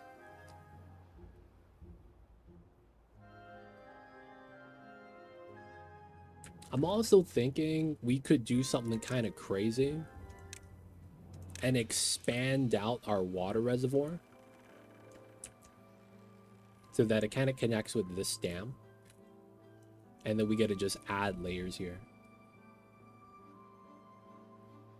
Kind of wild, but we could do something like that. The logic is basically hold as much water as you can. We'll get a dynamite, more space. I wouldn't be too mad. Ooh, this is done.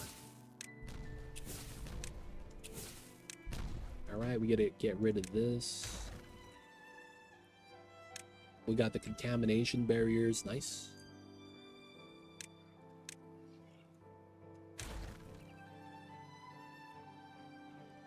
Alright. Because I kind of want this path, I'm not gonna add the other ones yet. I want to see if this is enough.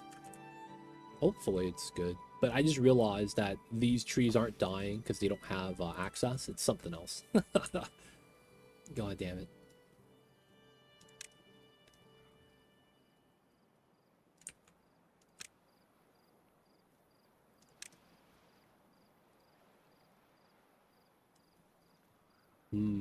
So we could add a platform plus one staircase, and we should be able to plant those. Feels bad.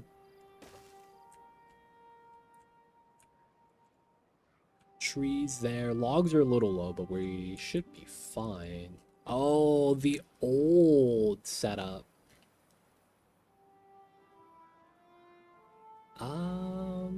Do we care about this anymore? I actually don't know.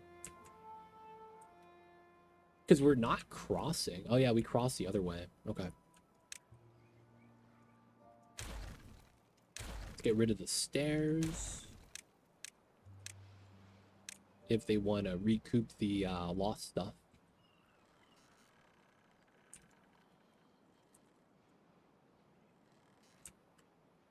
Nice, nice. Yo, my eggplants are low. Same thing with my corn. My corn and eggplants are fine. So does that mean it's literally just not enough food factories? Is that what it's telling me? It kind of looks like we don't have enough haulers, man. I'm gonna be real. We are gonna cut the farmers by...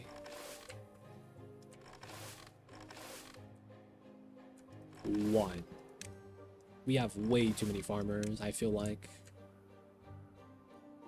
3 pump, 1 farm each. We get more haulers. We turned off the builders. We're fine. We could probably do 1 farmhouse here. I mean, 1 guy inside right there. These are already turned off on the stuff we don't need. We're gonna pause the gears because it doesn't look like we're using it anywhere. Explosives are always needed. Extracts always needed. Coffee, can't say no to that. Then it's just planks. We'll pause one of the plank machines. 2 of the 3. We're not using too much of that right now.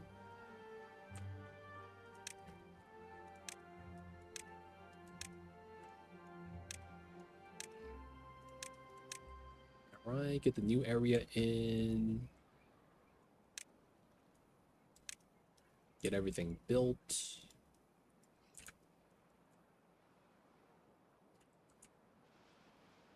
So with the overflow and adding water into here, I'm a little worried that's going to bop these guys a little bit.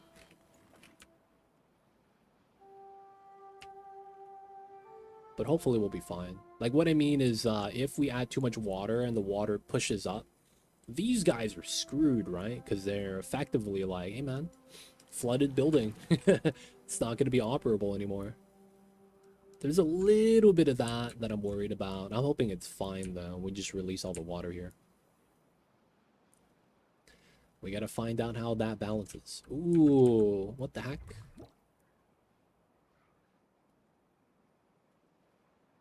Wait. No blueberries?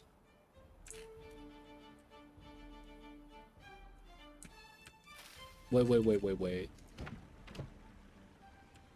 District 1. Always import blueberries. Oh my god, don't tell me. God damn it.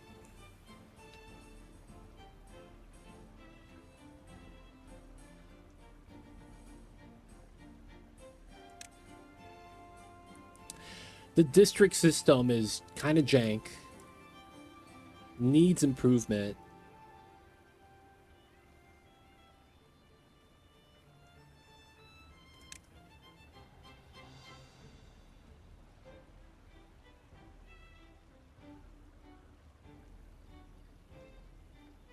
We have to import blueberries. So that's why my pop was going down. I wasn't importing blueberries, so my reproduction shot. The reproduction was shot. So none of the blueberries here was going home. I see. He'll be fine now. Man, the district's kind of jank. I was trying to make it so that the blueberries only supply the first 2 and the 3rd district doesn't import any. But then I realized that my blueberries aren't even grown yet. On this district, though, 100 blueberries. I guess we will want to import on the side if needed.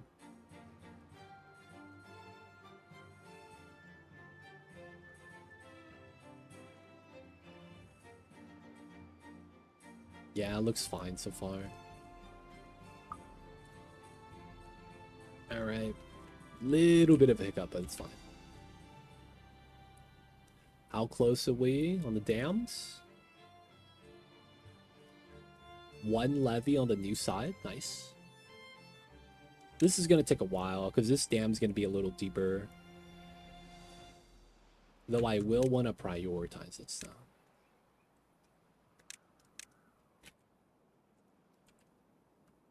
It's just going to take a while for us to get that all done.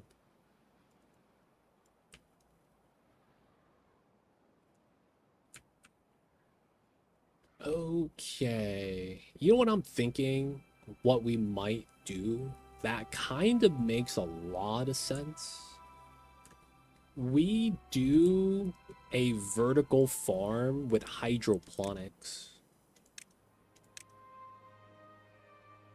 Right? And then we just try to accumulate as much water as we can here. Get a filter system. And then we basically pull up water, pump out water, get a lot of large reservoirs. And then try to just use hydroponics all day. That might be the play, because we don't have a lot of like farm space, and then that way we could kind of utilize it a little bit better.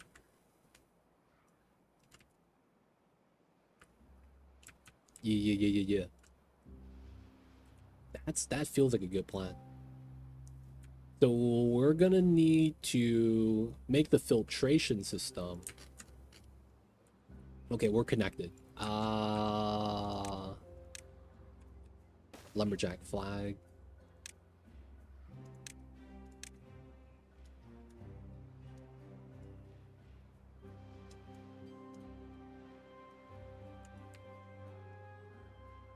Alright, I want to chop as many of these trees as we can. We're going to tag individual ones as well. So we need to chop the trees so that we could get through. And then we got to get to this area. So, of course, the idea is going to be simple, right? Triple sluice. We're likely going to want to do space. And then I think for this to work, we're going to want to do something like that. We're going to have to walk across. We might have to get a second tree cutting spot nearby. And then we're going to have to chop the trees, dynamite around this. Realistically, we're just going to want to do 3s here. 2. And then 1, because I don't want to go down. I want to put a 1 here if I can. 1 here. 2, 2, 2. And then we need to tunnel the backside so that it goes off the map. Yeah. And then we're going to need to chop these trees. Ideally, everything here if we could. They're going to finish the levee on this side first, though, before anything else.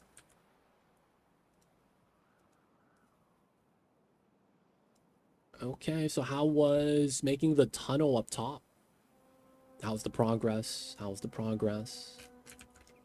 Levees is taking its time. Planks and logs. We have extra haulers here. If they're bored.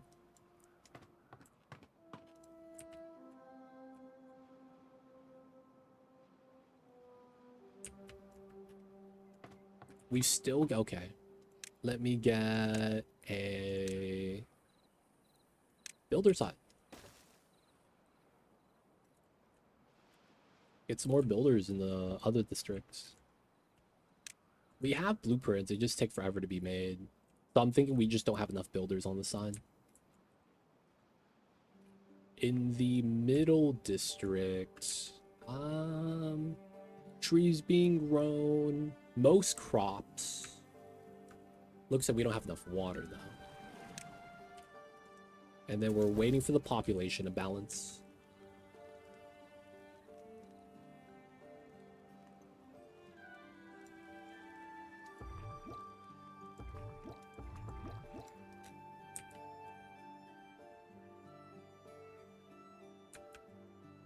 I am considering this water tank. Very considering it.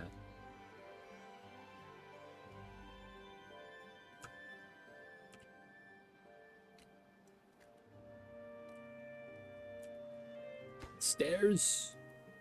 New levees. So close.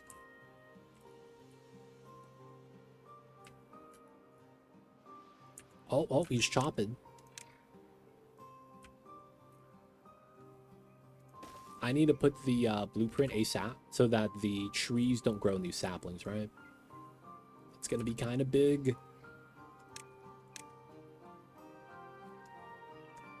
Oh, you can't prioritize the chopping command? That kind of sucks. Oh, and they're gonna need hauler. Oh my god. They're gonna need haulers to haul the wood. So he can't work until they haul the wood. That sucks.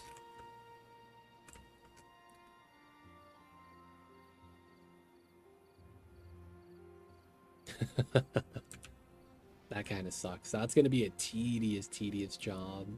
Man, we got closer just to travel the same amount of distance going down. That's effectively what happened. Instead of going there to there, we move in the middle and then we just travel the same distance. I mean, we kind of need to do this before we could move down again. We got to do all this prep work. Just so that it's, you know, smooth. Sometimes you just want things to be smooth.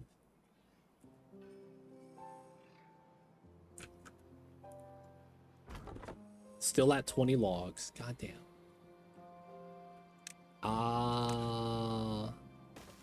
We're gonna put 3 lumberjack flags here. You know how it goes in Oni. The more you expand, the more travel time. Yeah. Dude, it's the worst here because it's Ribbon World. Imagine if there was a Ribbon World in Oni.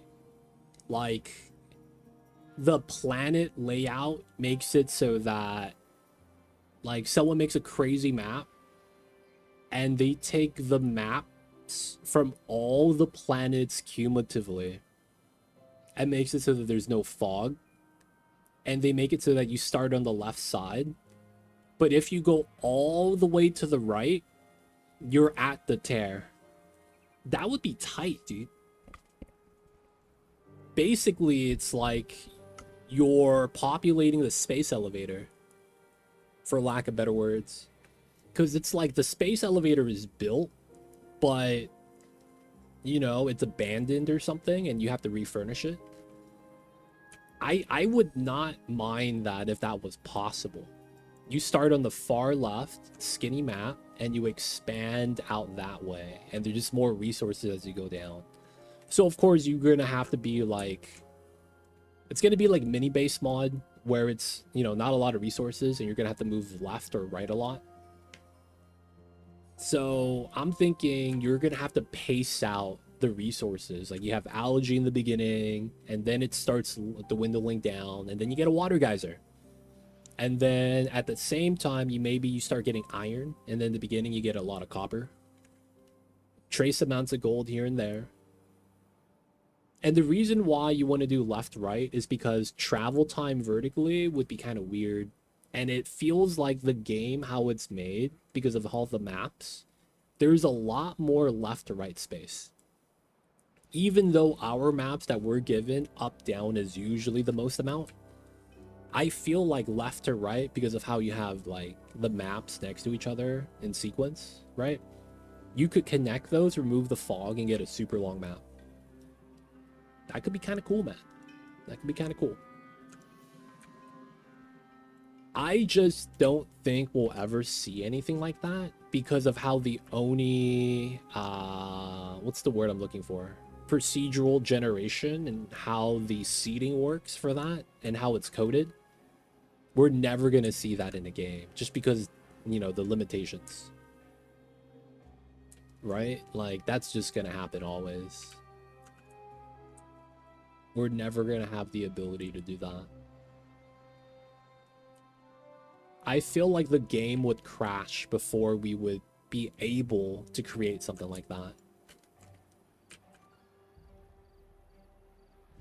Yeah, right. That's the thing about Oni, man, that I was really sad about. There was a point in time where I was thinking of making escape room maps in Oxygen Not Included, but the problem is that you couldn't realistically do that. Yeah, it's very difficult. And the problem is that the seating mechanic that they have, like how it works, how you have to utilize it, it's so convoluted. Like, I wish there was just a map editor. Like, I'm just, creative mode. I want gold here. Sandbox the gold tile. Save the map, pass it along. I wish it was something like that, man. That would have been kind of nice. But yo, man, they don't think it be like it is, man, but it do. Really do be like that sometimes. You just hate to see it.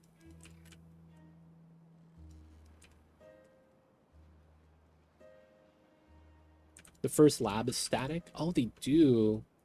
Do they have an open, like, map editor that the layman can use? Or is it, you gotta code it? In which case, oh man, I gotta code it. Well, yeah, it wasn't gonna be large maps. It was gonna be like escape room 1, and then you do escape rooms. So it's like first you get the concept, second we make it more difficult, and then introduce more concepts, and then more difficult, and then we'll just have different maps: escape room 1, escape room 2. If possible, maybe make it so that at the end of the escape room you get a rocket, you go to the second planet, and it's a new escape room. They don't have a map editor. How they do the procedural generation is really weird. So that's the thing. Like, even if you could make a map, I don't know how they do it. Maybe a way to convert a save into the map? You would probably have to make a mod for that. Because it's probably accounting for, like, simulated temperature, things like that. Unless you just never unpause the game.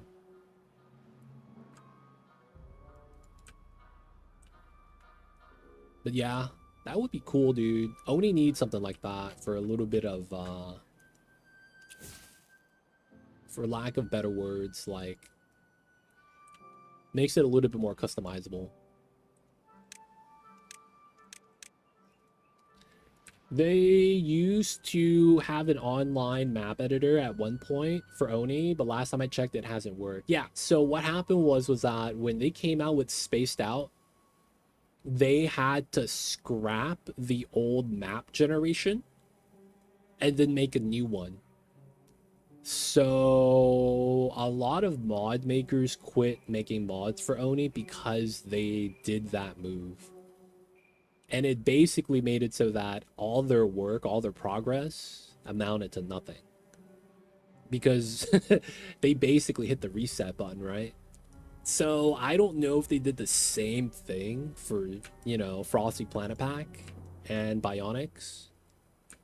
I'm not sure if they did anything for that. I know specifically for Spaced Out, it completely bricked their procedural generation. And a lot of mods just never worked. That's why there's a lot of mods you have for base game, but not anything else with DLC. Like 100k mod, right? They have it, but it's classic size, and it's only classic that you really play it on. You play with Spaced Out, it's on the classic size map. So it's, they made the changes, man, for whatever worked for them. But as a result, people were like, yeah, there's no real, like, method to the madness. They're kind of just winging it. And if that means that they lose all their progress for the mods and they have to relearning all the, modding stuff from zero, they're not going to want to do that.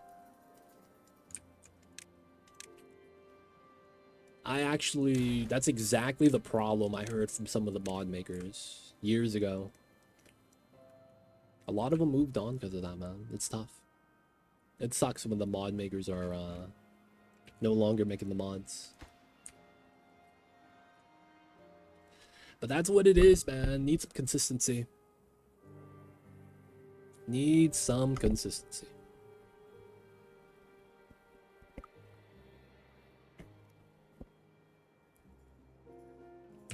We got the long droughts, boys. We chillin'. We doing good over here. I don't want to bot the mangrove, so this is going to be the last housing expansion. We keep going, though. Need dev that support mod makers? Yeah.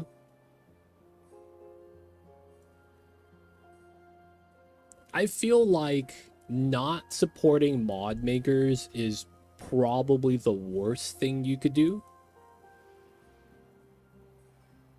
in terms of video game success.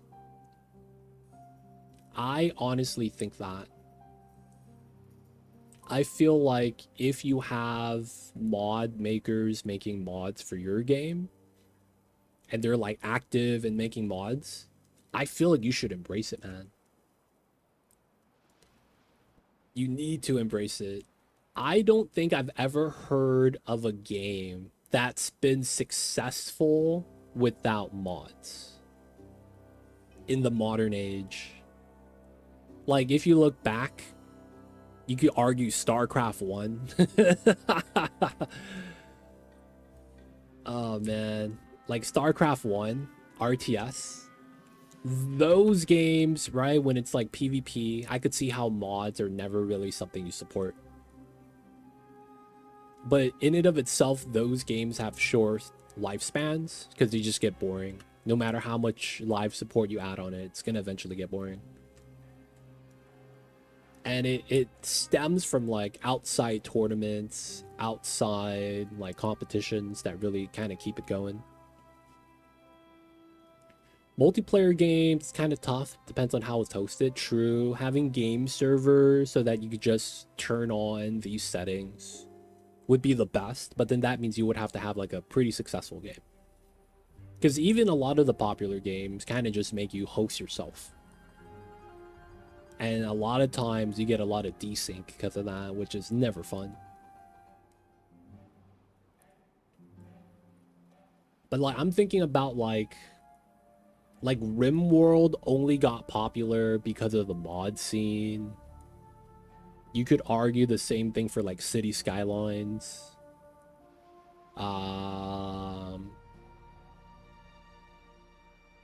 You could easily argue like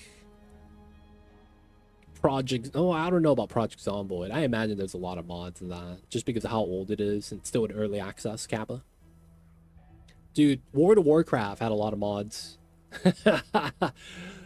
Dude, I remember when I used to play WoW, my user interface was completely changed because I didn't like the default UI that WoW had.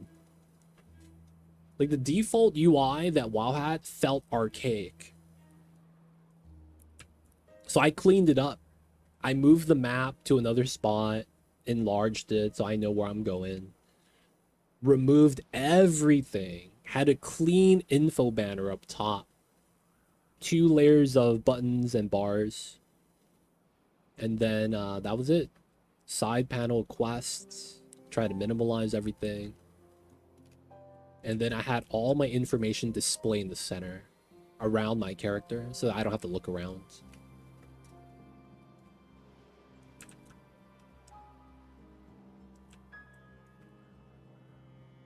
But yeah, man. Single player games. I feel like if they have mods... No, I feel like single player games should just embrace the mods. I feel like they should. Oh, 7 Days to Die. Dude, have you ever played Arma? Arma is insane, dude. I don't know what engine they use, but Arma, dude, is absolutely bonkers. I don't think there's anything close to Arma. That might be the most heavily modded game of all time.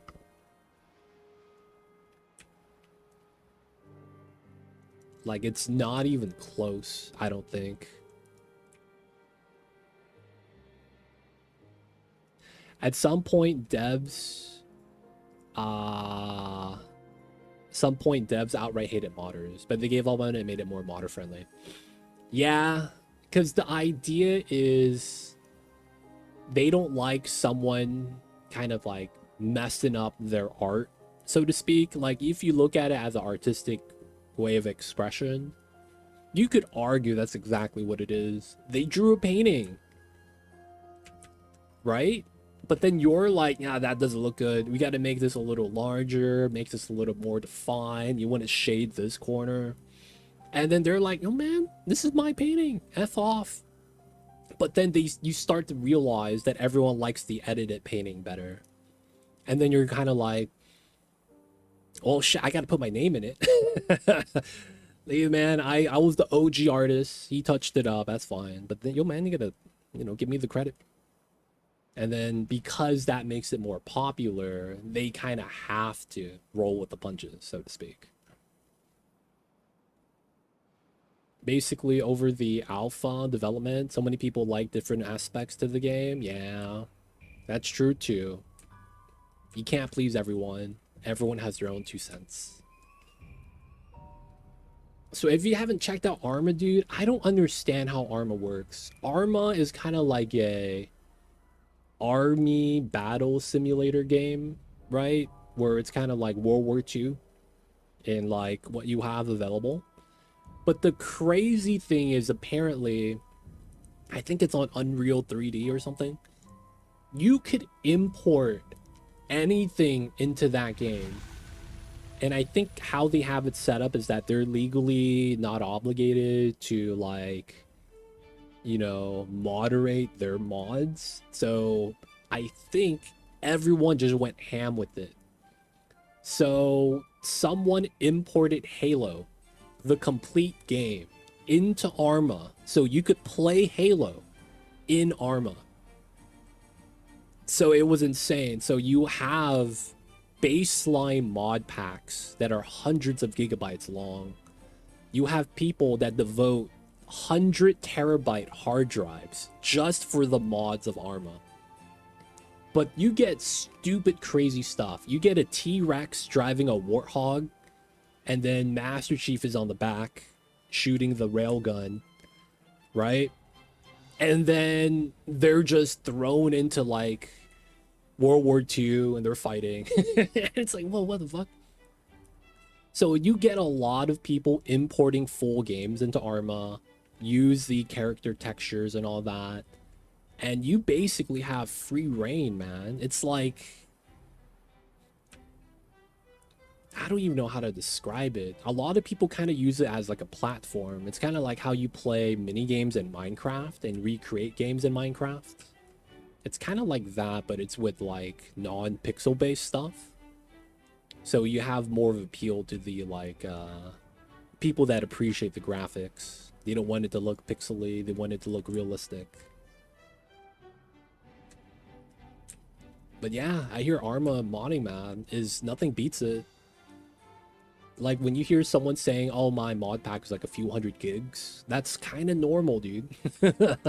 That's kind of normal to kind of actually think about that. Few hundred gigabytes is normal? Yeah, man, my hard drive corrupted. Can't play with you guys today, man. I'll see you guys next week. Next week, yeah, man, I gotta re-download everything, overnight. It's gonna take some time. All right, on the third one. Gotcha. No, lots of mods in 7 Days to Die are legit and not distributed. Yeah. It's I imagine I've seen 7 Days to Die. It's the apocalypse, zombie survivor. Horde would even argue horde based. Yeah. Yeah, to survive the nighttime hordes of zombies. I've seen that. I actually have the game. Someone bought it for me. The problem was that I didn't really enjoy it, so to speak. Oh, wow. My water level went down because I've been non-stop adding. I might actually want...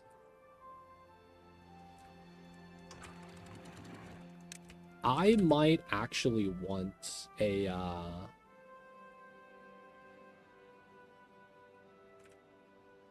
second sluice right here. I'm thinking about it, man. I think I might.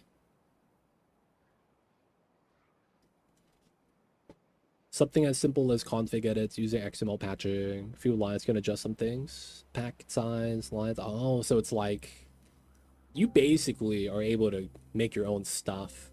See, there's a lot of upside when devs make it efficient. Because man, I come from a game I used to play a long time ago called City Skylines.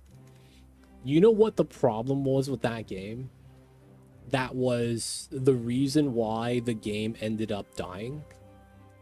It was a great game, great foundation, but what ended up happening was that it turns out because they didn't really want a lot of modders initially, they didn't write proper coding for integrating the mods. So it doesn't matter what kind of mod you're using. The mods use triple the amount of memory that it should need. And it's because it's a mod. So unless the developers implemented themselves, it was using triple the amount of RAM otherwise, which causes issues, right? I don't have to describe why, right? So they kind of shot themselves in the foot because at the point where they realized that the mods were helping them and their sales, they couldn't do anything anymore about the base game. It's kind of funny, man, how that worked out at the end. All right, we're gonna have to open this. Feels bad. One of the early mods added all sorts of stuff, but still impressive. Yeah, some modders spent a lot of time optimizing things. Yep. I didn't know about the mod and the RAM issue until I downloaded one of those mods that was supposed to increase my frame rate. I know a lot of games have that, whereas they think that, oh, you don't need this. I'm just going to remove it so that we don't have to simulate as hard.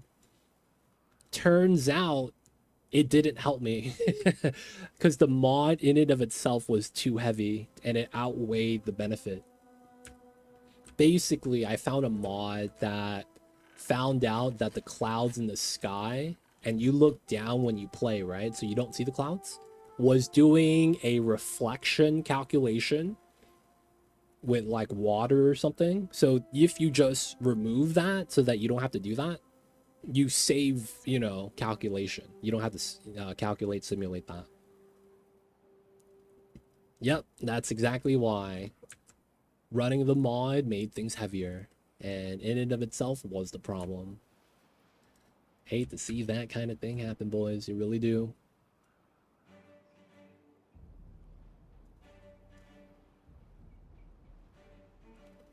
That's why I had 32 gig of RAM. Dude, the worst thing about getting a lot of RAM back in the days is, let's be real. Normally, people only have 2 RAM slots, and it's because they have a mid ATX, right? They don't have the full size motherboard. So it's like, oh, you only get 2 RAM slots, and then it's, you can't really fit that much. So it's like you have to shell out money for the 16 gig sticks. And then it's like, okay, once people were a little bit more knowledgeable about that, they started getting motherboards with 4 RAM chip slots minimum. You know what I'm saying? And it's like, that way they don't have to spend that much to get 4 sticks instead of 2. Because when you did the 16 sticks, even 8 back in the days, they were kind of pricey, man. I remember when I had like 1 gig, 2 gig sticks back in the days, like during StarCraft 1.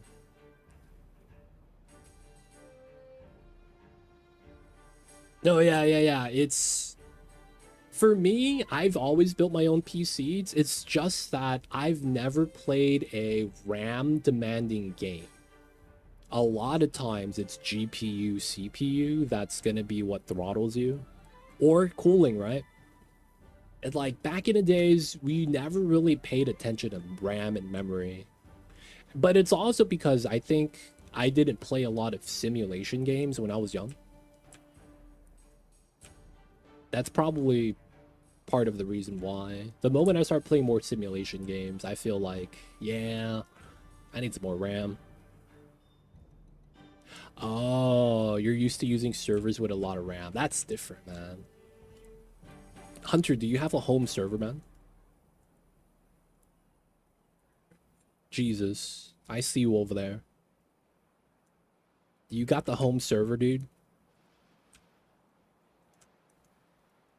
There's a guy that stops by every so often, and he does IT tech stuff too. But he has it's all at work. You used to have your own. So he actually runs a hosting server, and he basically sells like Minecraft like servers, and amongst other games too.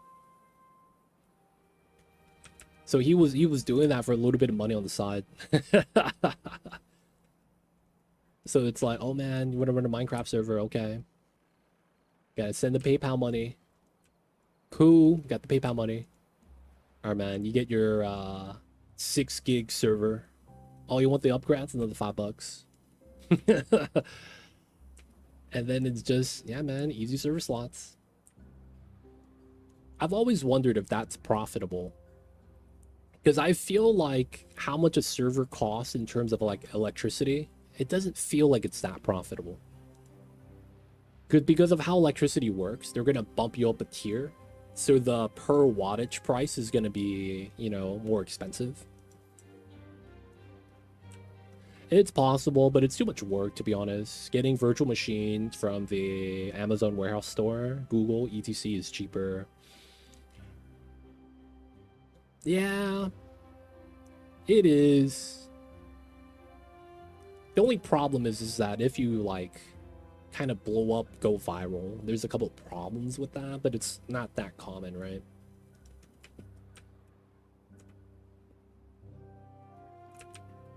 Nuzzle Dam. What game are you playing, man? You memeing, right? I see you over there. That's because you play like this. It looks 2D. Look, the water is gravity, dude. My beavers know how to climb on the grass. Getting stable internet. I imagine at that point, you kind of get business internet or something.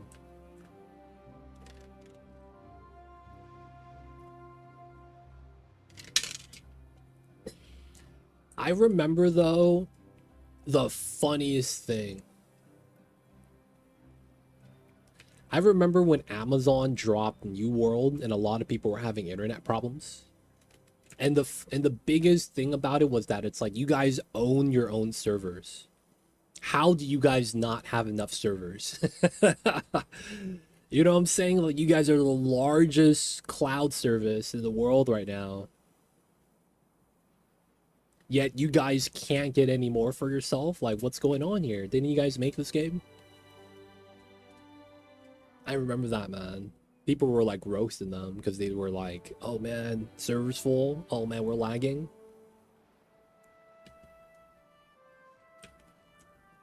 And people were like, yeah, man, what are you guys doing, dude? Hey, how come this is lit up? Does that mean someone's inside sleeping? They got the lights on. Best pipes in the business. You know what it is, man. You know what it is.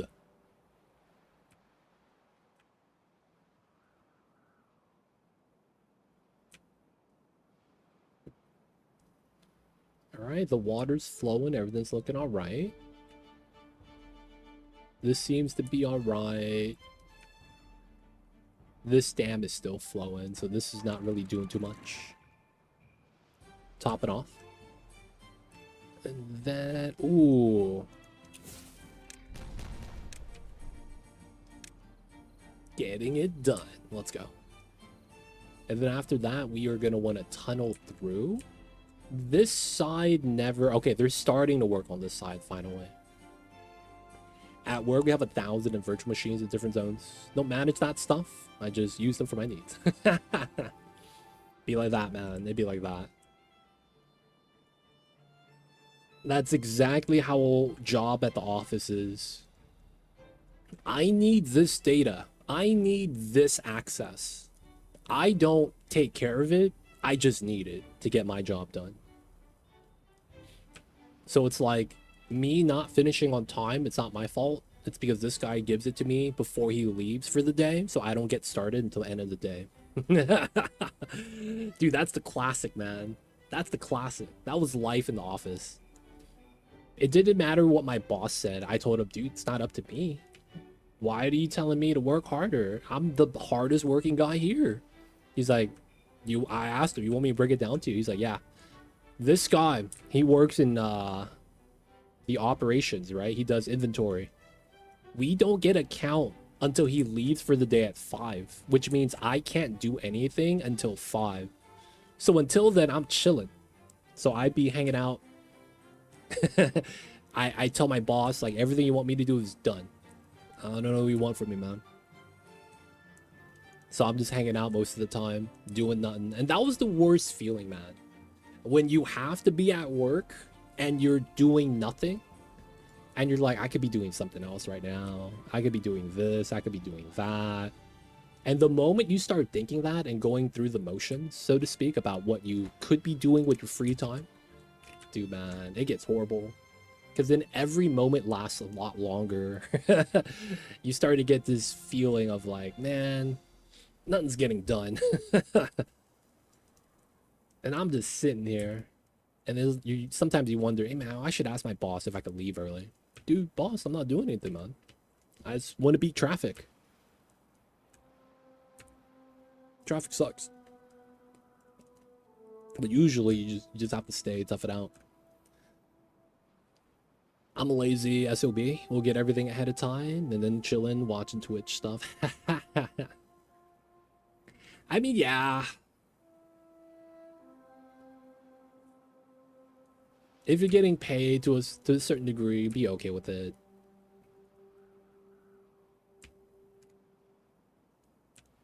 But man, it's tough, man. Leaving an hour early somehow makes a 2-hour difference. It's the craziest thing, man. LA traffic. Leaving 1 hour early gets me home 2 hours earlier. It's insane, dude. Actually insane. Because if I leave an hour early, the streets aren't packed yet, local streets, before you even hit the freeway. And it's like, okay, I get through a couple of lights without stopping versus stopping twice before each light. And then the moment you experience that and you know how that works, you're kind of like, I wish I could leave an hour early every time because I'm losing hours each day that passes by. That feeling of dread sucks. I'm always trying to do things right, understand what I'm doing. Yeah, I do the same thing. The only problem is that I'm not the entire process. I'm very much a guy that would I'd do it all just so that I could leave early if I could. If I can't leave early, hey man, I'm waiting. Just like you, man, I'm waiting. Yep, that's kind of the problem, man. A lot of people just degaff. It is what it is. I can't do anything about it.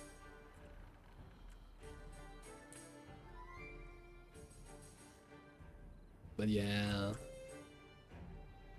Corporate life sucks, man.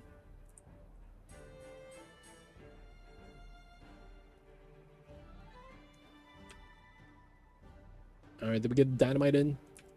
A couple levies are in. Alright, nice.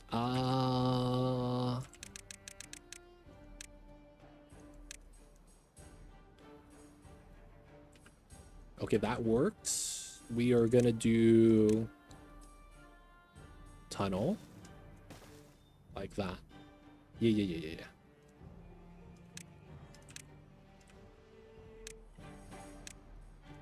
And then we got the dynamite on the other side.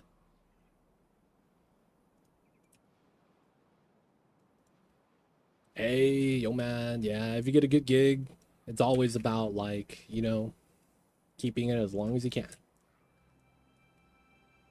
It's hard to have a good boss, man.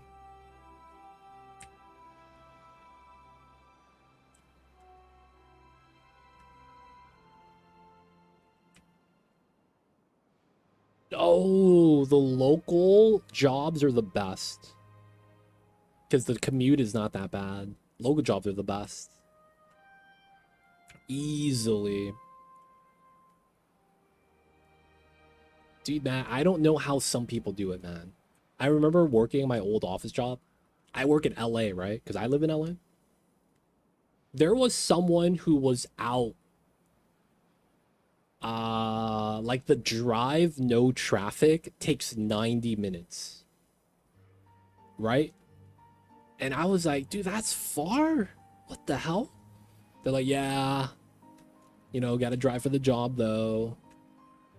And it's like, dude, I listen to them, how their commute is every morning, what they do when they go home. So it's like they start their day at 4 in the morning. They prep, leave the house by 5 to get to work by 7:30. And then when they leave at 5, they don't get home till like 9 o'clock. And then they just go to sleep, wake up, do it again next day. I'm like, dude, that's horrible, dude. They spend 5 hours in traffic every day.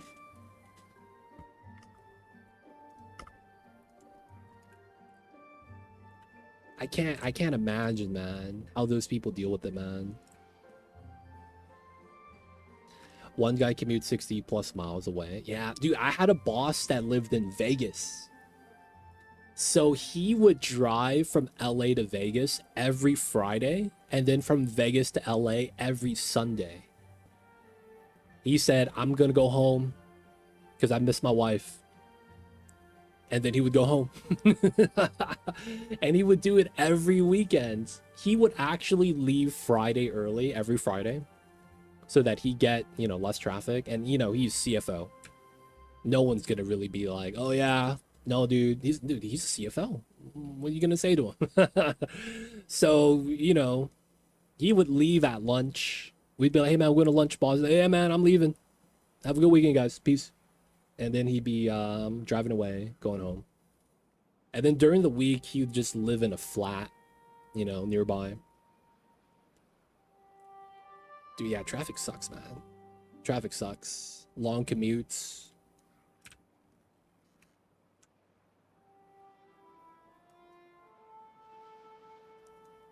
It's impressive, man. It really is.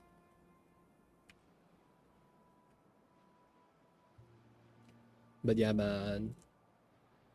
Different problem for different people, right?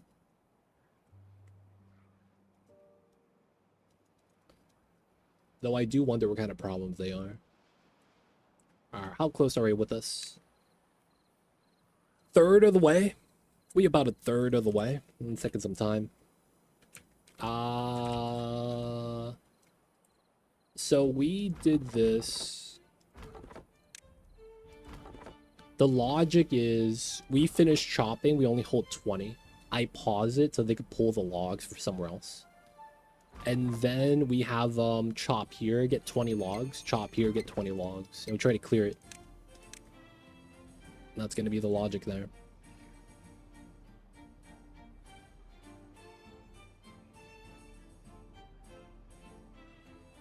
Yo, man.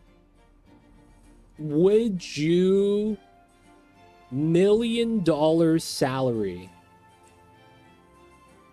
but you have to commute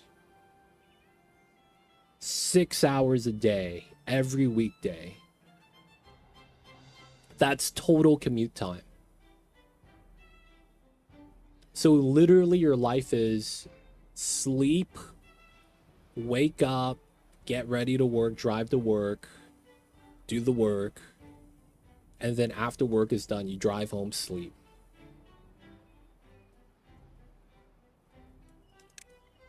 But your salary was at $1 million. So that's an upside and downside because you're gonna get taxed up the yin yang. $1 million salary means you're in the highest tax bracket. That's not that good, right?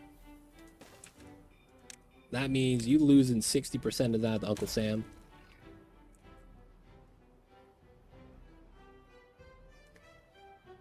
let's argue that while you could do work in the car, you can't do that much because of the level that you're working at. You'd be an executive, right? A lot of the information might be a little bit, you know, not something they want out there on a mobile device. Right? You could argue things like that. Maybe, maybe not. I see you. I mean, you can't actually invest that. So it's a salary, right? That's pre-taxed. Like before you even get it, you're gonna get taxed already because it's salary. It's not like you could be like, well, nope. I'm gonna invest this first before you tax it. Well, no, that doesn't really work. Salary already got paid. Well, it depends. Let's argue that you couldn't. Like, while there may be workarounds that exist, let's say for this situation it doesn't apply. Would you still do it?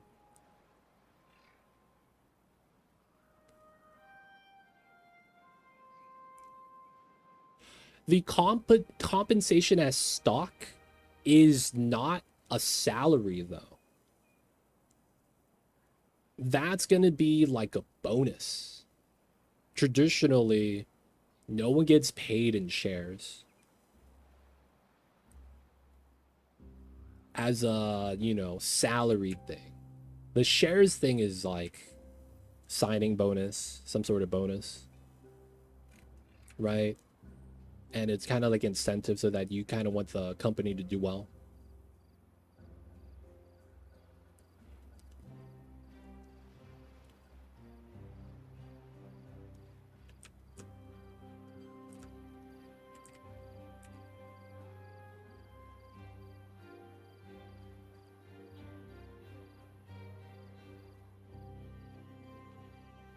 Let's argue you couldn't negotiate and that you're kind of competing for this spot. So while you may be upper echelon, you're expendable.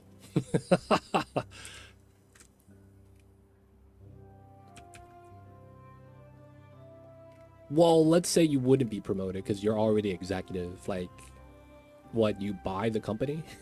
That would be the only thing at that point, but you wouldn't be getting paid to work. You would have to save up the purchase. In certain situations, that wouldn't be possible. Like if you're trying to buy out Google.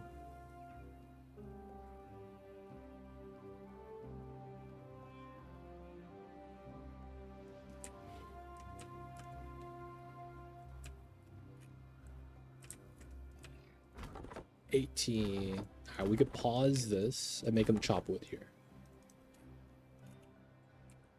We're gonna, yeah, we can do this one. That one's fine. I don't think we're going to detonate this because I feel like water is gonna spill here. It's gonna be bad.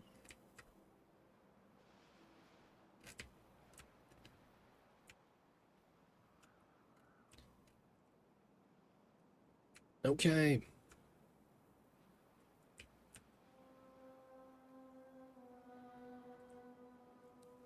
Chillin', chillin'. Just waiting for the beavers to get to work. Right, but it's like, for the argument's sake, none of that applies.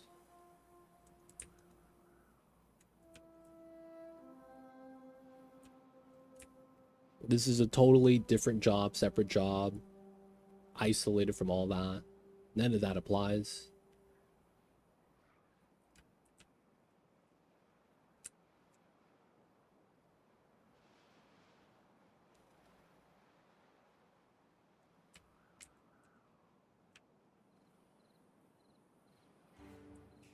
And that log on the ground prevents me from building any sidewalks.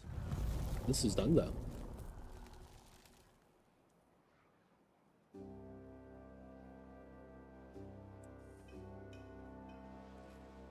All right, drought time. Doing the tunneling shouldn't take too long, but I don't think they do that before they finish the explosives here. Oh, they actually did that? How deep is the tunnel? Oh, it's not even started. That's fine. Okay, let's get this.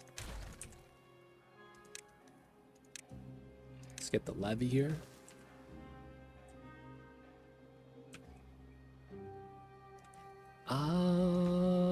Okay, we keep the levee, but we put the staircase here. We don't dynamite this until after we're done with this. So it ends up being something like that.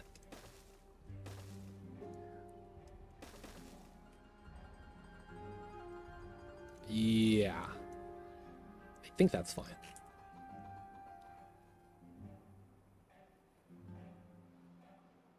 Yep. It's a different type of problem. It's the first world problem. You're getting paid, you're wealthy. It's just, you kind of just want a bigger slice of the pie. Not that you're hurting for it. You're just looking at that as money left on the table. It's not a real problem. It's first world problem, right?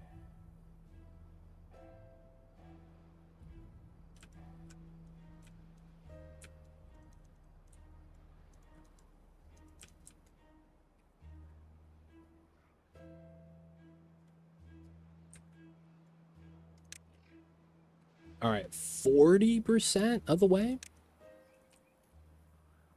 40%, 40%.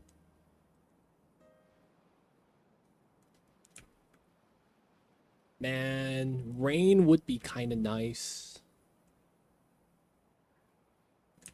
I feel like that's kind of what this game kind of has problems with right now. Like, once you get stabilized, why would you keep playing the same save? Because it's not, you can't really lose. You're just stacking up resources.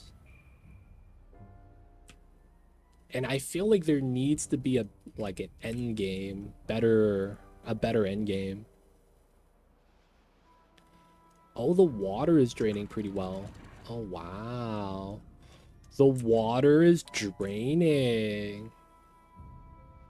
I was about to connect this, but I guess we won't.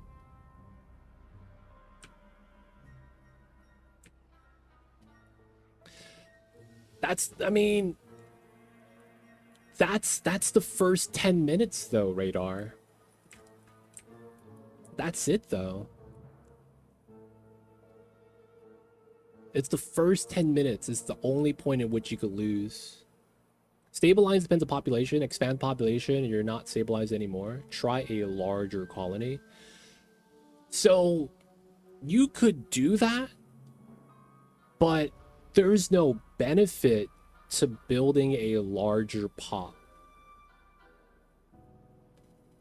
Right?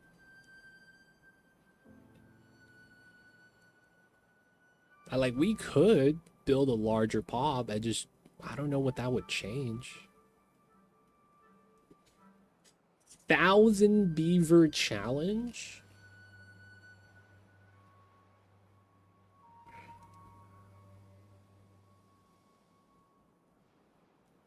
Can the game even handle 1,000?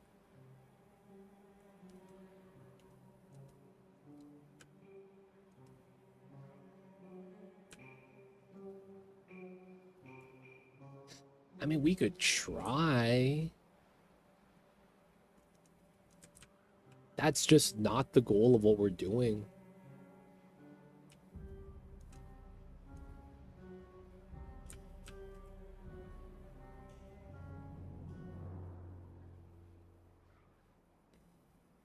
Avoid loops and paths.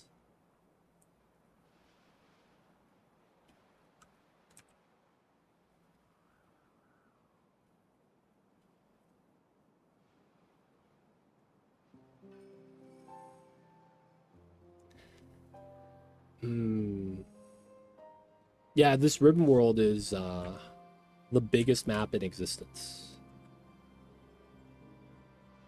No working beavers challenge. So the thing of those challenges is that, so we're trying to touch both sides of the Ribbon World, right? I don't want to make that take longer. We could do all these things. These are ideas. But like, doing that means we don't progress the Ribbon World challenge. It's just that we have to wait.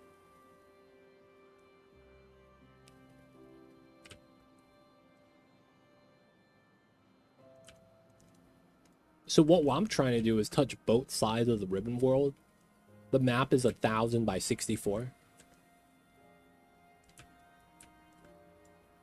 Largest colony on diorama is interesting. I imagine it has something to do with like, it's not that bad to do largest on diorama, because I feel like all you do is if you do Iron Teeth, you could do a stackable food, and then it's all about water. Yeah, right? You're basically limited on how much water you generate, because if your beavers die of thirst, you kind of just stop right there. You can't do anything anymore. Like, that's literally your limit, your water value. So like, that's kind of the problem. Depending on your water source, how much water it makes, if you're able to capture all of it, that amount of water is your limit. And then it's, as the bad water season and droughts grow longer, that number goes down. So it just, like, you could try and push it to its limit. I just, like, man, doing no working beavers on this would be horrible, just because the lack of metal on this map. I mean, we'd be probably fine though now that we have a mine. But then making all that stuff is going to be a pain. There just doesn't seem to be incentive for large populations in this game.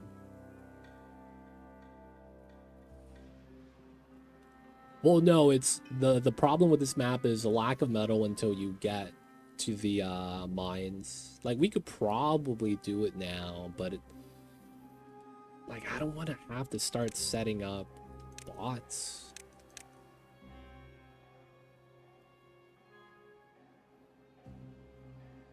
I guess we can.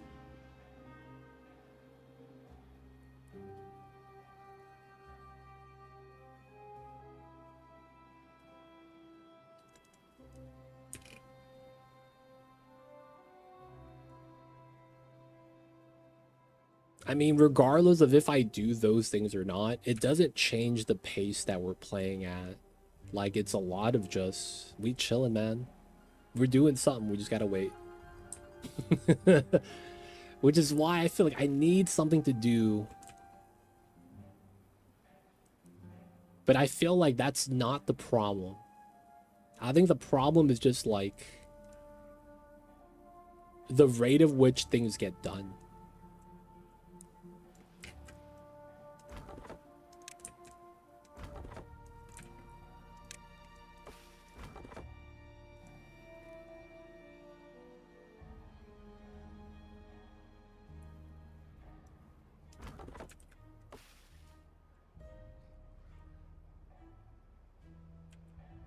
It's a chill game, it's a slow game. There are times that I wish 3x speed was normal speed though, and that we had a faster speed to simulate at.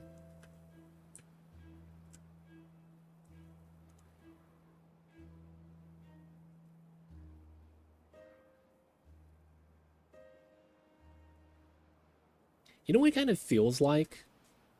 It kind of feels like the mid-game hump in Oxygen Not Included, where once you get to a certain part of the game, there's stuff you could do with like space and stuff like that. And then, you know, you got to get steel, plastic, and all that for that to really, you know, open up for you. It kind of feels like that. It feels like the moment you stabilize, it's kind of like a hump. Like, why do anything else at this point? We have the monuments, everything's unlocked. Can't really lose. We could push the population, but it's like, it's not really the goal, right?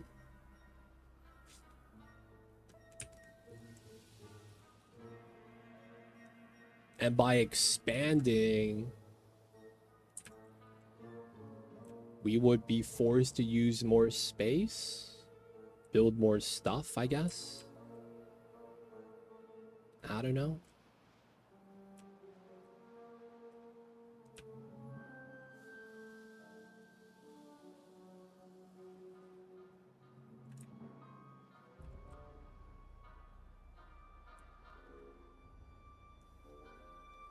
I am also trying to make the river in the ribbon world as blue as we can. That way we have as much fresh water as we could add.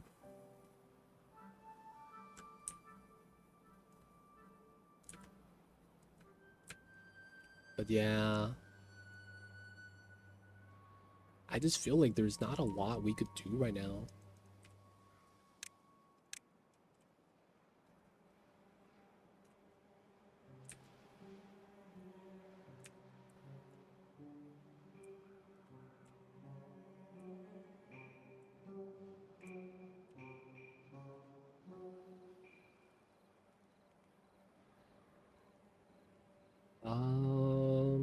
I guess. I kind of want another water tank. Because this is getting low.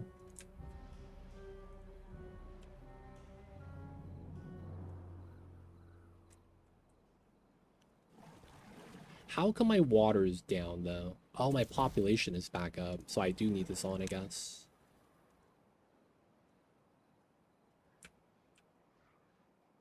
This side has water.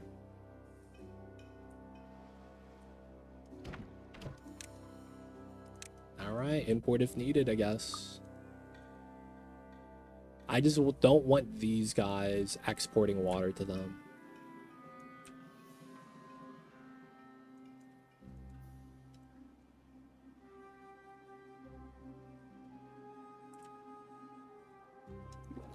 Out of water. Oh, crap.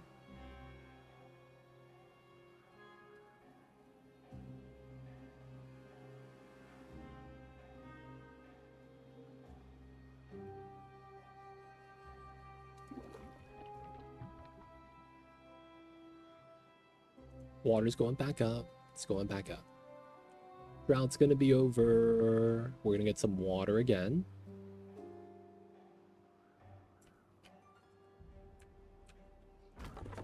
Right, we're gonna swap this guy so that we could chop wood. It's either slowly emptying it out.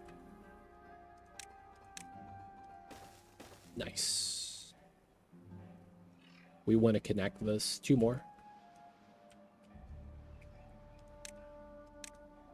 And we're chopping these trees.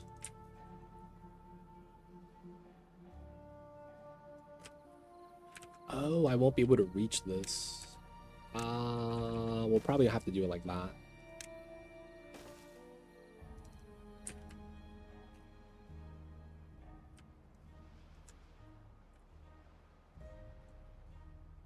Yeah, we chilling. We in here, boys. We in here.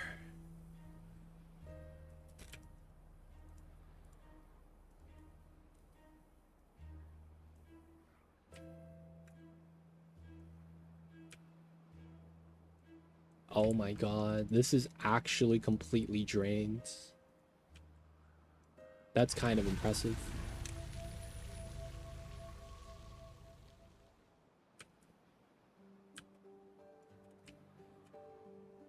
We need to add water back in here now.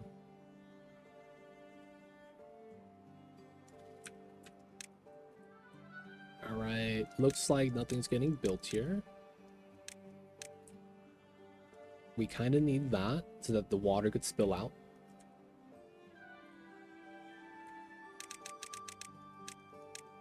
Okay, halfway done with the tunnels. Looking pretty good.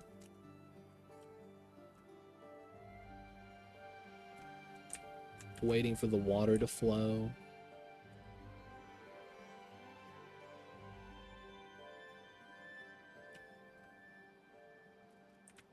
This dam reservoir is working. This is topped off, as it always is. Slowly adding water right here. Exposed pipe, power line, but it's okay. We chillin', man. We have scrap. Feels weird. You can't demolish scrap towers. You have to actually mine it out. Actually halfway done. 50% mark.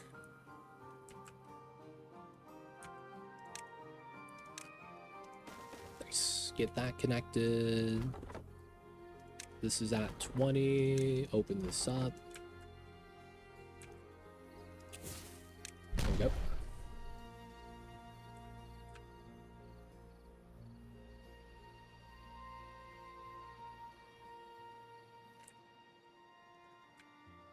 Yeah, we probably want to stockpile the water here. We're gonna need a lot of water pumpers, a lot of water storage, pumping all day. That would be the play, and then let whatever is extra just flow out.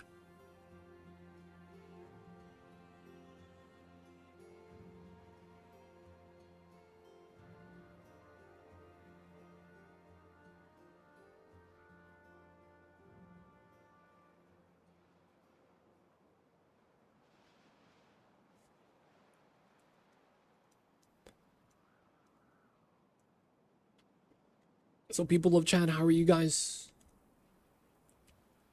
What is good, y'all? We're just waiting here. We really just can't do anything. We're just waiting.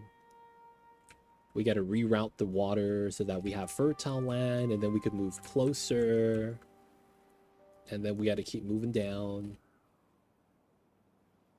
We got to reroute the bad waters up here so that the clean water routes down. And then after that, during the bad water season, we have to filter these water sources out. It's going to be fun times. It's going to be a lot of work. It's going to take us forever to do that. Oh, crap. Yep, the spillage. That was going to happen. So, I mean, we can't do anything about that. That's going to mix in, as it should. This is getting diluted, which is nice. But now that more toxic water is spilling in, man. We're getting close. We might be okay after the single layer. But it's going to take time. So what's good, people of chat, man? How you guys doing? How's the Tuesdays, y'all?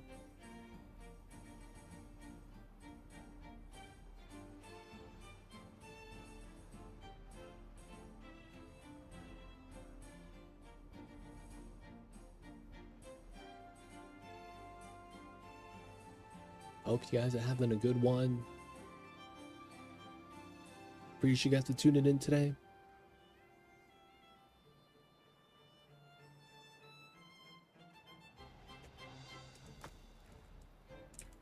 Oh, we flooded back here. Okay.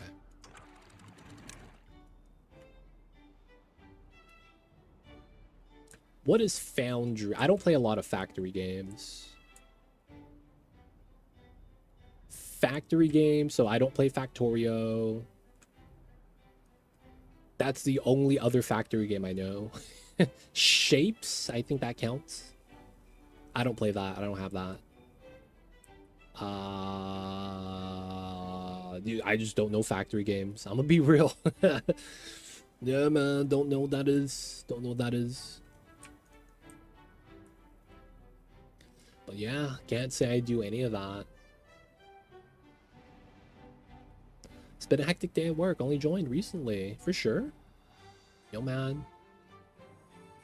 Tuesdays, gotta be at the site, man. Gotta be at the office. But yo, man, they usually have the busiest day in the front of the week. So as the week progresses, hopefully it gets more chill. But yeah, man, we just hanging out, man. The new districts, we moved them in. We built the new stuff. Got the new farms up. We can't seal this yet. I could probably do one more, though. Thursday's also going to be busy. Hey, man. They don't think it be like it is, but it do. Maybe it's busy season.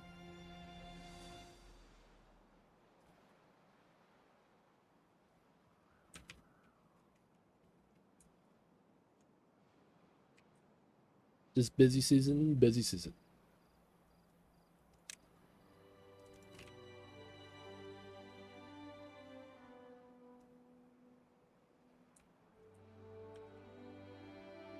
Be strong, the Leo. You'll make it through. Everything will be all right.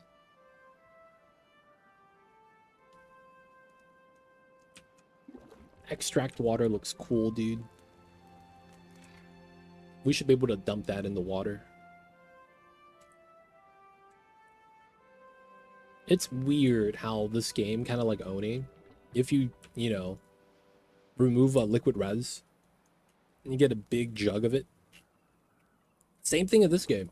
You deconstruct the water tank, you just get a little box of water that has like infinite storage space.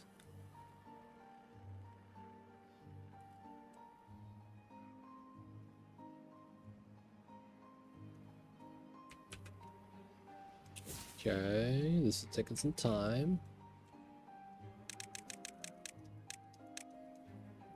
Almost. Not close enough. Okay. So we'll do it like that so they could reach. Can we reach that? Yeah, we can. Okay, we could reach that. We'll be fine. Because we walk up this way. I might be able to remove the stairs here as well.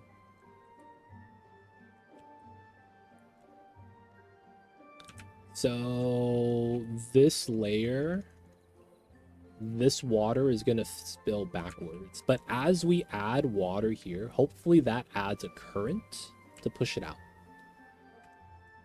Now, there is something we could do, though. We could dynamite this right here and put a sluice. Because we seal it right here on the bottom level. So if we put a sluice, it's one way. And then it lowers the level of all the water by 1 elevation. I don't know if that matters, though. That might be negligible, to be honest. How long do you think we'll play Timberborn? Today? Or do you mean, like, on the schedule?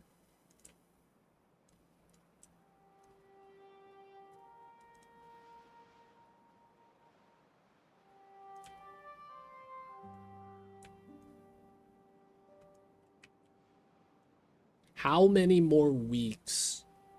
We're gonna beat this. After I beat this, and what we're gonna do is we're gonna touch both sides, right? That's the goal. After we beat this and we could touch both sides of the map, and we, you know, have the water fixed, so that's really all the problem is. If you fix the water in the ribbon world, you can't lose. So we're trying to fix the water. If we could do that, all of the ribbon is accessible, which is what we want. So we want to do that. I don't know how long that's going to take. I'm going to be honest. But that's going to be the goal. After that, it's going to depend. If I still want to play this, I'm thinking of making my own map. Potentially. And we could do like a live map making, you know, stream. Get some ideas from chat. Try to balance some things out. Yo, this guy shifted days to fall on Wednesday.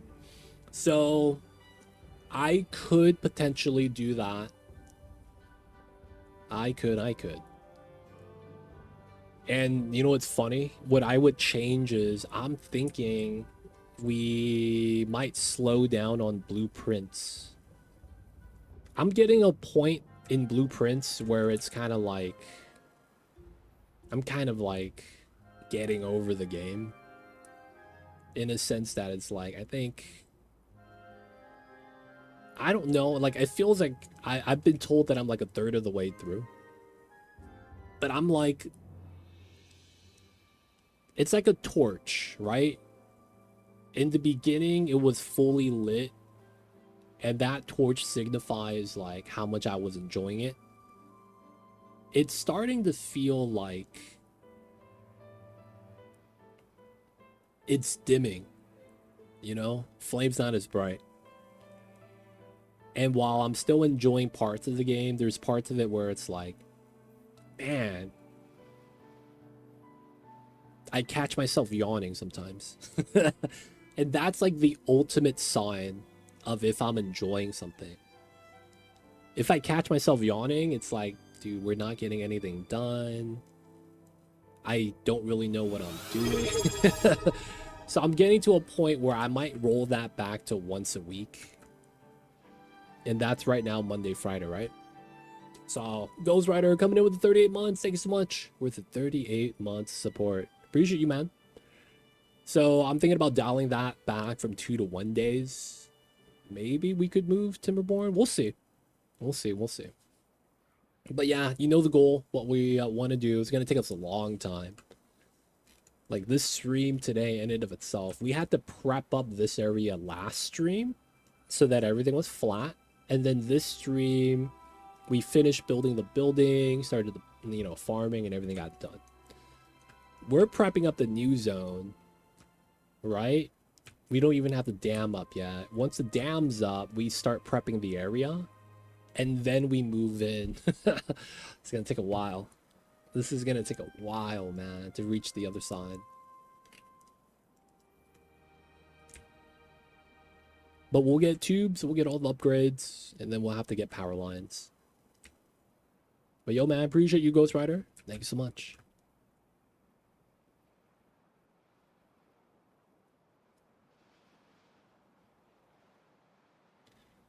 I am thinking about running a tube along the side. Oh shit, oh shit, oh shit. I'm flooding here? What in the world? Okay, that's over here then.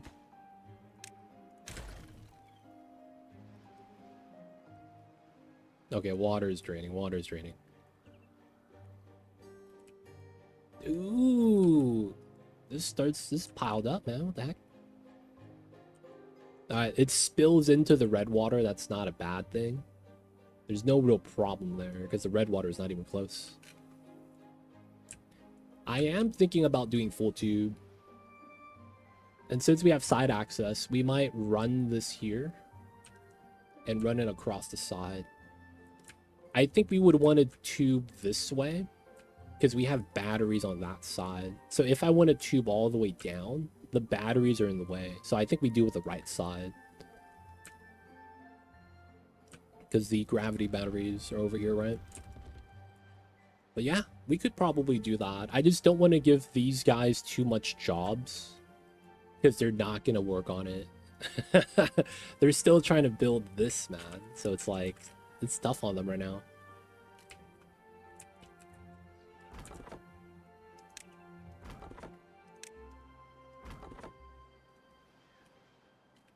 All right, still having this guy cut the woods.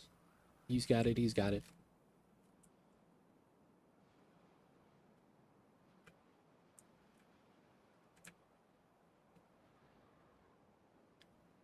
One beaver at a time.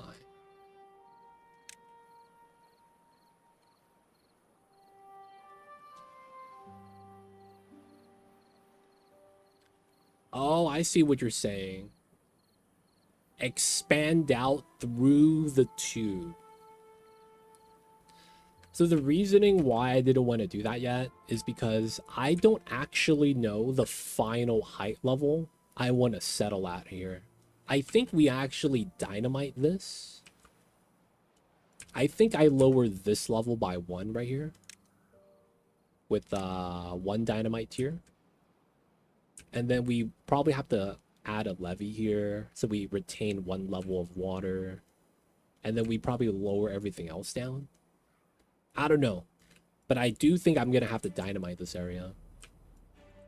I guess we could just build a tube and go up, down along the sides.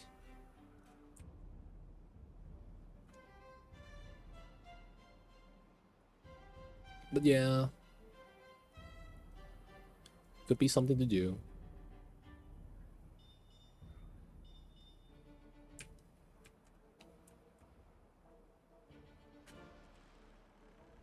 Whoa. That lag. Okay. Let me do this. And then we're gonna want to dynamite that.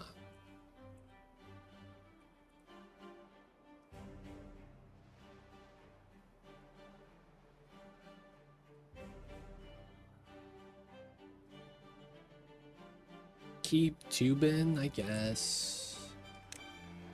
I think if we do it here, it makes it so that we're not getting wrecked.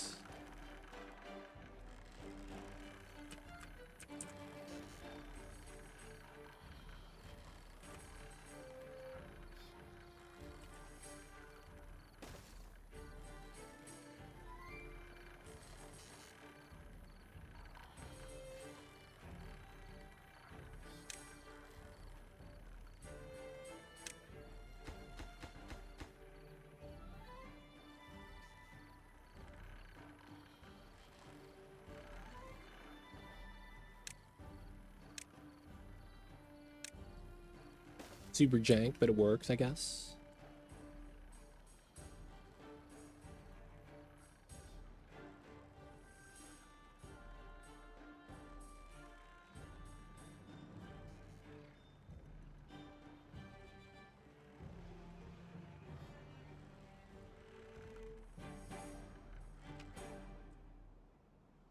All right.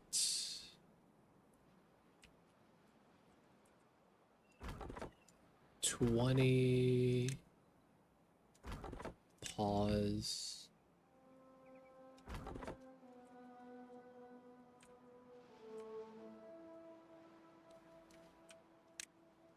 So close. 66. 66 of the way there.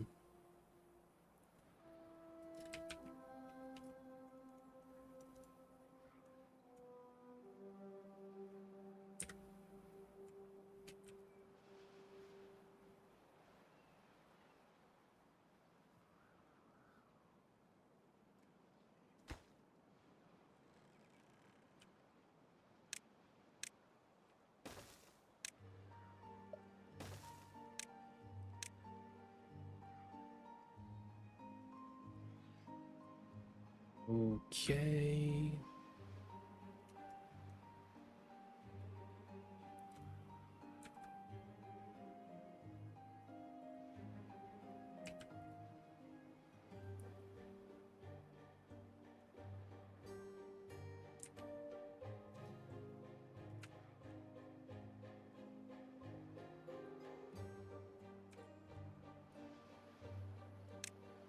I'm actually going to scratch the idea. Let's pick this all up. I'll still dynamite this though, but we're not going to run the tube here. It's fine. We'll run a different tube somewhere else.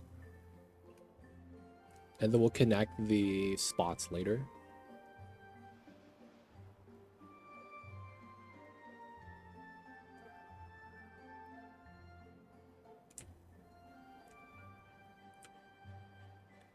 Can you tube into a district that's not the same? How does that work? You can't, right? You can't tube to a new district.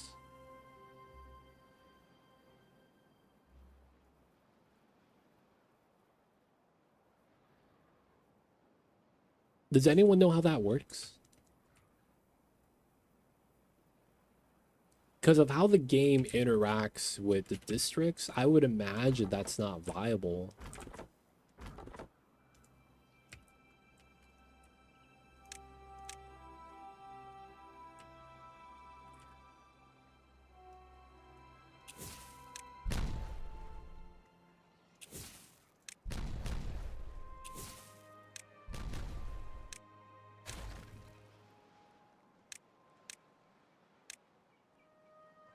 All right. We're kind of just have to demo these because it's going to be the fastest thing to do. We're still going to have to chop this tree.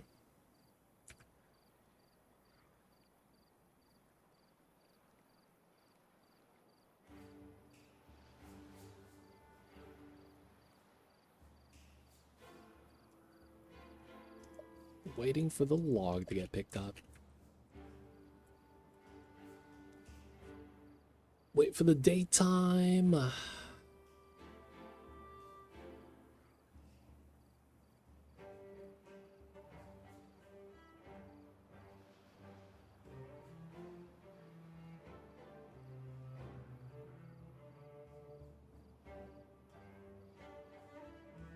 What's going on, Mind Builder? Welcome in. Buongiorno, Mind Builder. Welcome in. Doing all right. We hanging out. We're just waiting for the beavers to get to work. You know how the beavers are. They do exactly one job each day.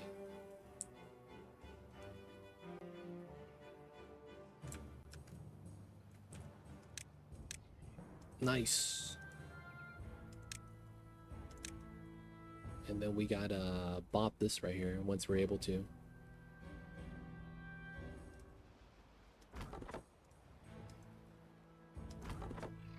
Okay.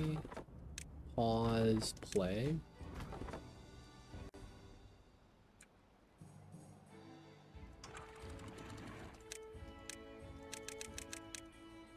Above 1. And then we have to close it on the other side. Okay, cool. We need a tunnel here.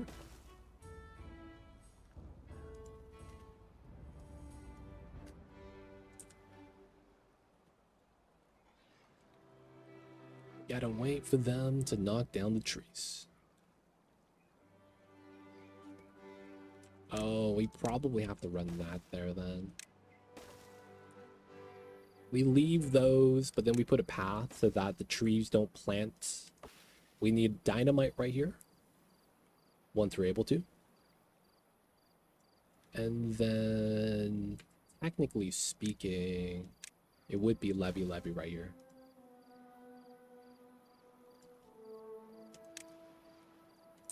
This would be tier 1. And we gotta get the staircase. So we're gonna dynamite through. It's only gonna be 3 tiles, so 3 by 3, 9. Not that bad. We gotta add a second layer so that if the red water accumulates going up vertically because of how contamination works, it needs to flow out the other way. And of course, it's gonna get pushed, right? That happens. So it is what it is. We just gotta get these things done.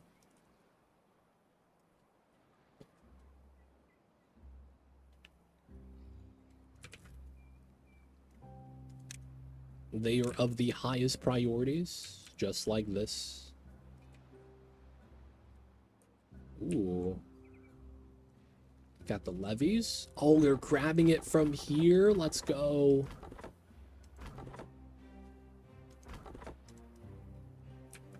Local logs. That's what I want to see.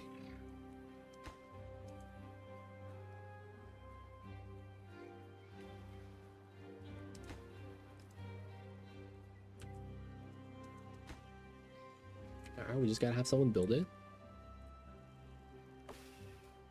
They could reach. We just need someone to chop this down.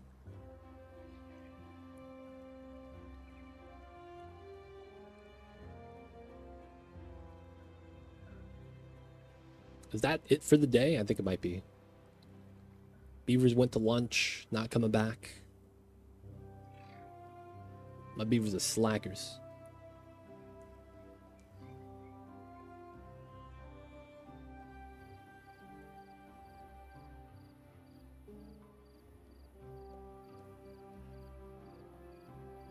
Dude, no one actually came back, huh? That sucks. End of the day.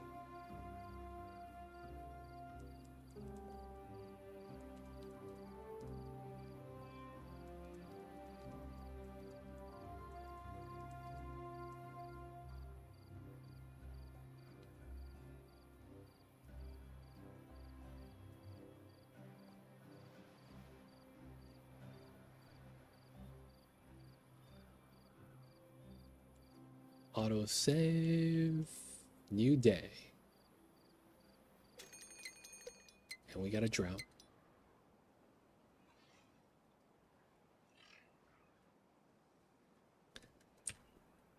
How's the dam system? It's almost done. It's almost done. No one's coming in here? Okay.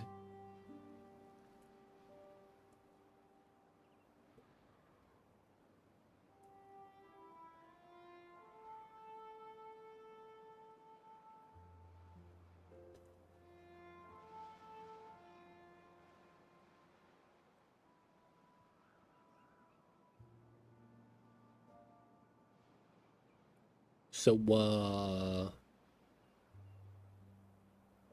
people of chat, man. How you guys doing? Beaver's... Yeah, there it is. Hey, he's back. Oh my god, they're working.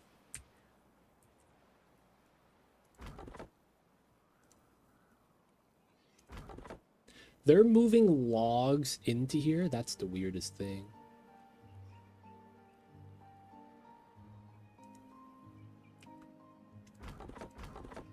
I guess it's fine.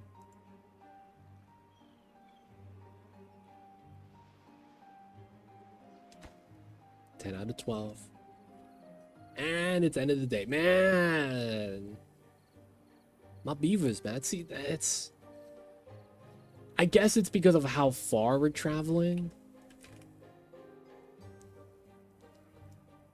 But it's like, I don't think I'm doing anything really that wrong. Like, it's not like we'd be able to make a different district and then have these guys, you know, just nearby. I don't think that would have changed too much. We are moving far, though, I will say that. But it's like, we're doing prep work in order to have clean space. Let's take some time.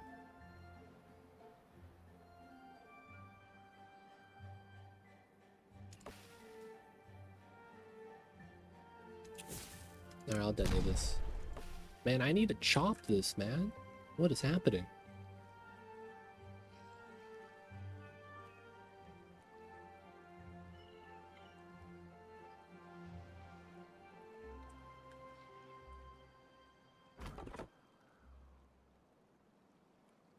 No one's hitting the tree that we want to hit?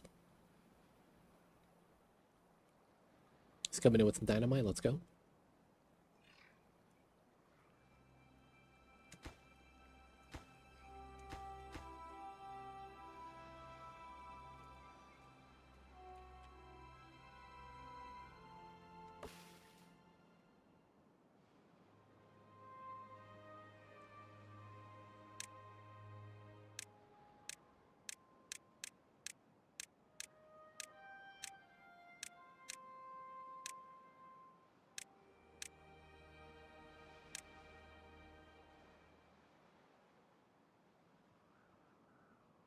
Make an engine, haul wood for power. That honestly could be the play. That's not that bad.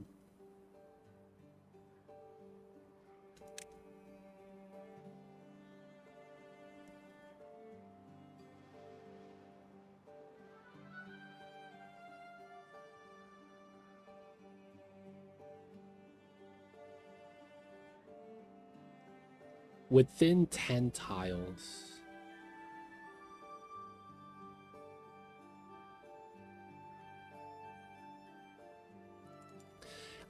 Oh, I need to do my domes. That's what I need to do.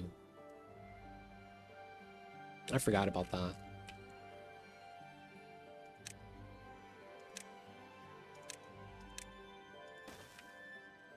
I need to build this. All right, my gears are going to be used. So let's go. I forgot I need to build bad water domes so we could keep them running all day, every day. All day, every day. Okay, it's open. Nice.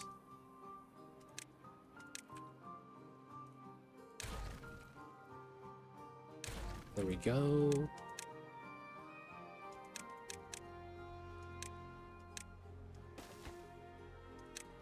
Nice, nice. I didn't have them, man. So I gotta go in and, like, build them properly today, I guess.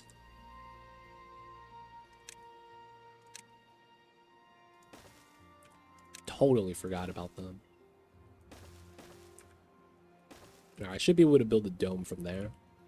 So that means gears and planks are back on. Because we're going to be processing so much.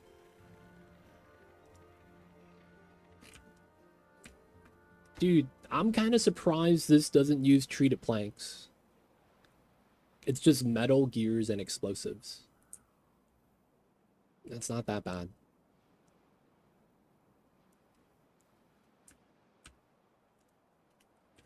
And then in before I can't build it because of the natural overhang. Oh, I'm just not close enough. That's fine.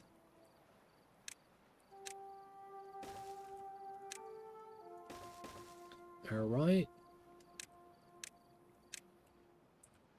After we do that, then we'll do the last one.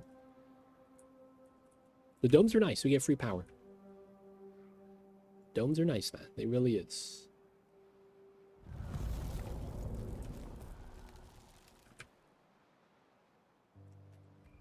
Okay. I don't like how these are here, so we're gonna push these out. There we go.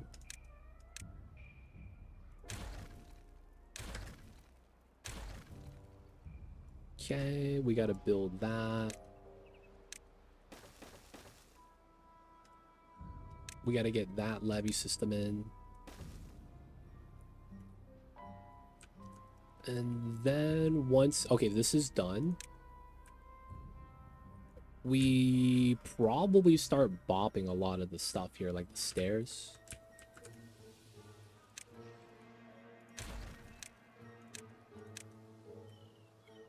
Oh, I guess we just don't care about it. I would want to, like, pick it up and use it. Because we might actually have use. Alright, District 2. Everything is going down to if needed. No always imports. Don't import water. Importing logs if we need it. Nothing else needs to be imported. We can make a coffee tank on this side. There's no coffee for these guys. You know what? This is a productivity boost, man.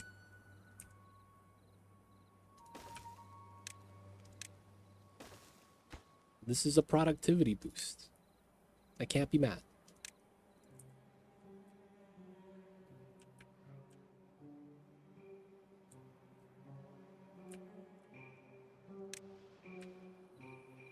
All right. I want to have them, like, loot this. I just don't think they will. Yeah. All right, so... Bop, bop, bop. Bop the road, bop this. All the stuff, it is what it is. We gotta move this up. And then we gotta finish building this. And we'll be able to demo all these levees, this right here as well. So effectively, this side and this side are gonna be connected. This sluice is not gonna matter. It's always just going to be open. We're just going to demo this. But we got to wait. Finish this. This is ready for us to hit the buttons. Which requires us to finish that. Yeah. And then, if anything, we get rid of these stairs. So we don't go down into the bad water. If we want, we could do something weird like this. And make this wider right here. Even though this is a too wide coming in.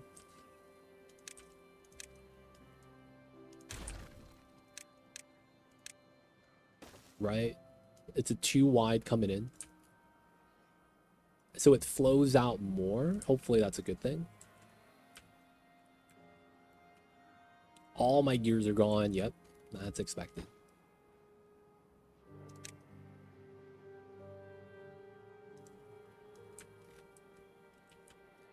All right. This is going to mean that we get free water. We got to hydrate, boys.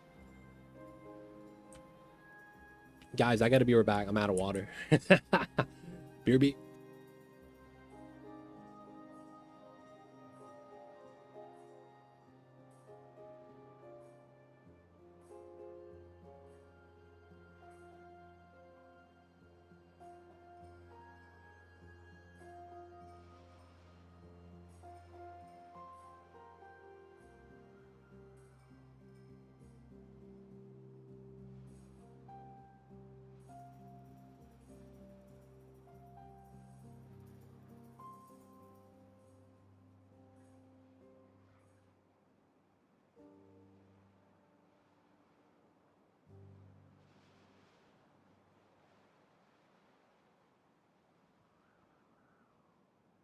All right, back with some tea.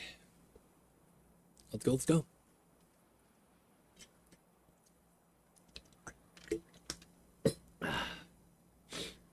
Green tea, boys. Healthy. Antioxidants. You name it. Oh, finally. Oh, I can't. Oh, no, I can, right? Because the terrain doesn't matter. All right, so from here we add in. Oh, we can't. Okay, so we want to add another layer.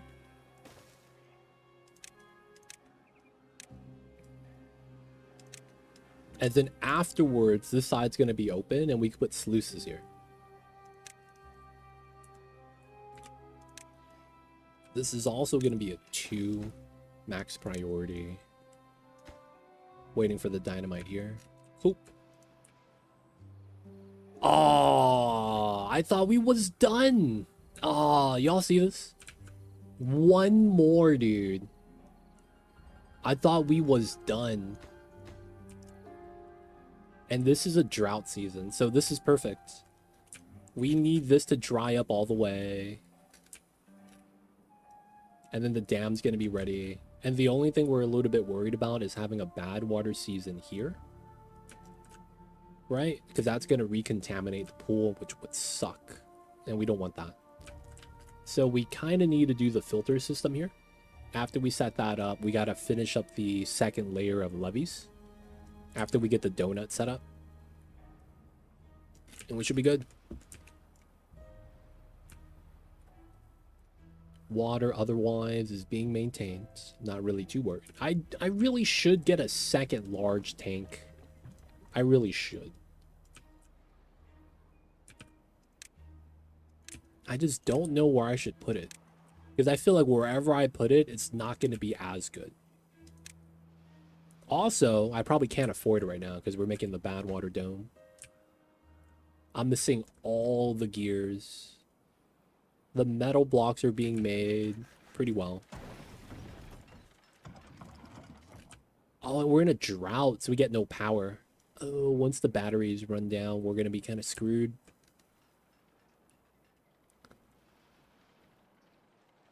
Oh, that's funny. So if we had the bad water dome, we would have had more power.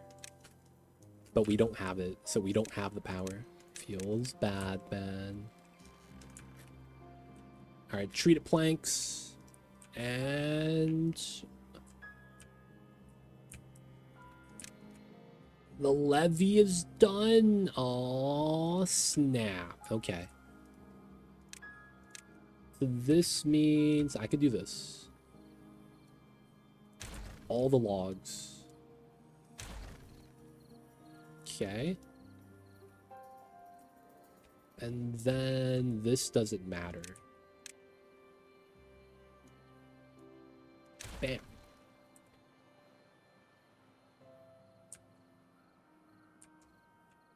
So this is gonna drain out.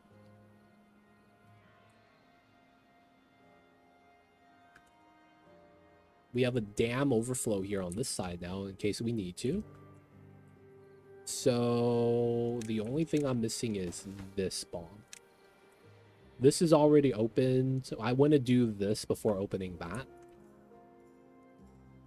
And I guess we could argue these two is not bad.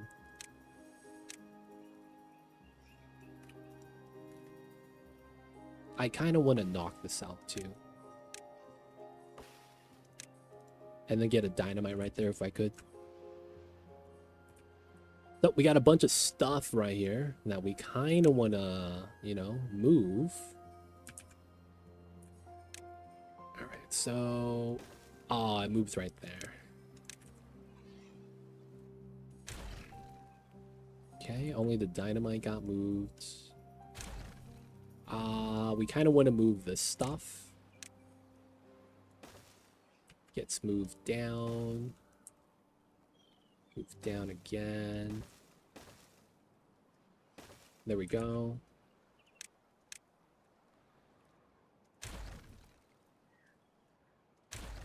Dynamite mean moving. That way we could reach the piles. We know we're probably gonna get rid of the road. We're gonna start moving the dynamite again. Push it down. Okay, that's all within reach.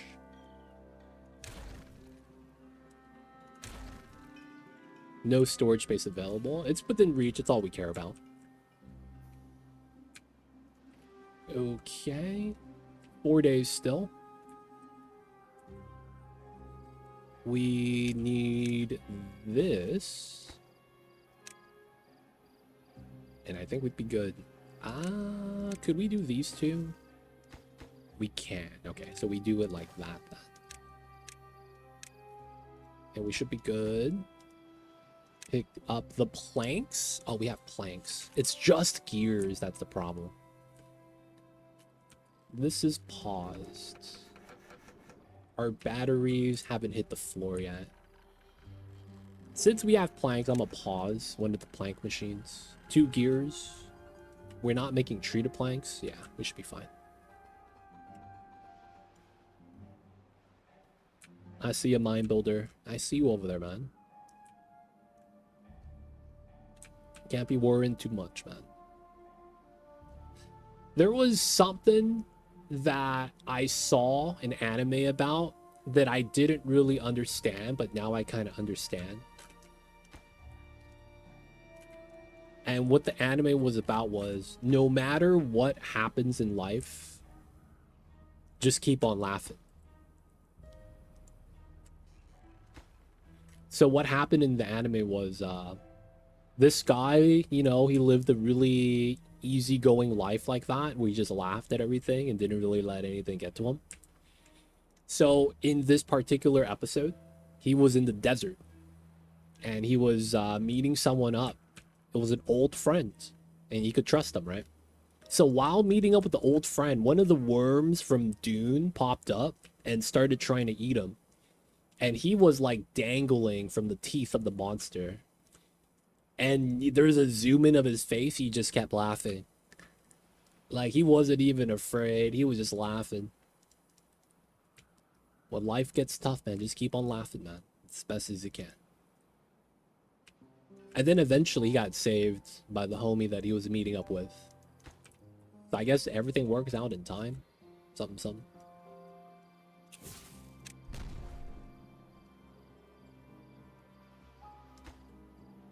No extract, no explosives. We didn't get the second layer. All right, it's getting there.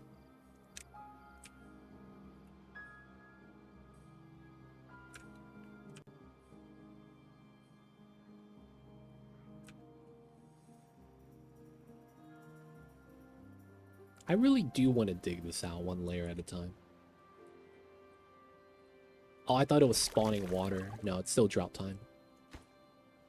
Still need 110 gears. Jesus Christ, that's a lot, dude.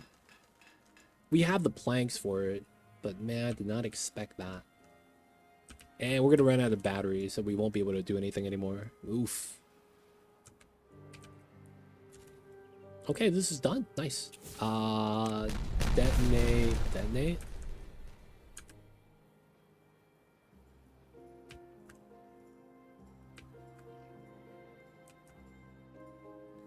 I should put sluices here.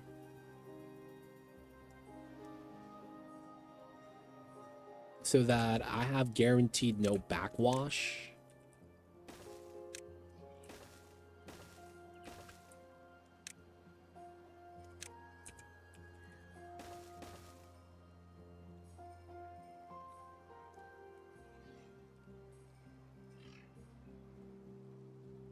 Two is fine, and then we just do levee.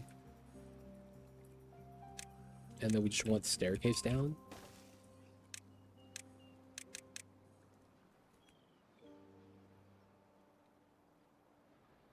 They got that built ASAP. Nice. 2-3 days. We don't need that. It's just something I think would be helpful. It guarantees you don't get backwash, right? Nobody likes backwash.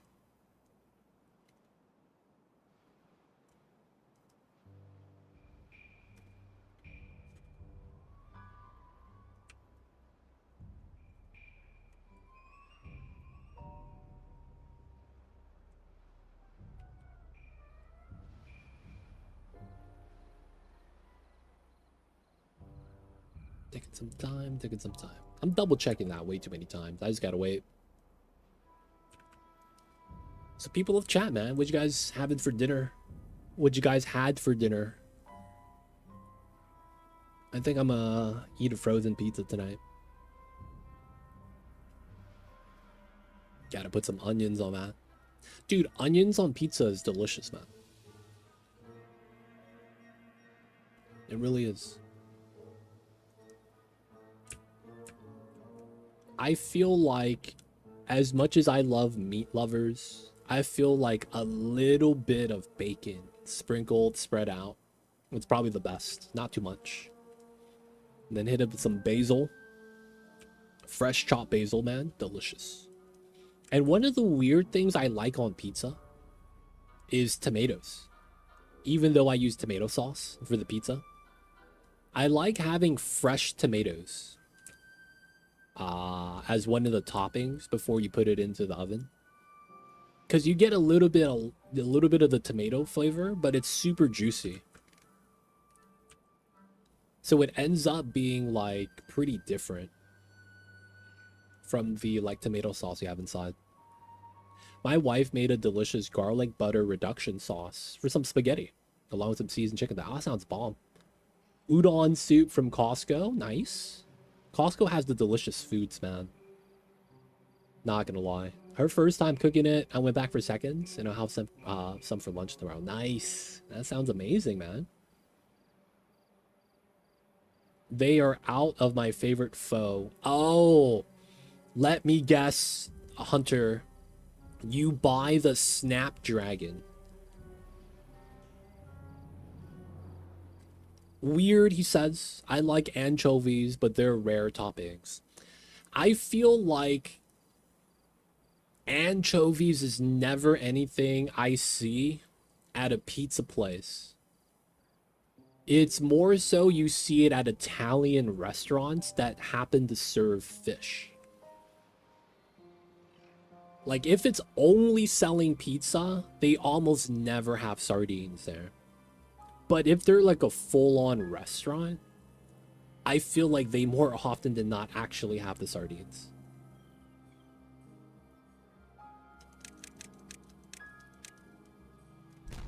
Nice. Alright, we gotta bop this. We gotta recoup the stuff. We gotta remove this. And then we gotta do the sluice landscape. We do the 2. And then Ah, I mean, we kind of have to do it, though. It is what it is. We have to open this up now. We didn't do this fast enough during the drought. That would have been ideal. Tomato slices are a pretty common topping with basil and mozzarella. Sardines are gross. I wouldn't eat those on pizza.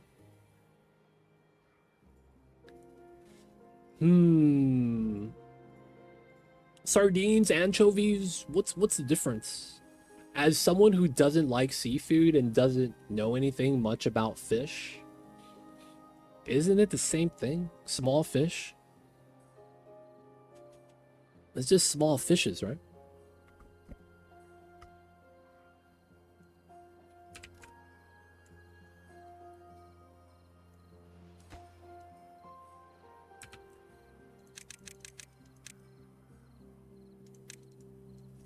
Sardines are meaty.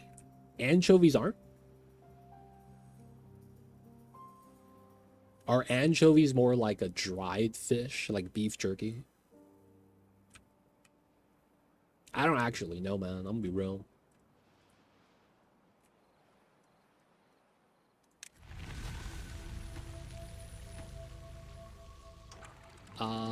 These are always open. Almost done here. We have the metal. Oh, we don't have the metal. Oh, oof, dude. Oh, you're using the metal right there. But this is priority. What the heck? Anchovies are like a salty paste. That's why it's used in so many sauces. Caesar dressing, man. Caesar dressing. Though I will say, though, I don't know if I've ever had the anchovy paste thing. But yeah, you do have it in a lot of sauces. That is true. This is open. We're going to be filling this up, which is fine. Wait, I should be okay with closing this then. Yeah, we go to auto so that it's contamination based. Yeah. Oyster sauce is really popular in Asian dishes. I know what oyster sauce is, and I've had it. I don't like it, man. Dude, I'm Asian. I don't like oyster sauce. They have another version of that called vegetarian mushroom sauce. I don't like that either. Dude, man. Dude, I had the hardest childhood growing up. I am not even kidding. I grew up with everyone telling me I was like, how do I even say this? I was shame on the family.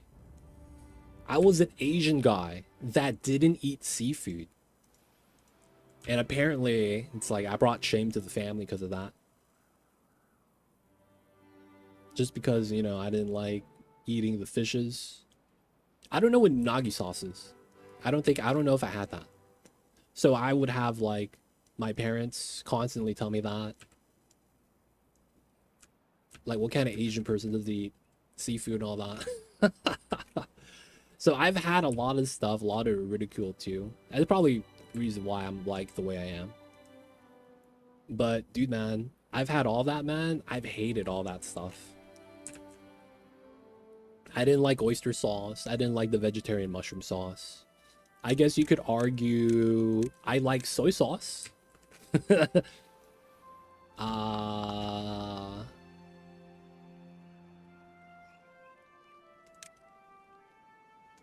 There we go.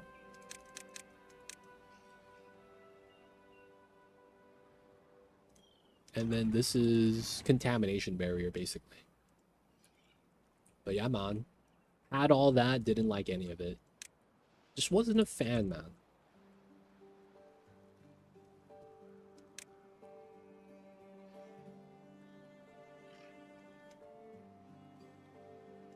All these planks right here. We have no plank space. We just have a lot of planks because I'm using it as temporary platforms. Alright, so the dam is complete. It just looks like the water stops pushing here.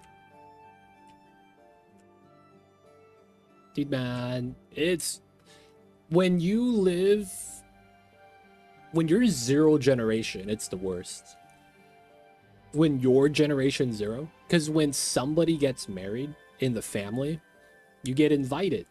And when you're, you know, the youngest, they can't leave you home alone, so they take you with you. And then because it's a wedding, they only have seafood. So I would go to the banquets, right? They'll be serving all the good seafood, and I'm just like, I can't eat this. I can't eat that. Can't eat this. And then after we leave, like, we get to McDonald's or something, so I could at least eat, you know? But I wouldn't literally be able to eat anything. They have, like, fresh king prawns, right? They're, like, huge giant prawns, giant shrimp. It's basically just fresh. You eat it with some sauce. They'll do lobster, they do fish, they do abalone, they do crab. You name it, right? They have all the seafood there. Dude, they'd be like, dude, aren't you eating? I'd be like, oh, I don't eat this. And they're like, wait, aren't you Asian? I'm like, yeah, but, you know, don't eat this. They're like, all right, man, whatever you say.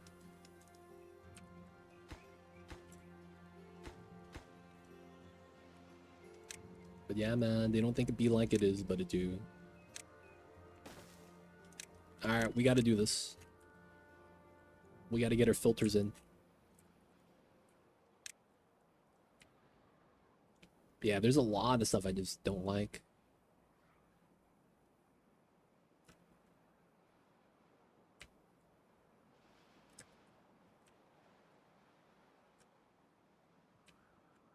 Holy shit. I contaminated my water source, boys. I've contaminated my water source. Oh my god. Oh my god.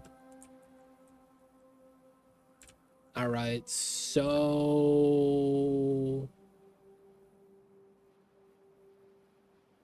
how do I do this? I have to open this again. I was like, wait, is this supposed to be red? Oh shit.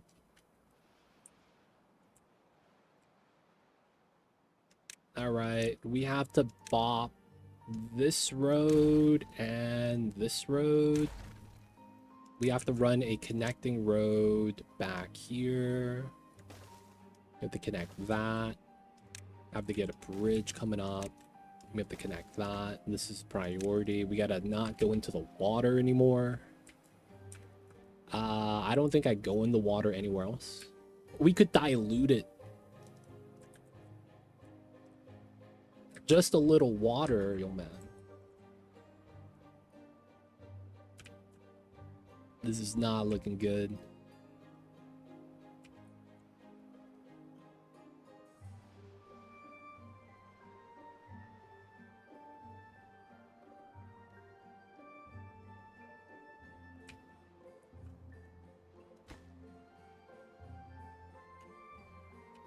They're going into the contamination.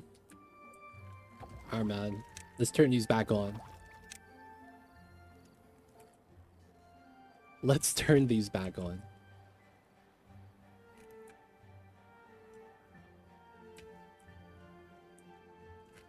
We have enough water that the plants aren't immediately dying. I guess that's good. This corner's spilling off. The real problem is the fact that I hate this, man. They're literally not building on priority. I have this that needs metal, and it's the highest priority. But they're building this instead, because I put that down first.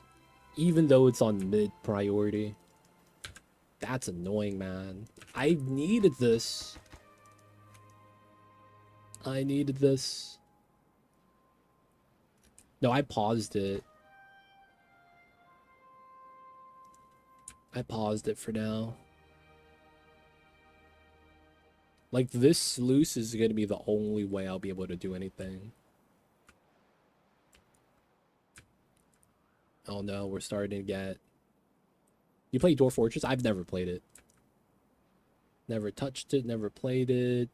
Can't say I've had experience with it.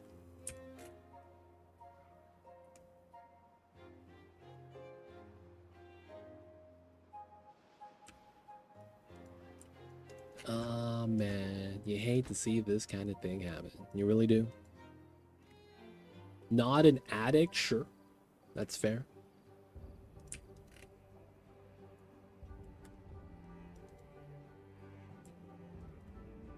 This is so bad. Because this is going to move downhill. And it's like, what can I really do? I'm hoping it dilutes enough that it's not a problem. That's all I could hope for. Oh, no, bro.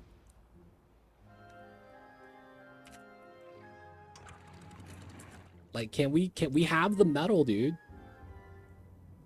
I have it. We just need someone to build this. 2 metal. 2 metal.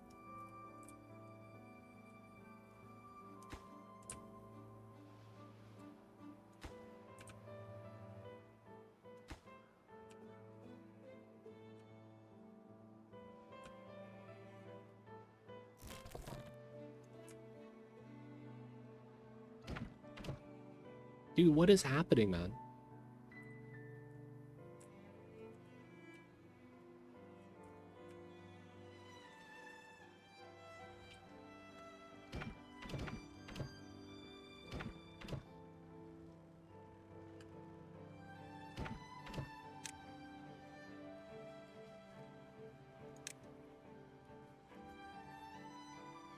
Can we move the metal here, man? One time?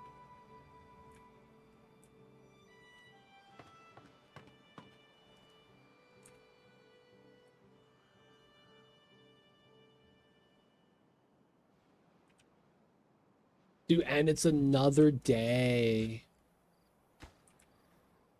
I mean... What are we doing? Alright. Pause. No, I can't pause this. This is kind of the problem with this game.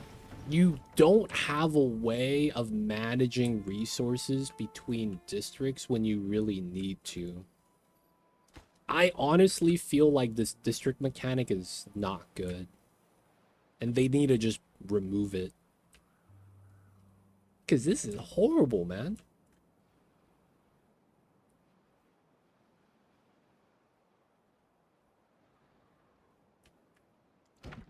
Can I demand resources somehow? I would want to have that. 4 metal. Metal. Import. Always. My metal is in storage. Okay, they're taking it. Please. Please. Please.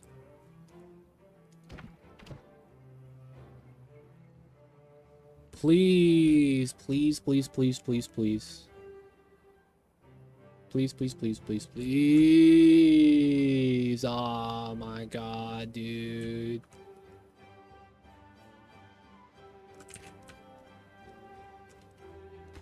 Come on, man. It's been 3 days.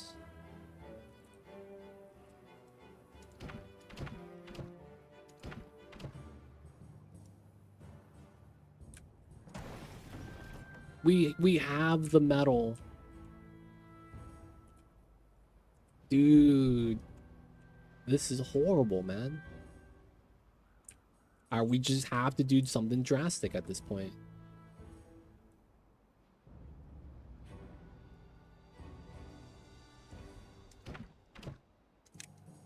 sure.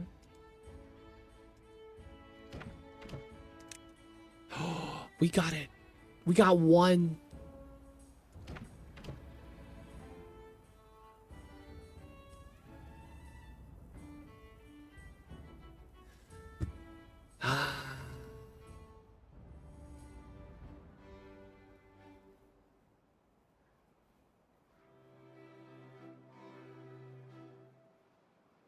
I honestly never liked the district mechanic. We kind of play with it because we have to. I think everyone hates it.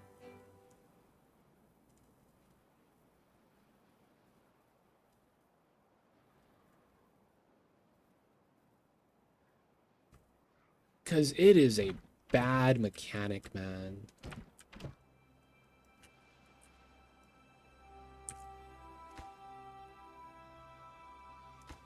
Please, logs.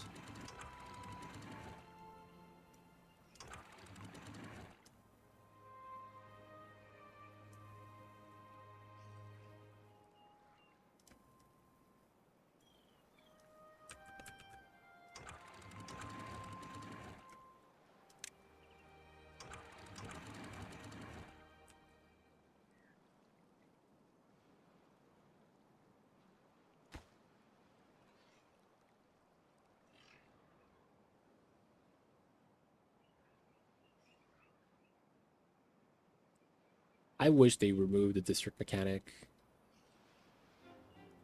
Yes, okay. Slow down the flow.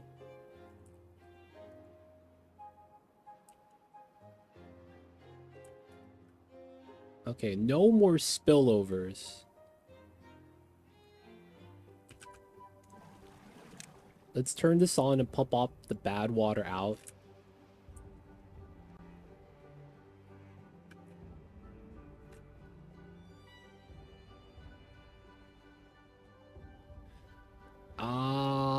Alright. This is probably where we have to do this.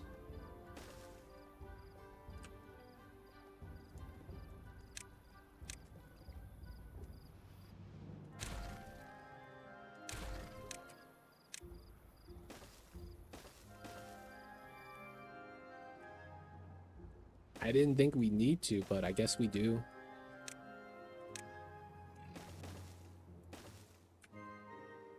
I won't be able to build these. Yeah, that one I can't, so I need this.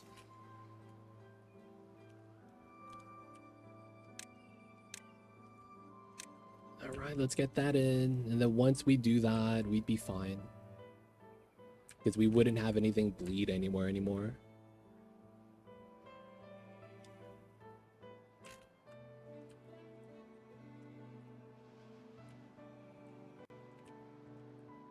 Okay, so back to here, mid-bar.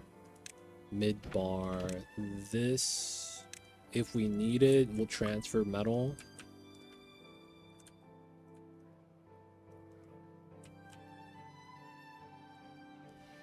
You know what I think they should do? They need to add a demand resource between the districts, or remove districts in it itself entirely. I fundamentally believe it's a bad mechanic. There's nothing about it that's fun.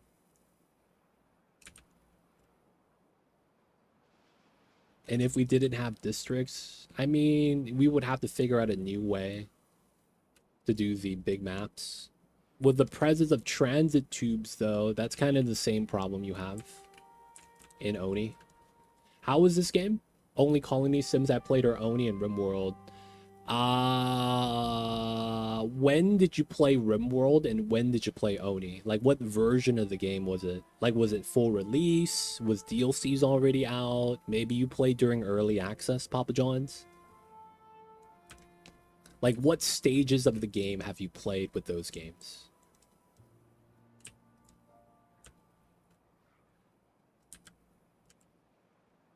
Because this is far from being the same level as those games in terms of depth.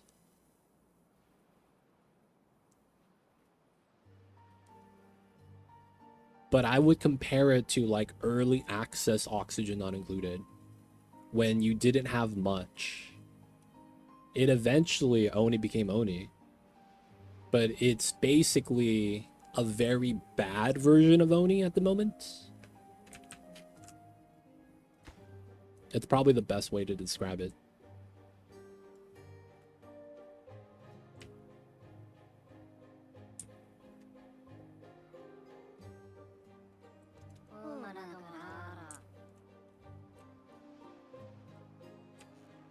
All right, technically, I think we could do this. We could build 2 decontamination pods right there.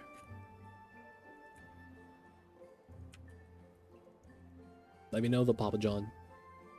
I can break it down for you if you're curious. This pool is the worst. Okay, so you don't know. You've never played this then.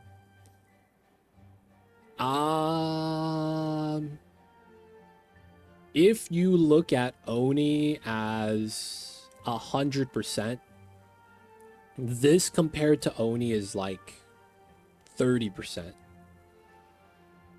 of what you're able to do. So in Oni, you do everything you could do here, right? Except it's a 2D game, right? So you play like this. There's no depth to it. This game is 3D playing. So how you play is different, right? Because you could stack buildings like this and then play around with the elevation levels, right? So I have buildings stacked on top of each other vertically. Bottom layer is some storage. Then we have housing. And then we have food storage. And then we have even more food storage, right? So there's 3D aspect. Outside of that, there's not a lot you can do in this game. Because the only thing you really need to do is manage the water. That's the main appeal. So you basically have clean water, dirty water. Dirty water is toxic. If you touch it, you get poisoned. So you need clean water to grow food. You drink the clean water, you grow plants with it, and then you get food. That's literally the entire game. That's it. That's all you do. So compared to Oni, you know, you got to make oxygen. You got to deal with temperature. And then you have space progress. Then you got different planets, right? You have a lot more in Oxygen Not Included. This game is very limited when you compare it like that. But in the same regard, though, you can't really look at the two as, you know, the same thing. The entire appeal of this game is the water physics. Because of the 3D aspect, you're going to be tasked with making a lot of dam systems, right? And then you want to control the water flow so that it's topping off, right? We're maintaining a certain height level right here. So it's adding it incrementally, and then we release water on this side. So we maintain a water height level.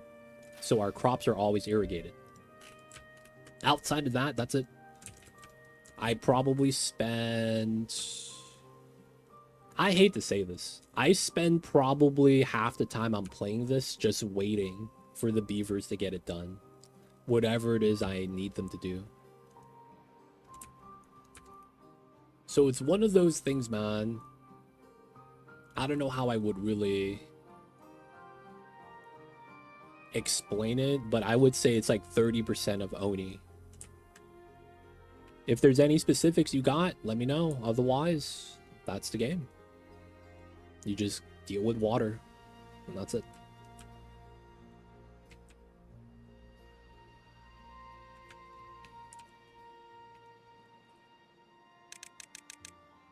Thanks for the honest review, of course. Gotta be honest.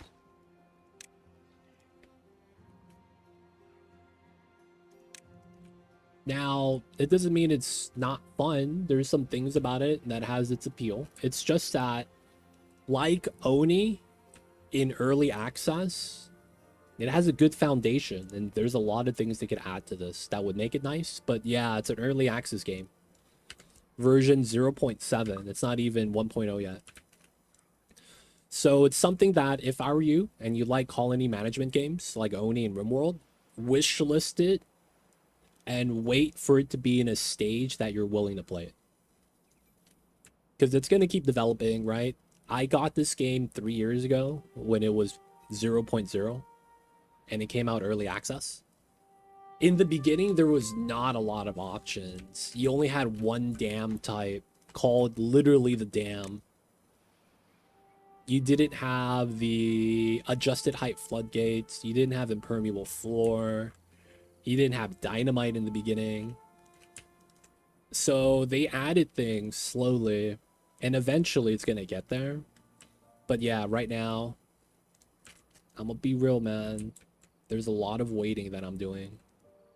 But, you know, Oni was like that too in early access, which is why I was curious to see if you played it. Because it's exactly like Oni. Because in Oni in early access, there was no geysers. So you didn't have a way to generate water. Speed control up here. I'm playing on max speed constantly because this game is slow. This is a really slow paced game. But yeah, I'm just playing on 3x. You could play at 1x, but it's like there's no real reason to. 3x is not even that fast.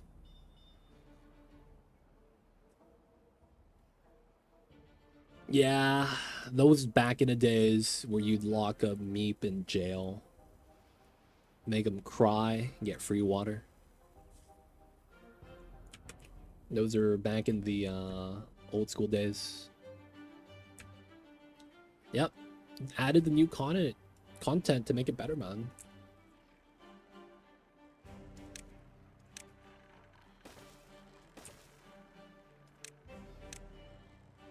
Alright, time to bop this. Make him go through the water again. Does he get wet fur? So infinite sustain was difficult then, I guess. I don't know. Geysers didn't exist. Yeah, in early access, they didn't have geysers until like the end of it. And then they added in, you know, the water geysers. But then in early access, there was a lot of bugs.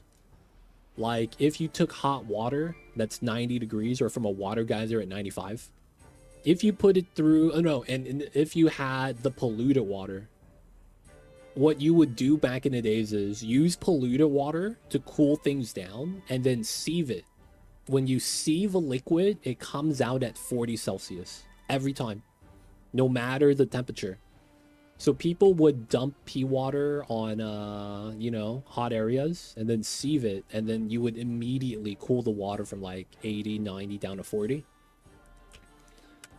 So it was like weird setup with that.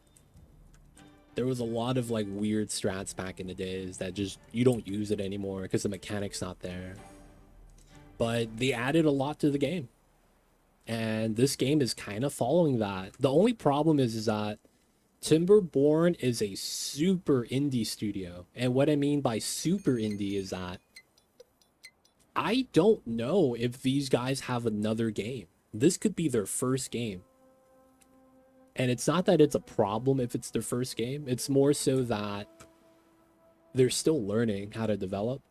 And not that they're doing a bad job. It's just that they're a bit slow. Like if you were to compare this to like the development speed of Oni, they are really slow with how much content. But I mean, that's probably why, though, they're slow. They're taking their time, making the game in the way they want it. That would make a lot of sense if that's why it's slow. But that's more so not me knocking on them, but like the pace of which you're going to expect updates. You get an update every 8 to 10 months. That's really the pace of which they're making updates. 8 to 10 months.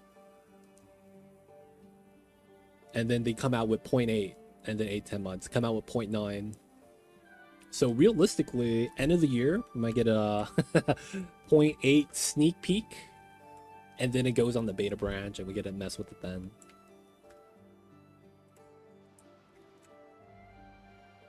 All right, still worrying about doing this right here.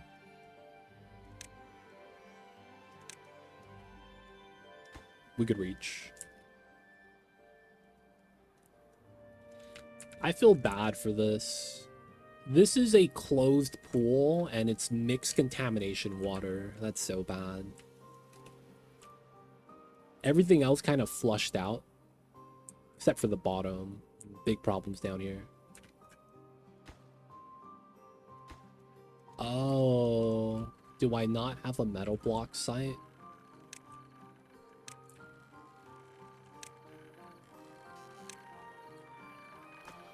Oh, ha. I want my metal. It's always the metal, boys. Always the metal. I went from having a decent amount that should never run out to now, man, we gotta wait. We got no metal, dude. Feels bad, man.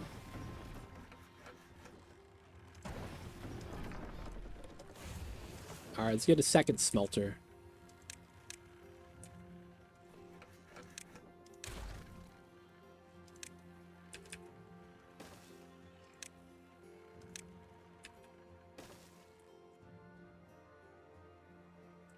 Let them build, let them work.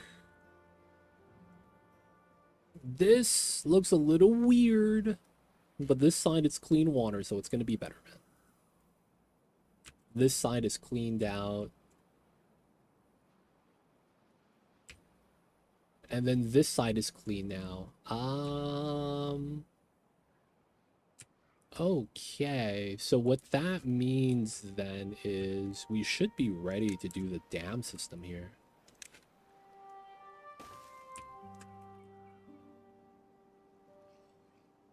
Yeah. We're going to want this dam. We're going to be holding water here. This water comes from here. And some of it is still exiting the map because we don't have enough metal. I see. Looks like it's only, yeah, it's small studio, man. Small studio. That's why I call it super indie. I think it's literally their first game, right? Like with Oxygen not included, they made Don't Starve, so they have a crew, you know, a development team.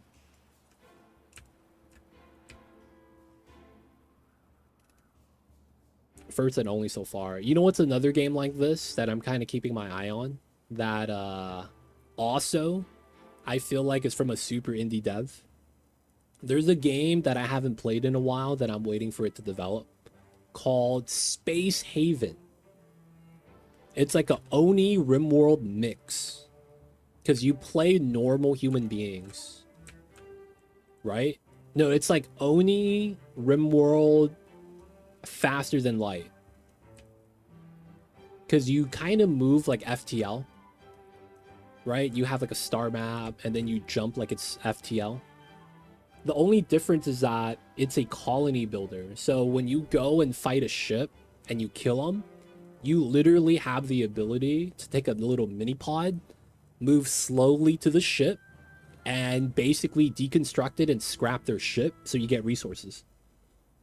Sometimes you'll have aliens, sometimes you'll get like rare info, signals, stuff like that. And then you play it like RimWorld. You have like a spaceship, you could expand.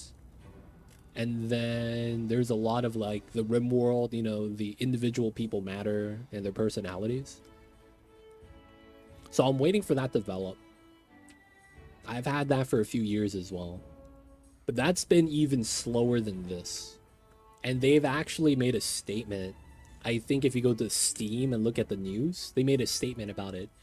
This game is going to be a work in progress. Do not complain about the slow development. We are going to ignore all those comments. We are going to be making a game we want to make. And like, that's literally, you know, they put that out in a like press release. And it's a, you know, shout out to them. They're just saying, you know, if you don't want to wait, no man, then fuck off. And they're just going to be developing the game they want to make. Like, you gotta give some respect for that. But for the most part, they're taking a long time. Even waiting like 2-3 years, I still didn't want to pick up the game again. Versus Timberborn, maybe once a year I'll pick it up, play it, and see if it's gotten to that point yet. I tried Stardeus. It's fun, but I don't know. I'll go back to it or not. Is that I think I've seen people play that. That's like you make a giant spaceship. A lot of the problem with a lot of these games is that it feels like there is a baseline of a video game. It's just whether or not they develop it to the point where it's fun. Because you could have a foundation of what you want to do. It's always going to be a problem of, can we do what we want to do instead of, you know, the baseline of what every game can do? Because I feel like when it comes to these type of games, Colony Sim, you have a foundation level of a Colony Sim that's across the board in every game the exact same. You have people, you gotta feed them, you gotta take care of them. That's in literally every video game, right? That's a Colony Sim. Like the idea of growing food, farming, you know, man, that's an old concept. Housing for them, that's an old concept, right? So like a lot of that stuff is in every video game, and it's not a knock to say that that's the bare minimum, but it is, right? It's the bare minimum. It never really feels like they're doing enough. And that's kind of what you're hoping for with the EA development. That they add enough updates, add enough things to the game, nuance, niche, whatever you want to call it, so that it becomes fun. So a lot of times you have a concept, and then it's also sucks you have bad actors. You have people that be like, oh man, this is a great idea. They'll make a great foundation for a video game, and then they'll never develop it. There's a few of those titles. Not that much, though. Just because it's like usually someone comes along and like, okay, you know what? They stopped making this. I'm gonna make something similar.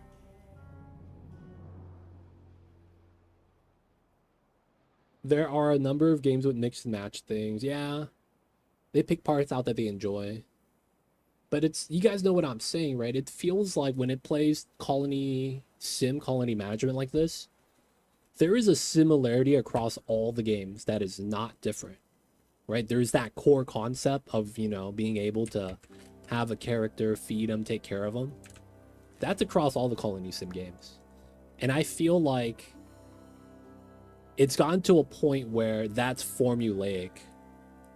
Like, it's not different. It's exactly the same to the point it looks like they're copying a blueprint. I can't really knock them on that, realistically.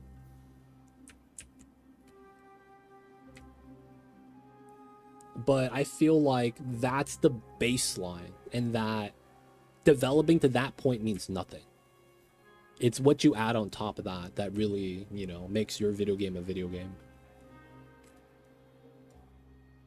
I have some friends suggest making a video game, but the customers are horrible sometimes. 100% agree. 100% agree. Being on the other end of that is tough, man. I have a list of early access game in the factory genre I follow. I check them out. Check the updates, like a list. But yeah, most get the core elements down and nothing interesting occurs. Yep. That's the problem, though. That's why games never really do good. They barely get to the baseline, and then it's like, well, that's really it. You didn't really do anything else. Yeah, it's really hard to make a fun game loop. Yep, it is. The balancing, working things out. You really have to be motivated and excited about it. And sometimes, man, you do it for too long, no matter how much time you put in or break time you put in, you might just need a second set of eyes. Need someone else to check it out. But you gotta have trust in that person, man. Good taste. Having overlapping taste, maybe. All I really have is modded Minecraft. I'm gonna be real, man. It's Minecraft, though. What can you not do in that game? You got redstone. Probably one of the better automation with automation circuitry setups that they have in any video game. You could mod basically anything. It's gotten to the point where they have like mods and code to do what? They have Hunger Games, Battle Royale, Capture the Flag, Tag, Parkour, right? They have Gladiator Arena, PvP, like everything of it too. It's its own little niche community, and it's insane how developed it is. Hard to beat modded Minecraft, man. I will have to say. You also need something that will differentiate your game from a bunch of other similar games. Yep, your niche, your nuance, right? Create mod is my list of automation games. Lol, it's that good. Create mod. Wait, what is that?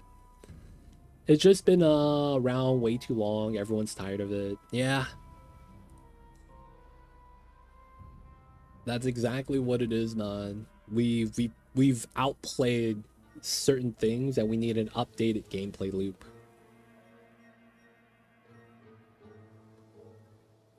Create is a rotational power based. Rotational power based? So am I running a hamster wheel to generate power all day? Oh no, it's a Minecraft mod. Oh, I thought it was a standalone game. Water wheels.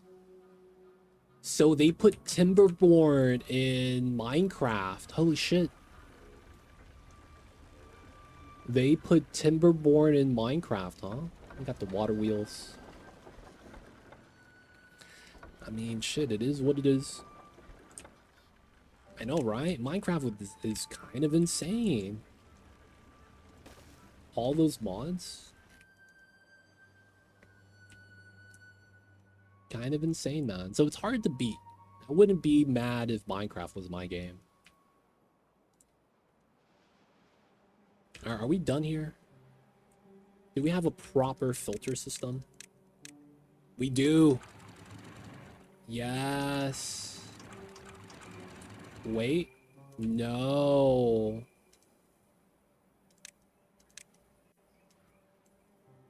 There we go. So we do 1% below, and this is 1% above. All right. So we could finally have water in our river. We got the dam right here. This is more or less clean.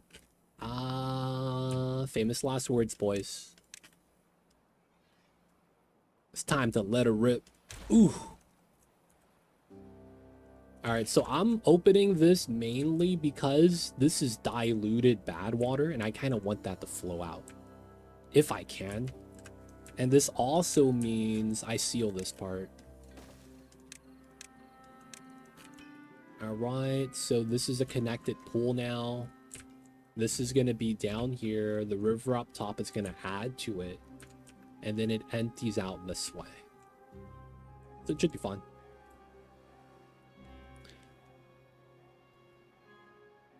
Minecraft, Wild Lineage, Eve, they've been around too long. Yeah, but then, you know, people still play it because they did something right.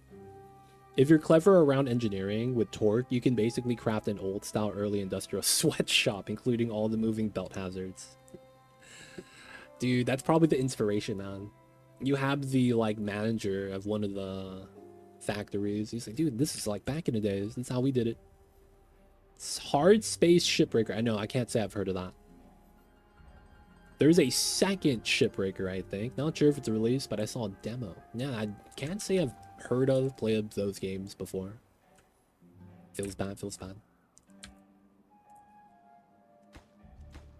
We gotta build this part, though.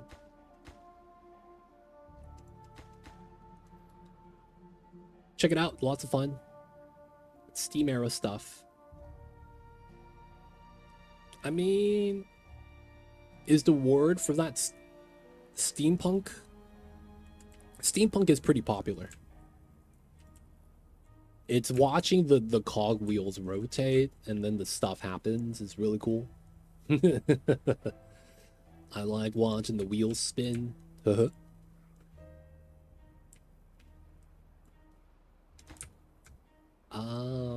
Yeah, we'll turn this back on. We're still working on the levees, so we could crank this open all the way.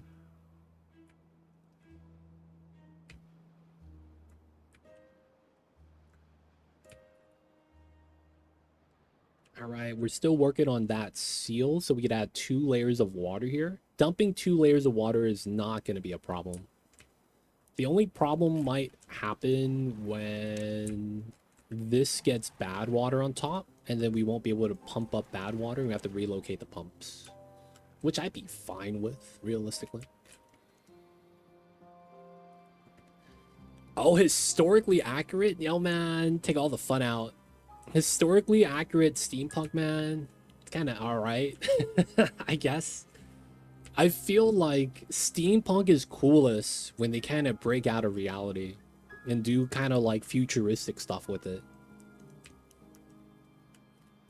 The normal steampunk stuff is kind of alright, I guess.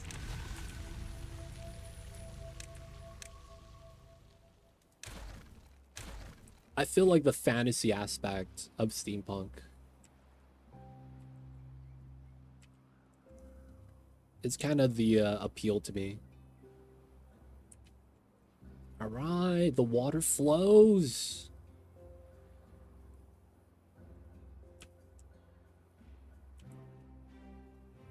The water flows.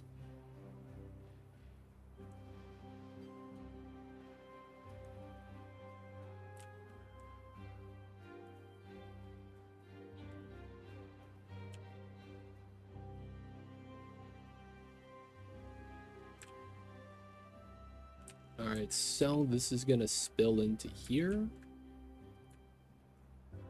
Looks like the dilution is happening. Looks like I need to build these levees though. And then I'm hoping, because this is 3 right here, right? That 3 over here is all we need. I don't actually know, right? Because technically we're merging 2 water sources. Hopefully it's going to be all right. Cogs gotta be rotating, man. Oh, wow. The same company that made Shipbreaker also made a... Hey, man. I'm gonna be real, man. I would want to know why it was negative. You never know, man. It could be something jank. Jank reasoning. But hey, man, they don't think it'd be like it is, man. But it do.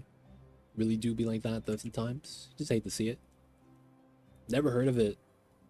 Can't say I've heard of that.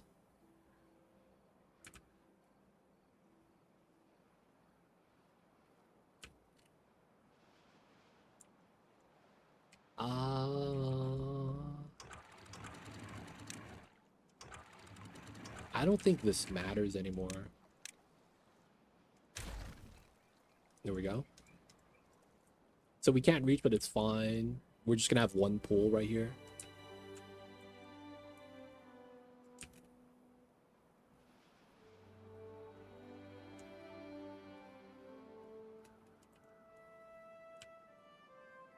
Yeah, we're doing all right. Guys, I think this is going to be a great spot for us to wrap things up for the night.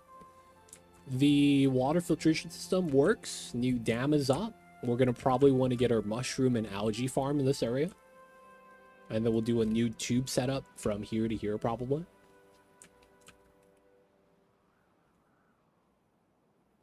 That's not bad. But yeah, it's pretty good. The other bad water looks like we're handling it. The only problem is that we won't be able to reroute this bad water. We have to go up top and then make a filtration system off the map. Right? So we have to do that there, and then we get clean blue water. So those bad water sources we can't really do anything about, but we could do something crazy. We could do a floating aqueduct to combine both water sources and then sacrifice one side to go downhill and get a straight line, super speed water wheel line. Basically do a waterfall, get max water speed, 2 tiles, and then get the large water wheel like fully running. And then like basically connect here and here. Bam. Run it down all the way. And then like off the map here. And then just do a bunch of batteries. Who knows, man? I feel like we could do something like that, though. Potentially, potentially. We'll have to see whether or not how we want to approach that. There is going to be some stuff I want to do here, though. But we can wait till next time. I don't think we're going to have any problems. Seems like the filter system works out pretty well. But guys, it's going to be time. We get that saving.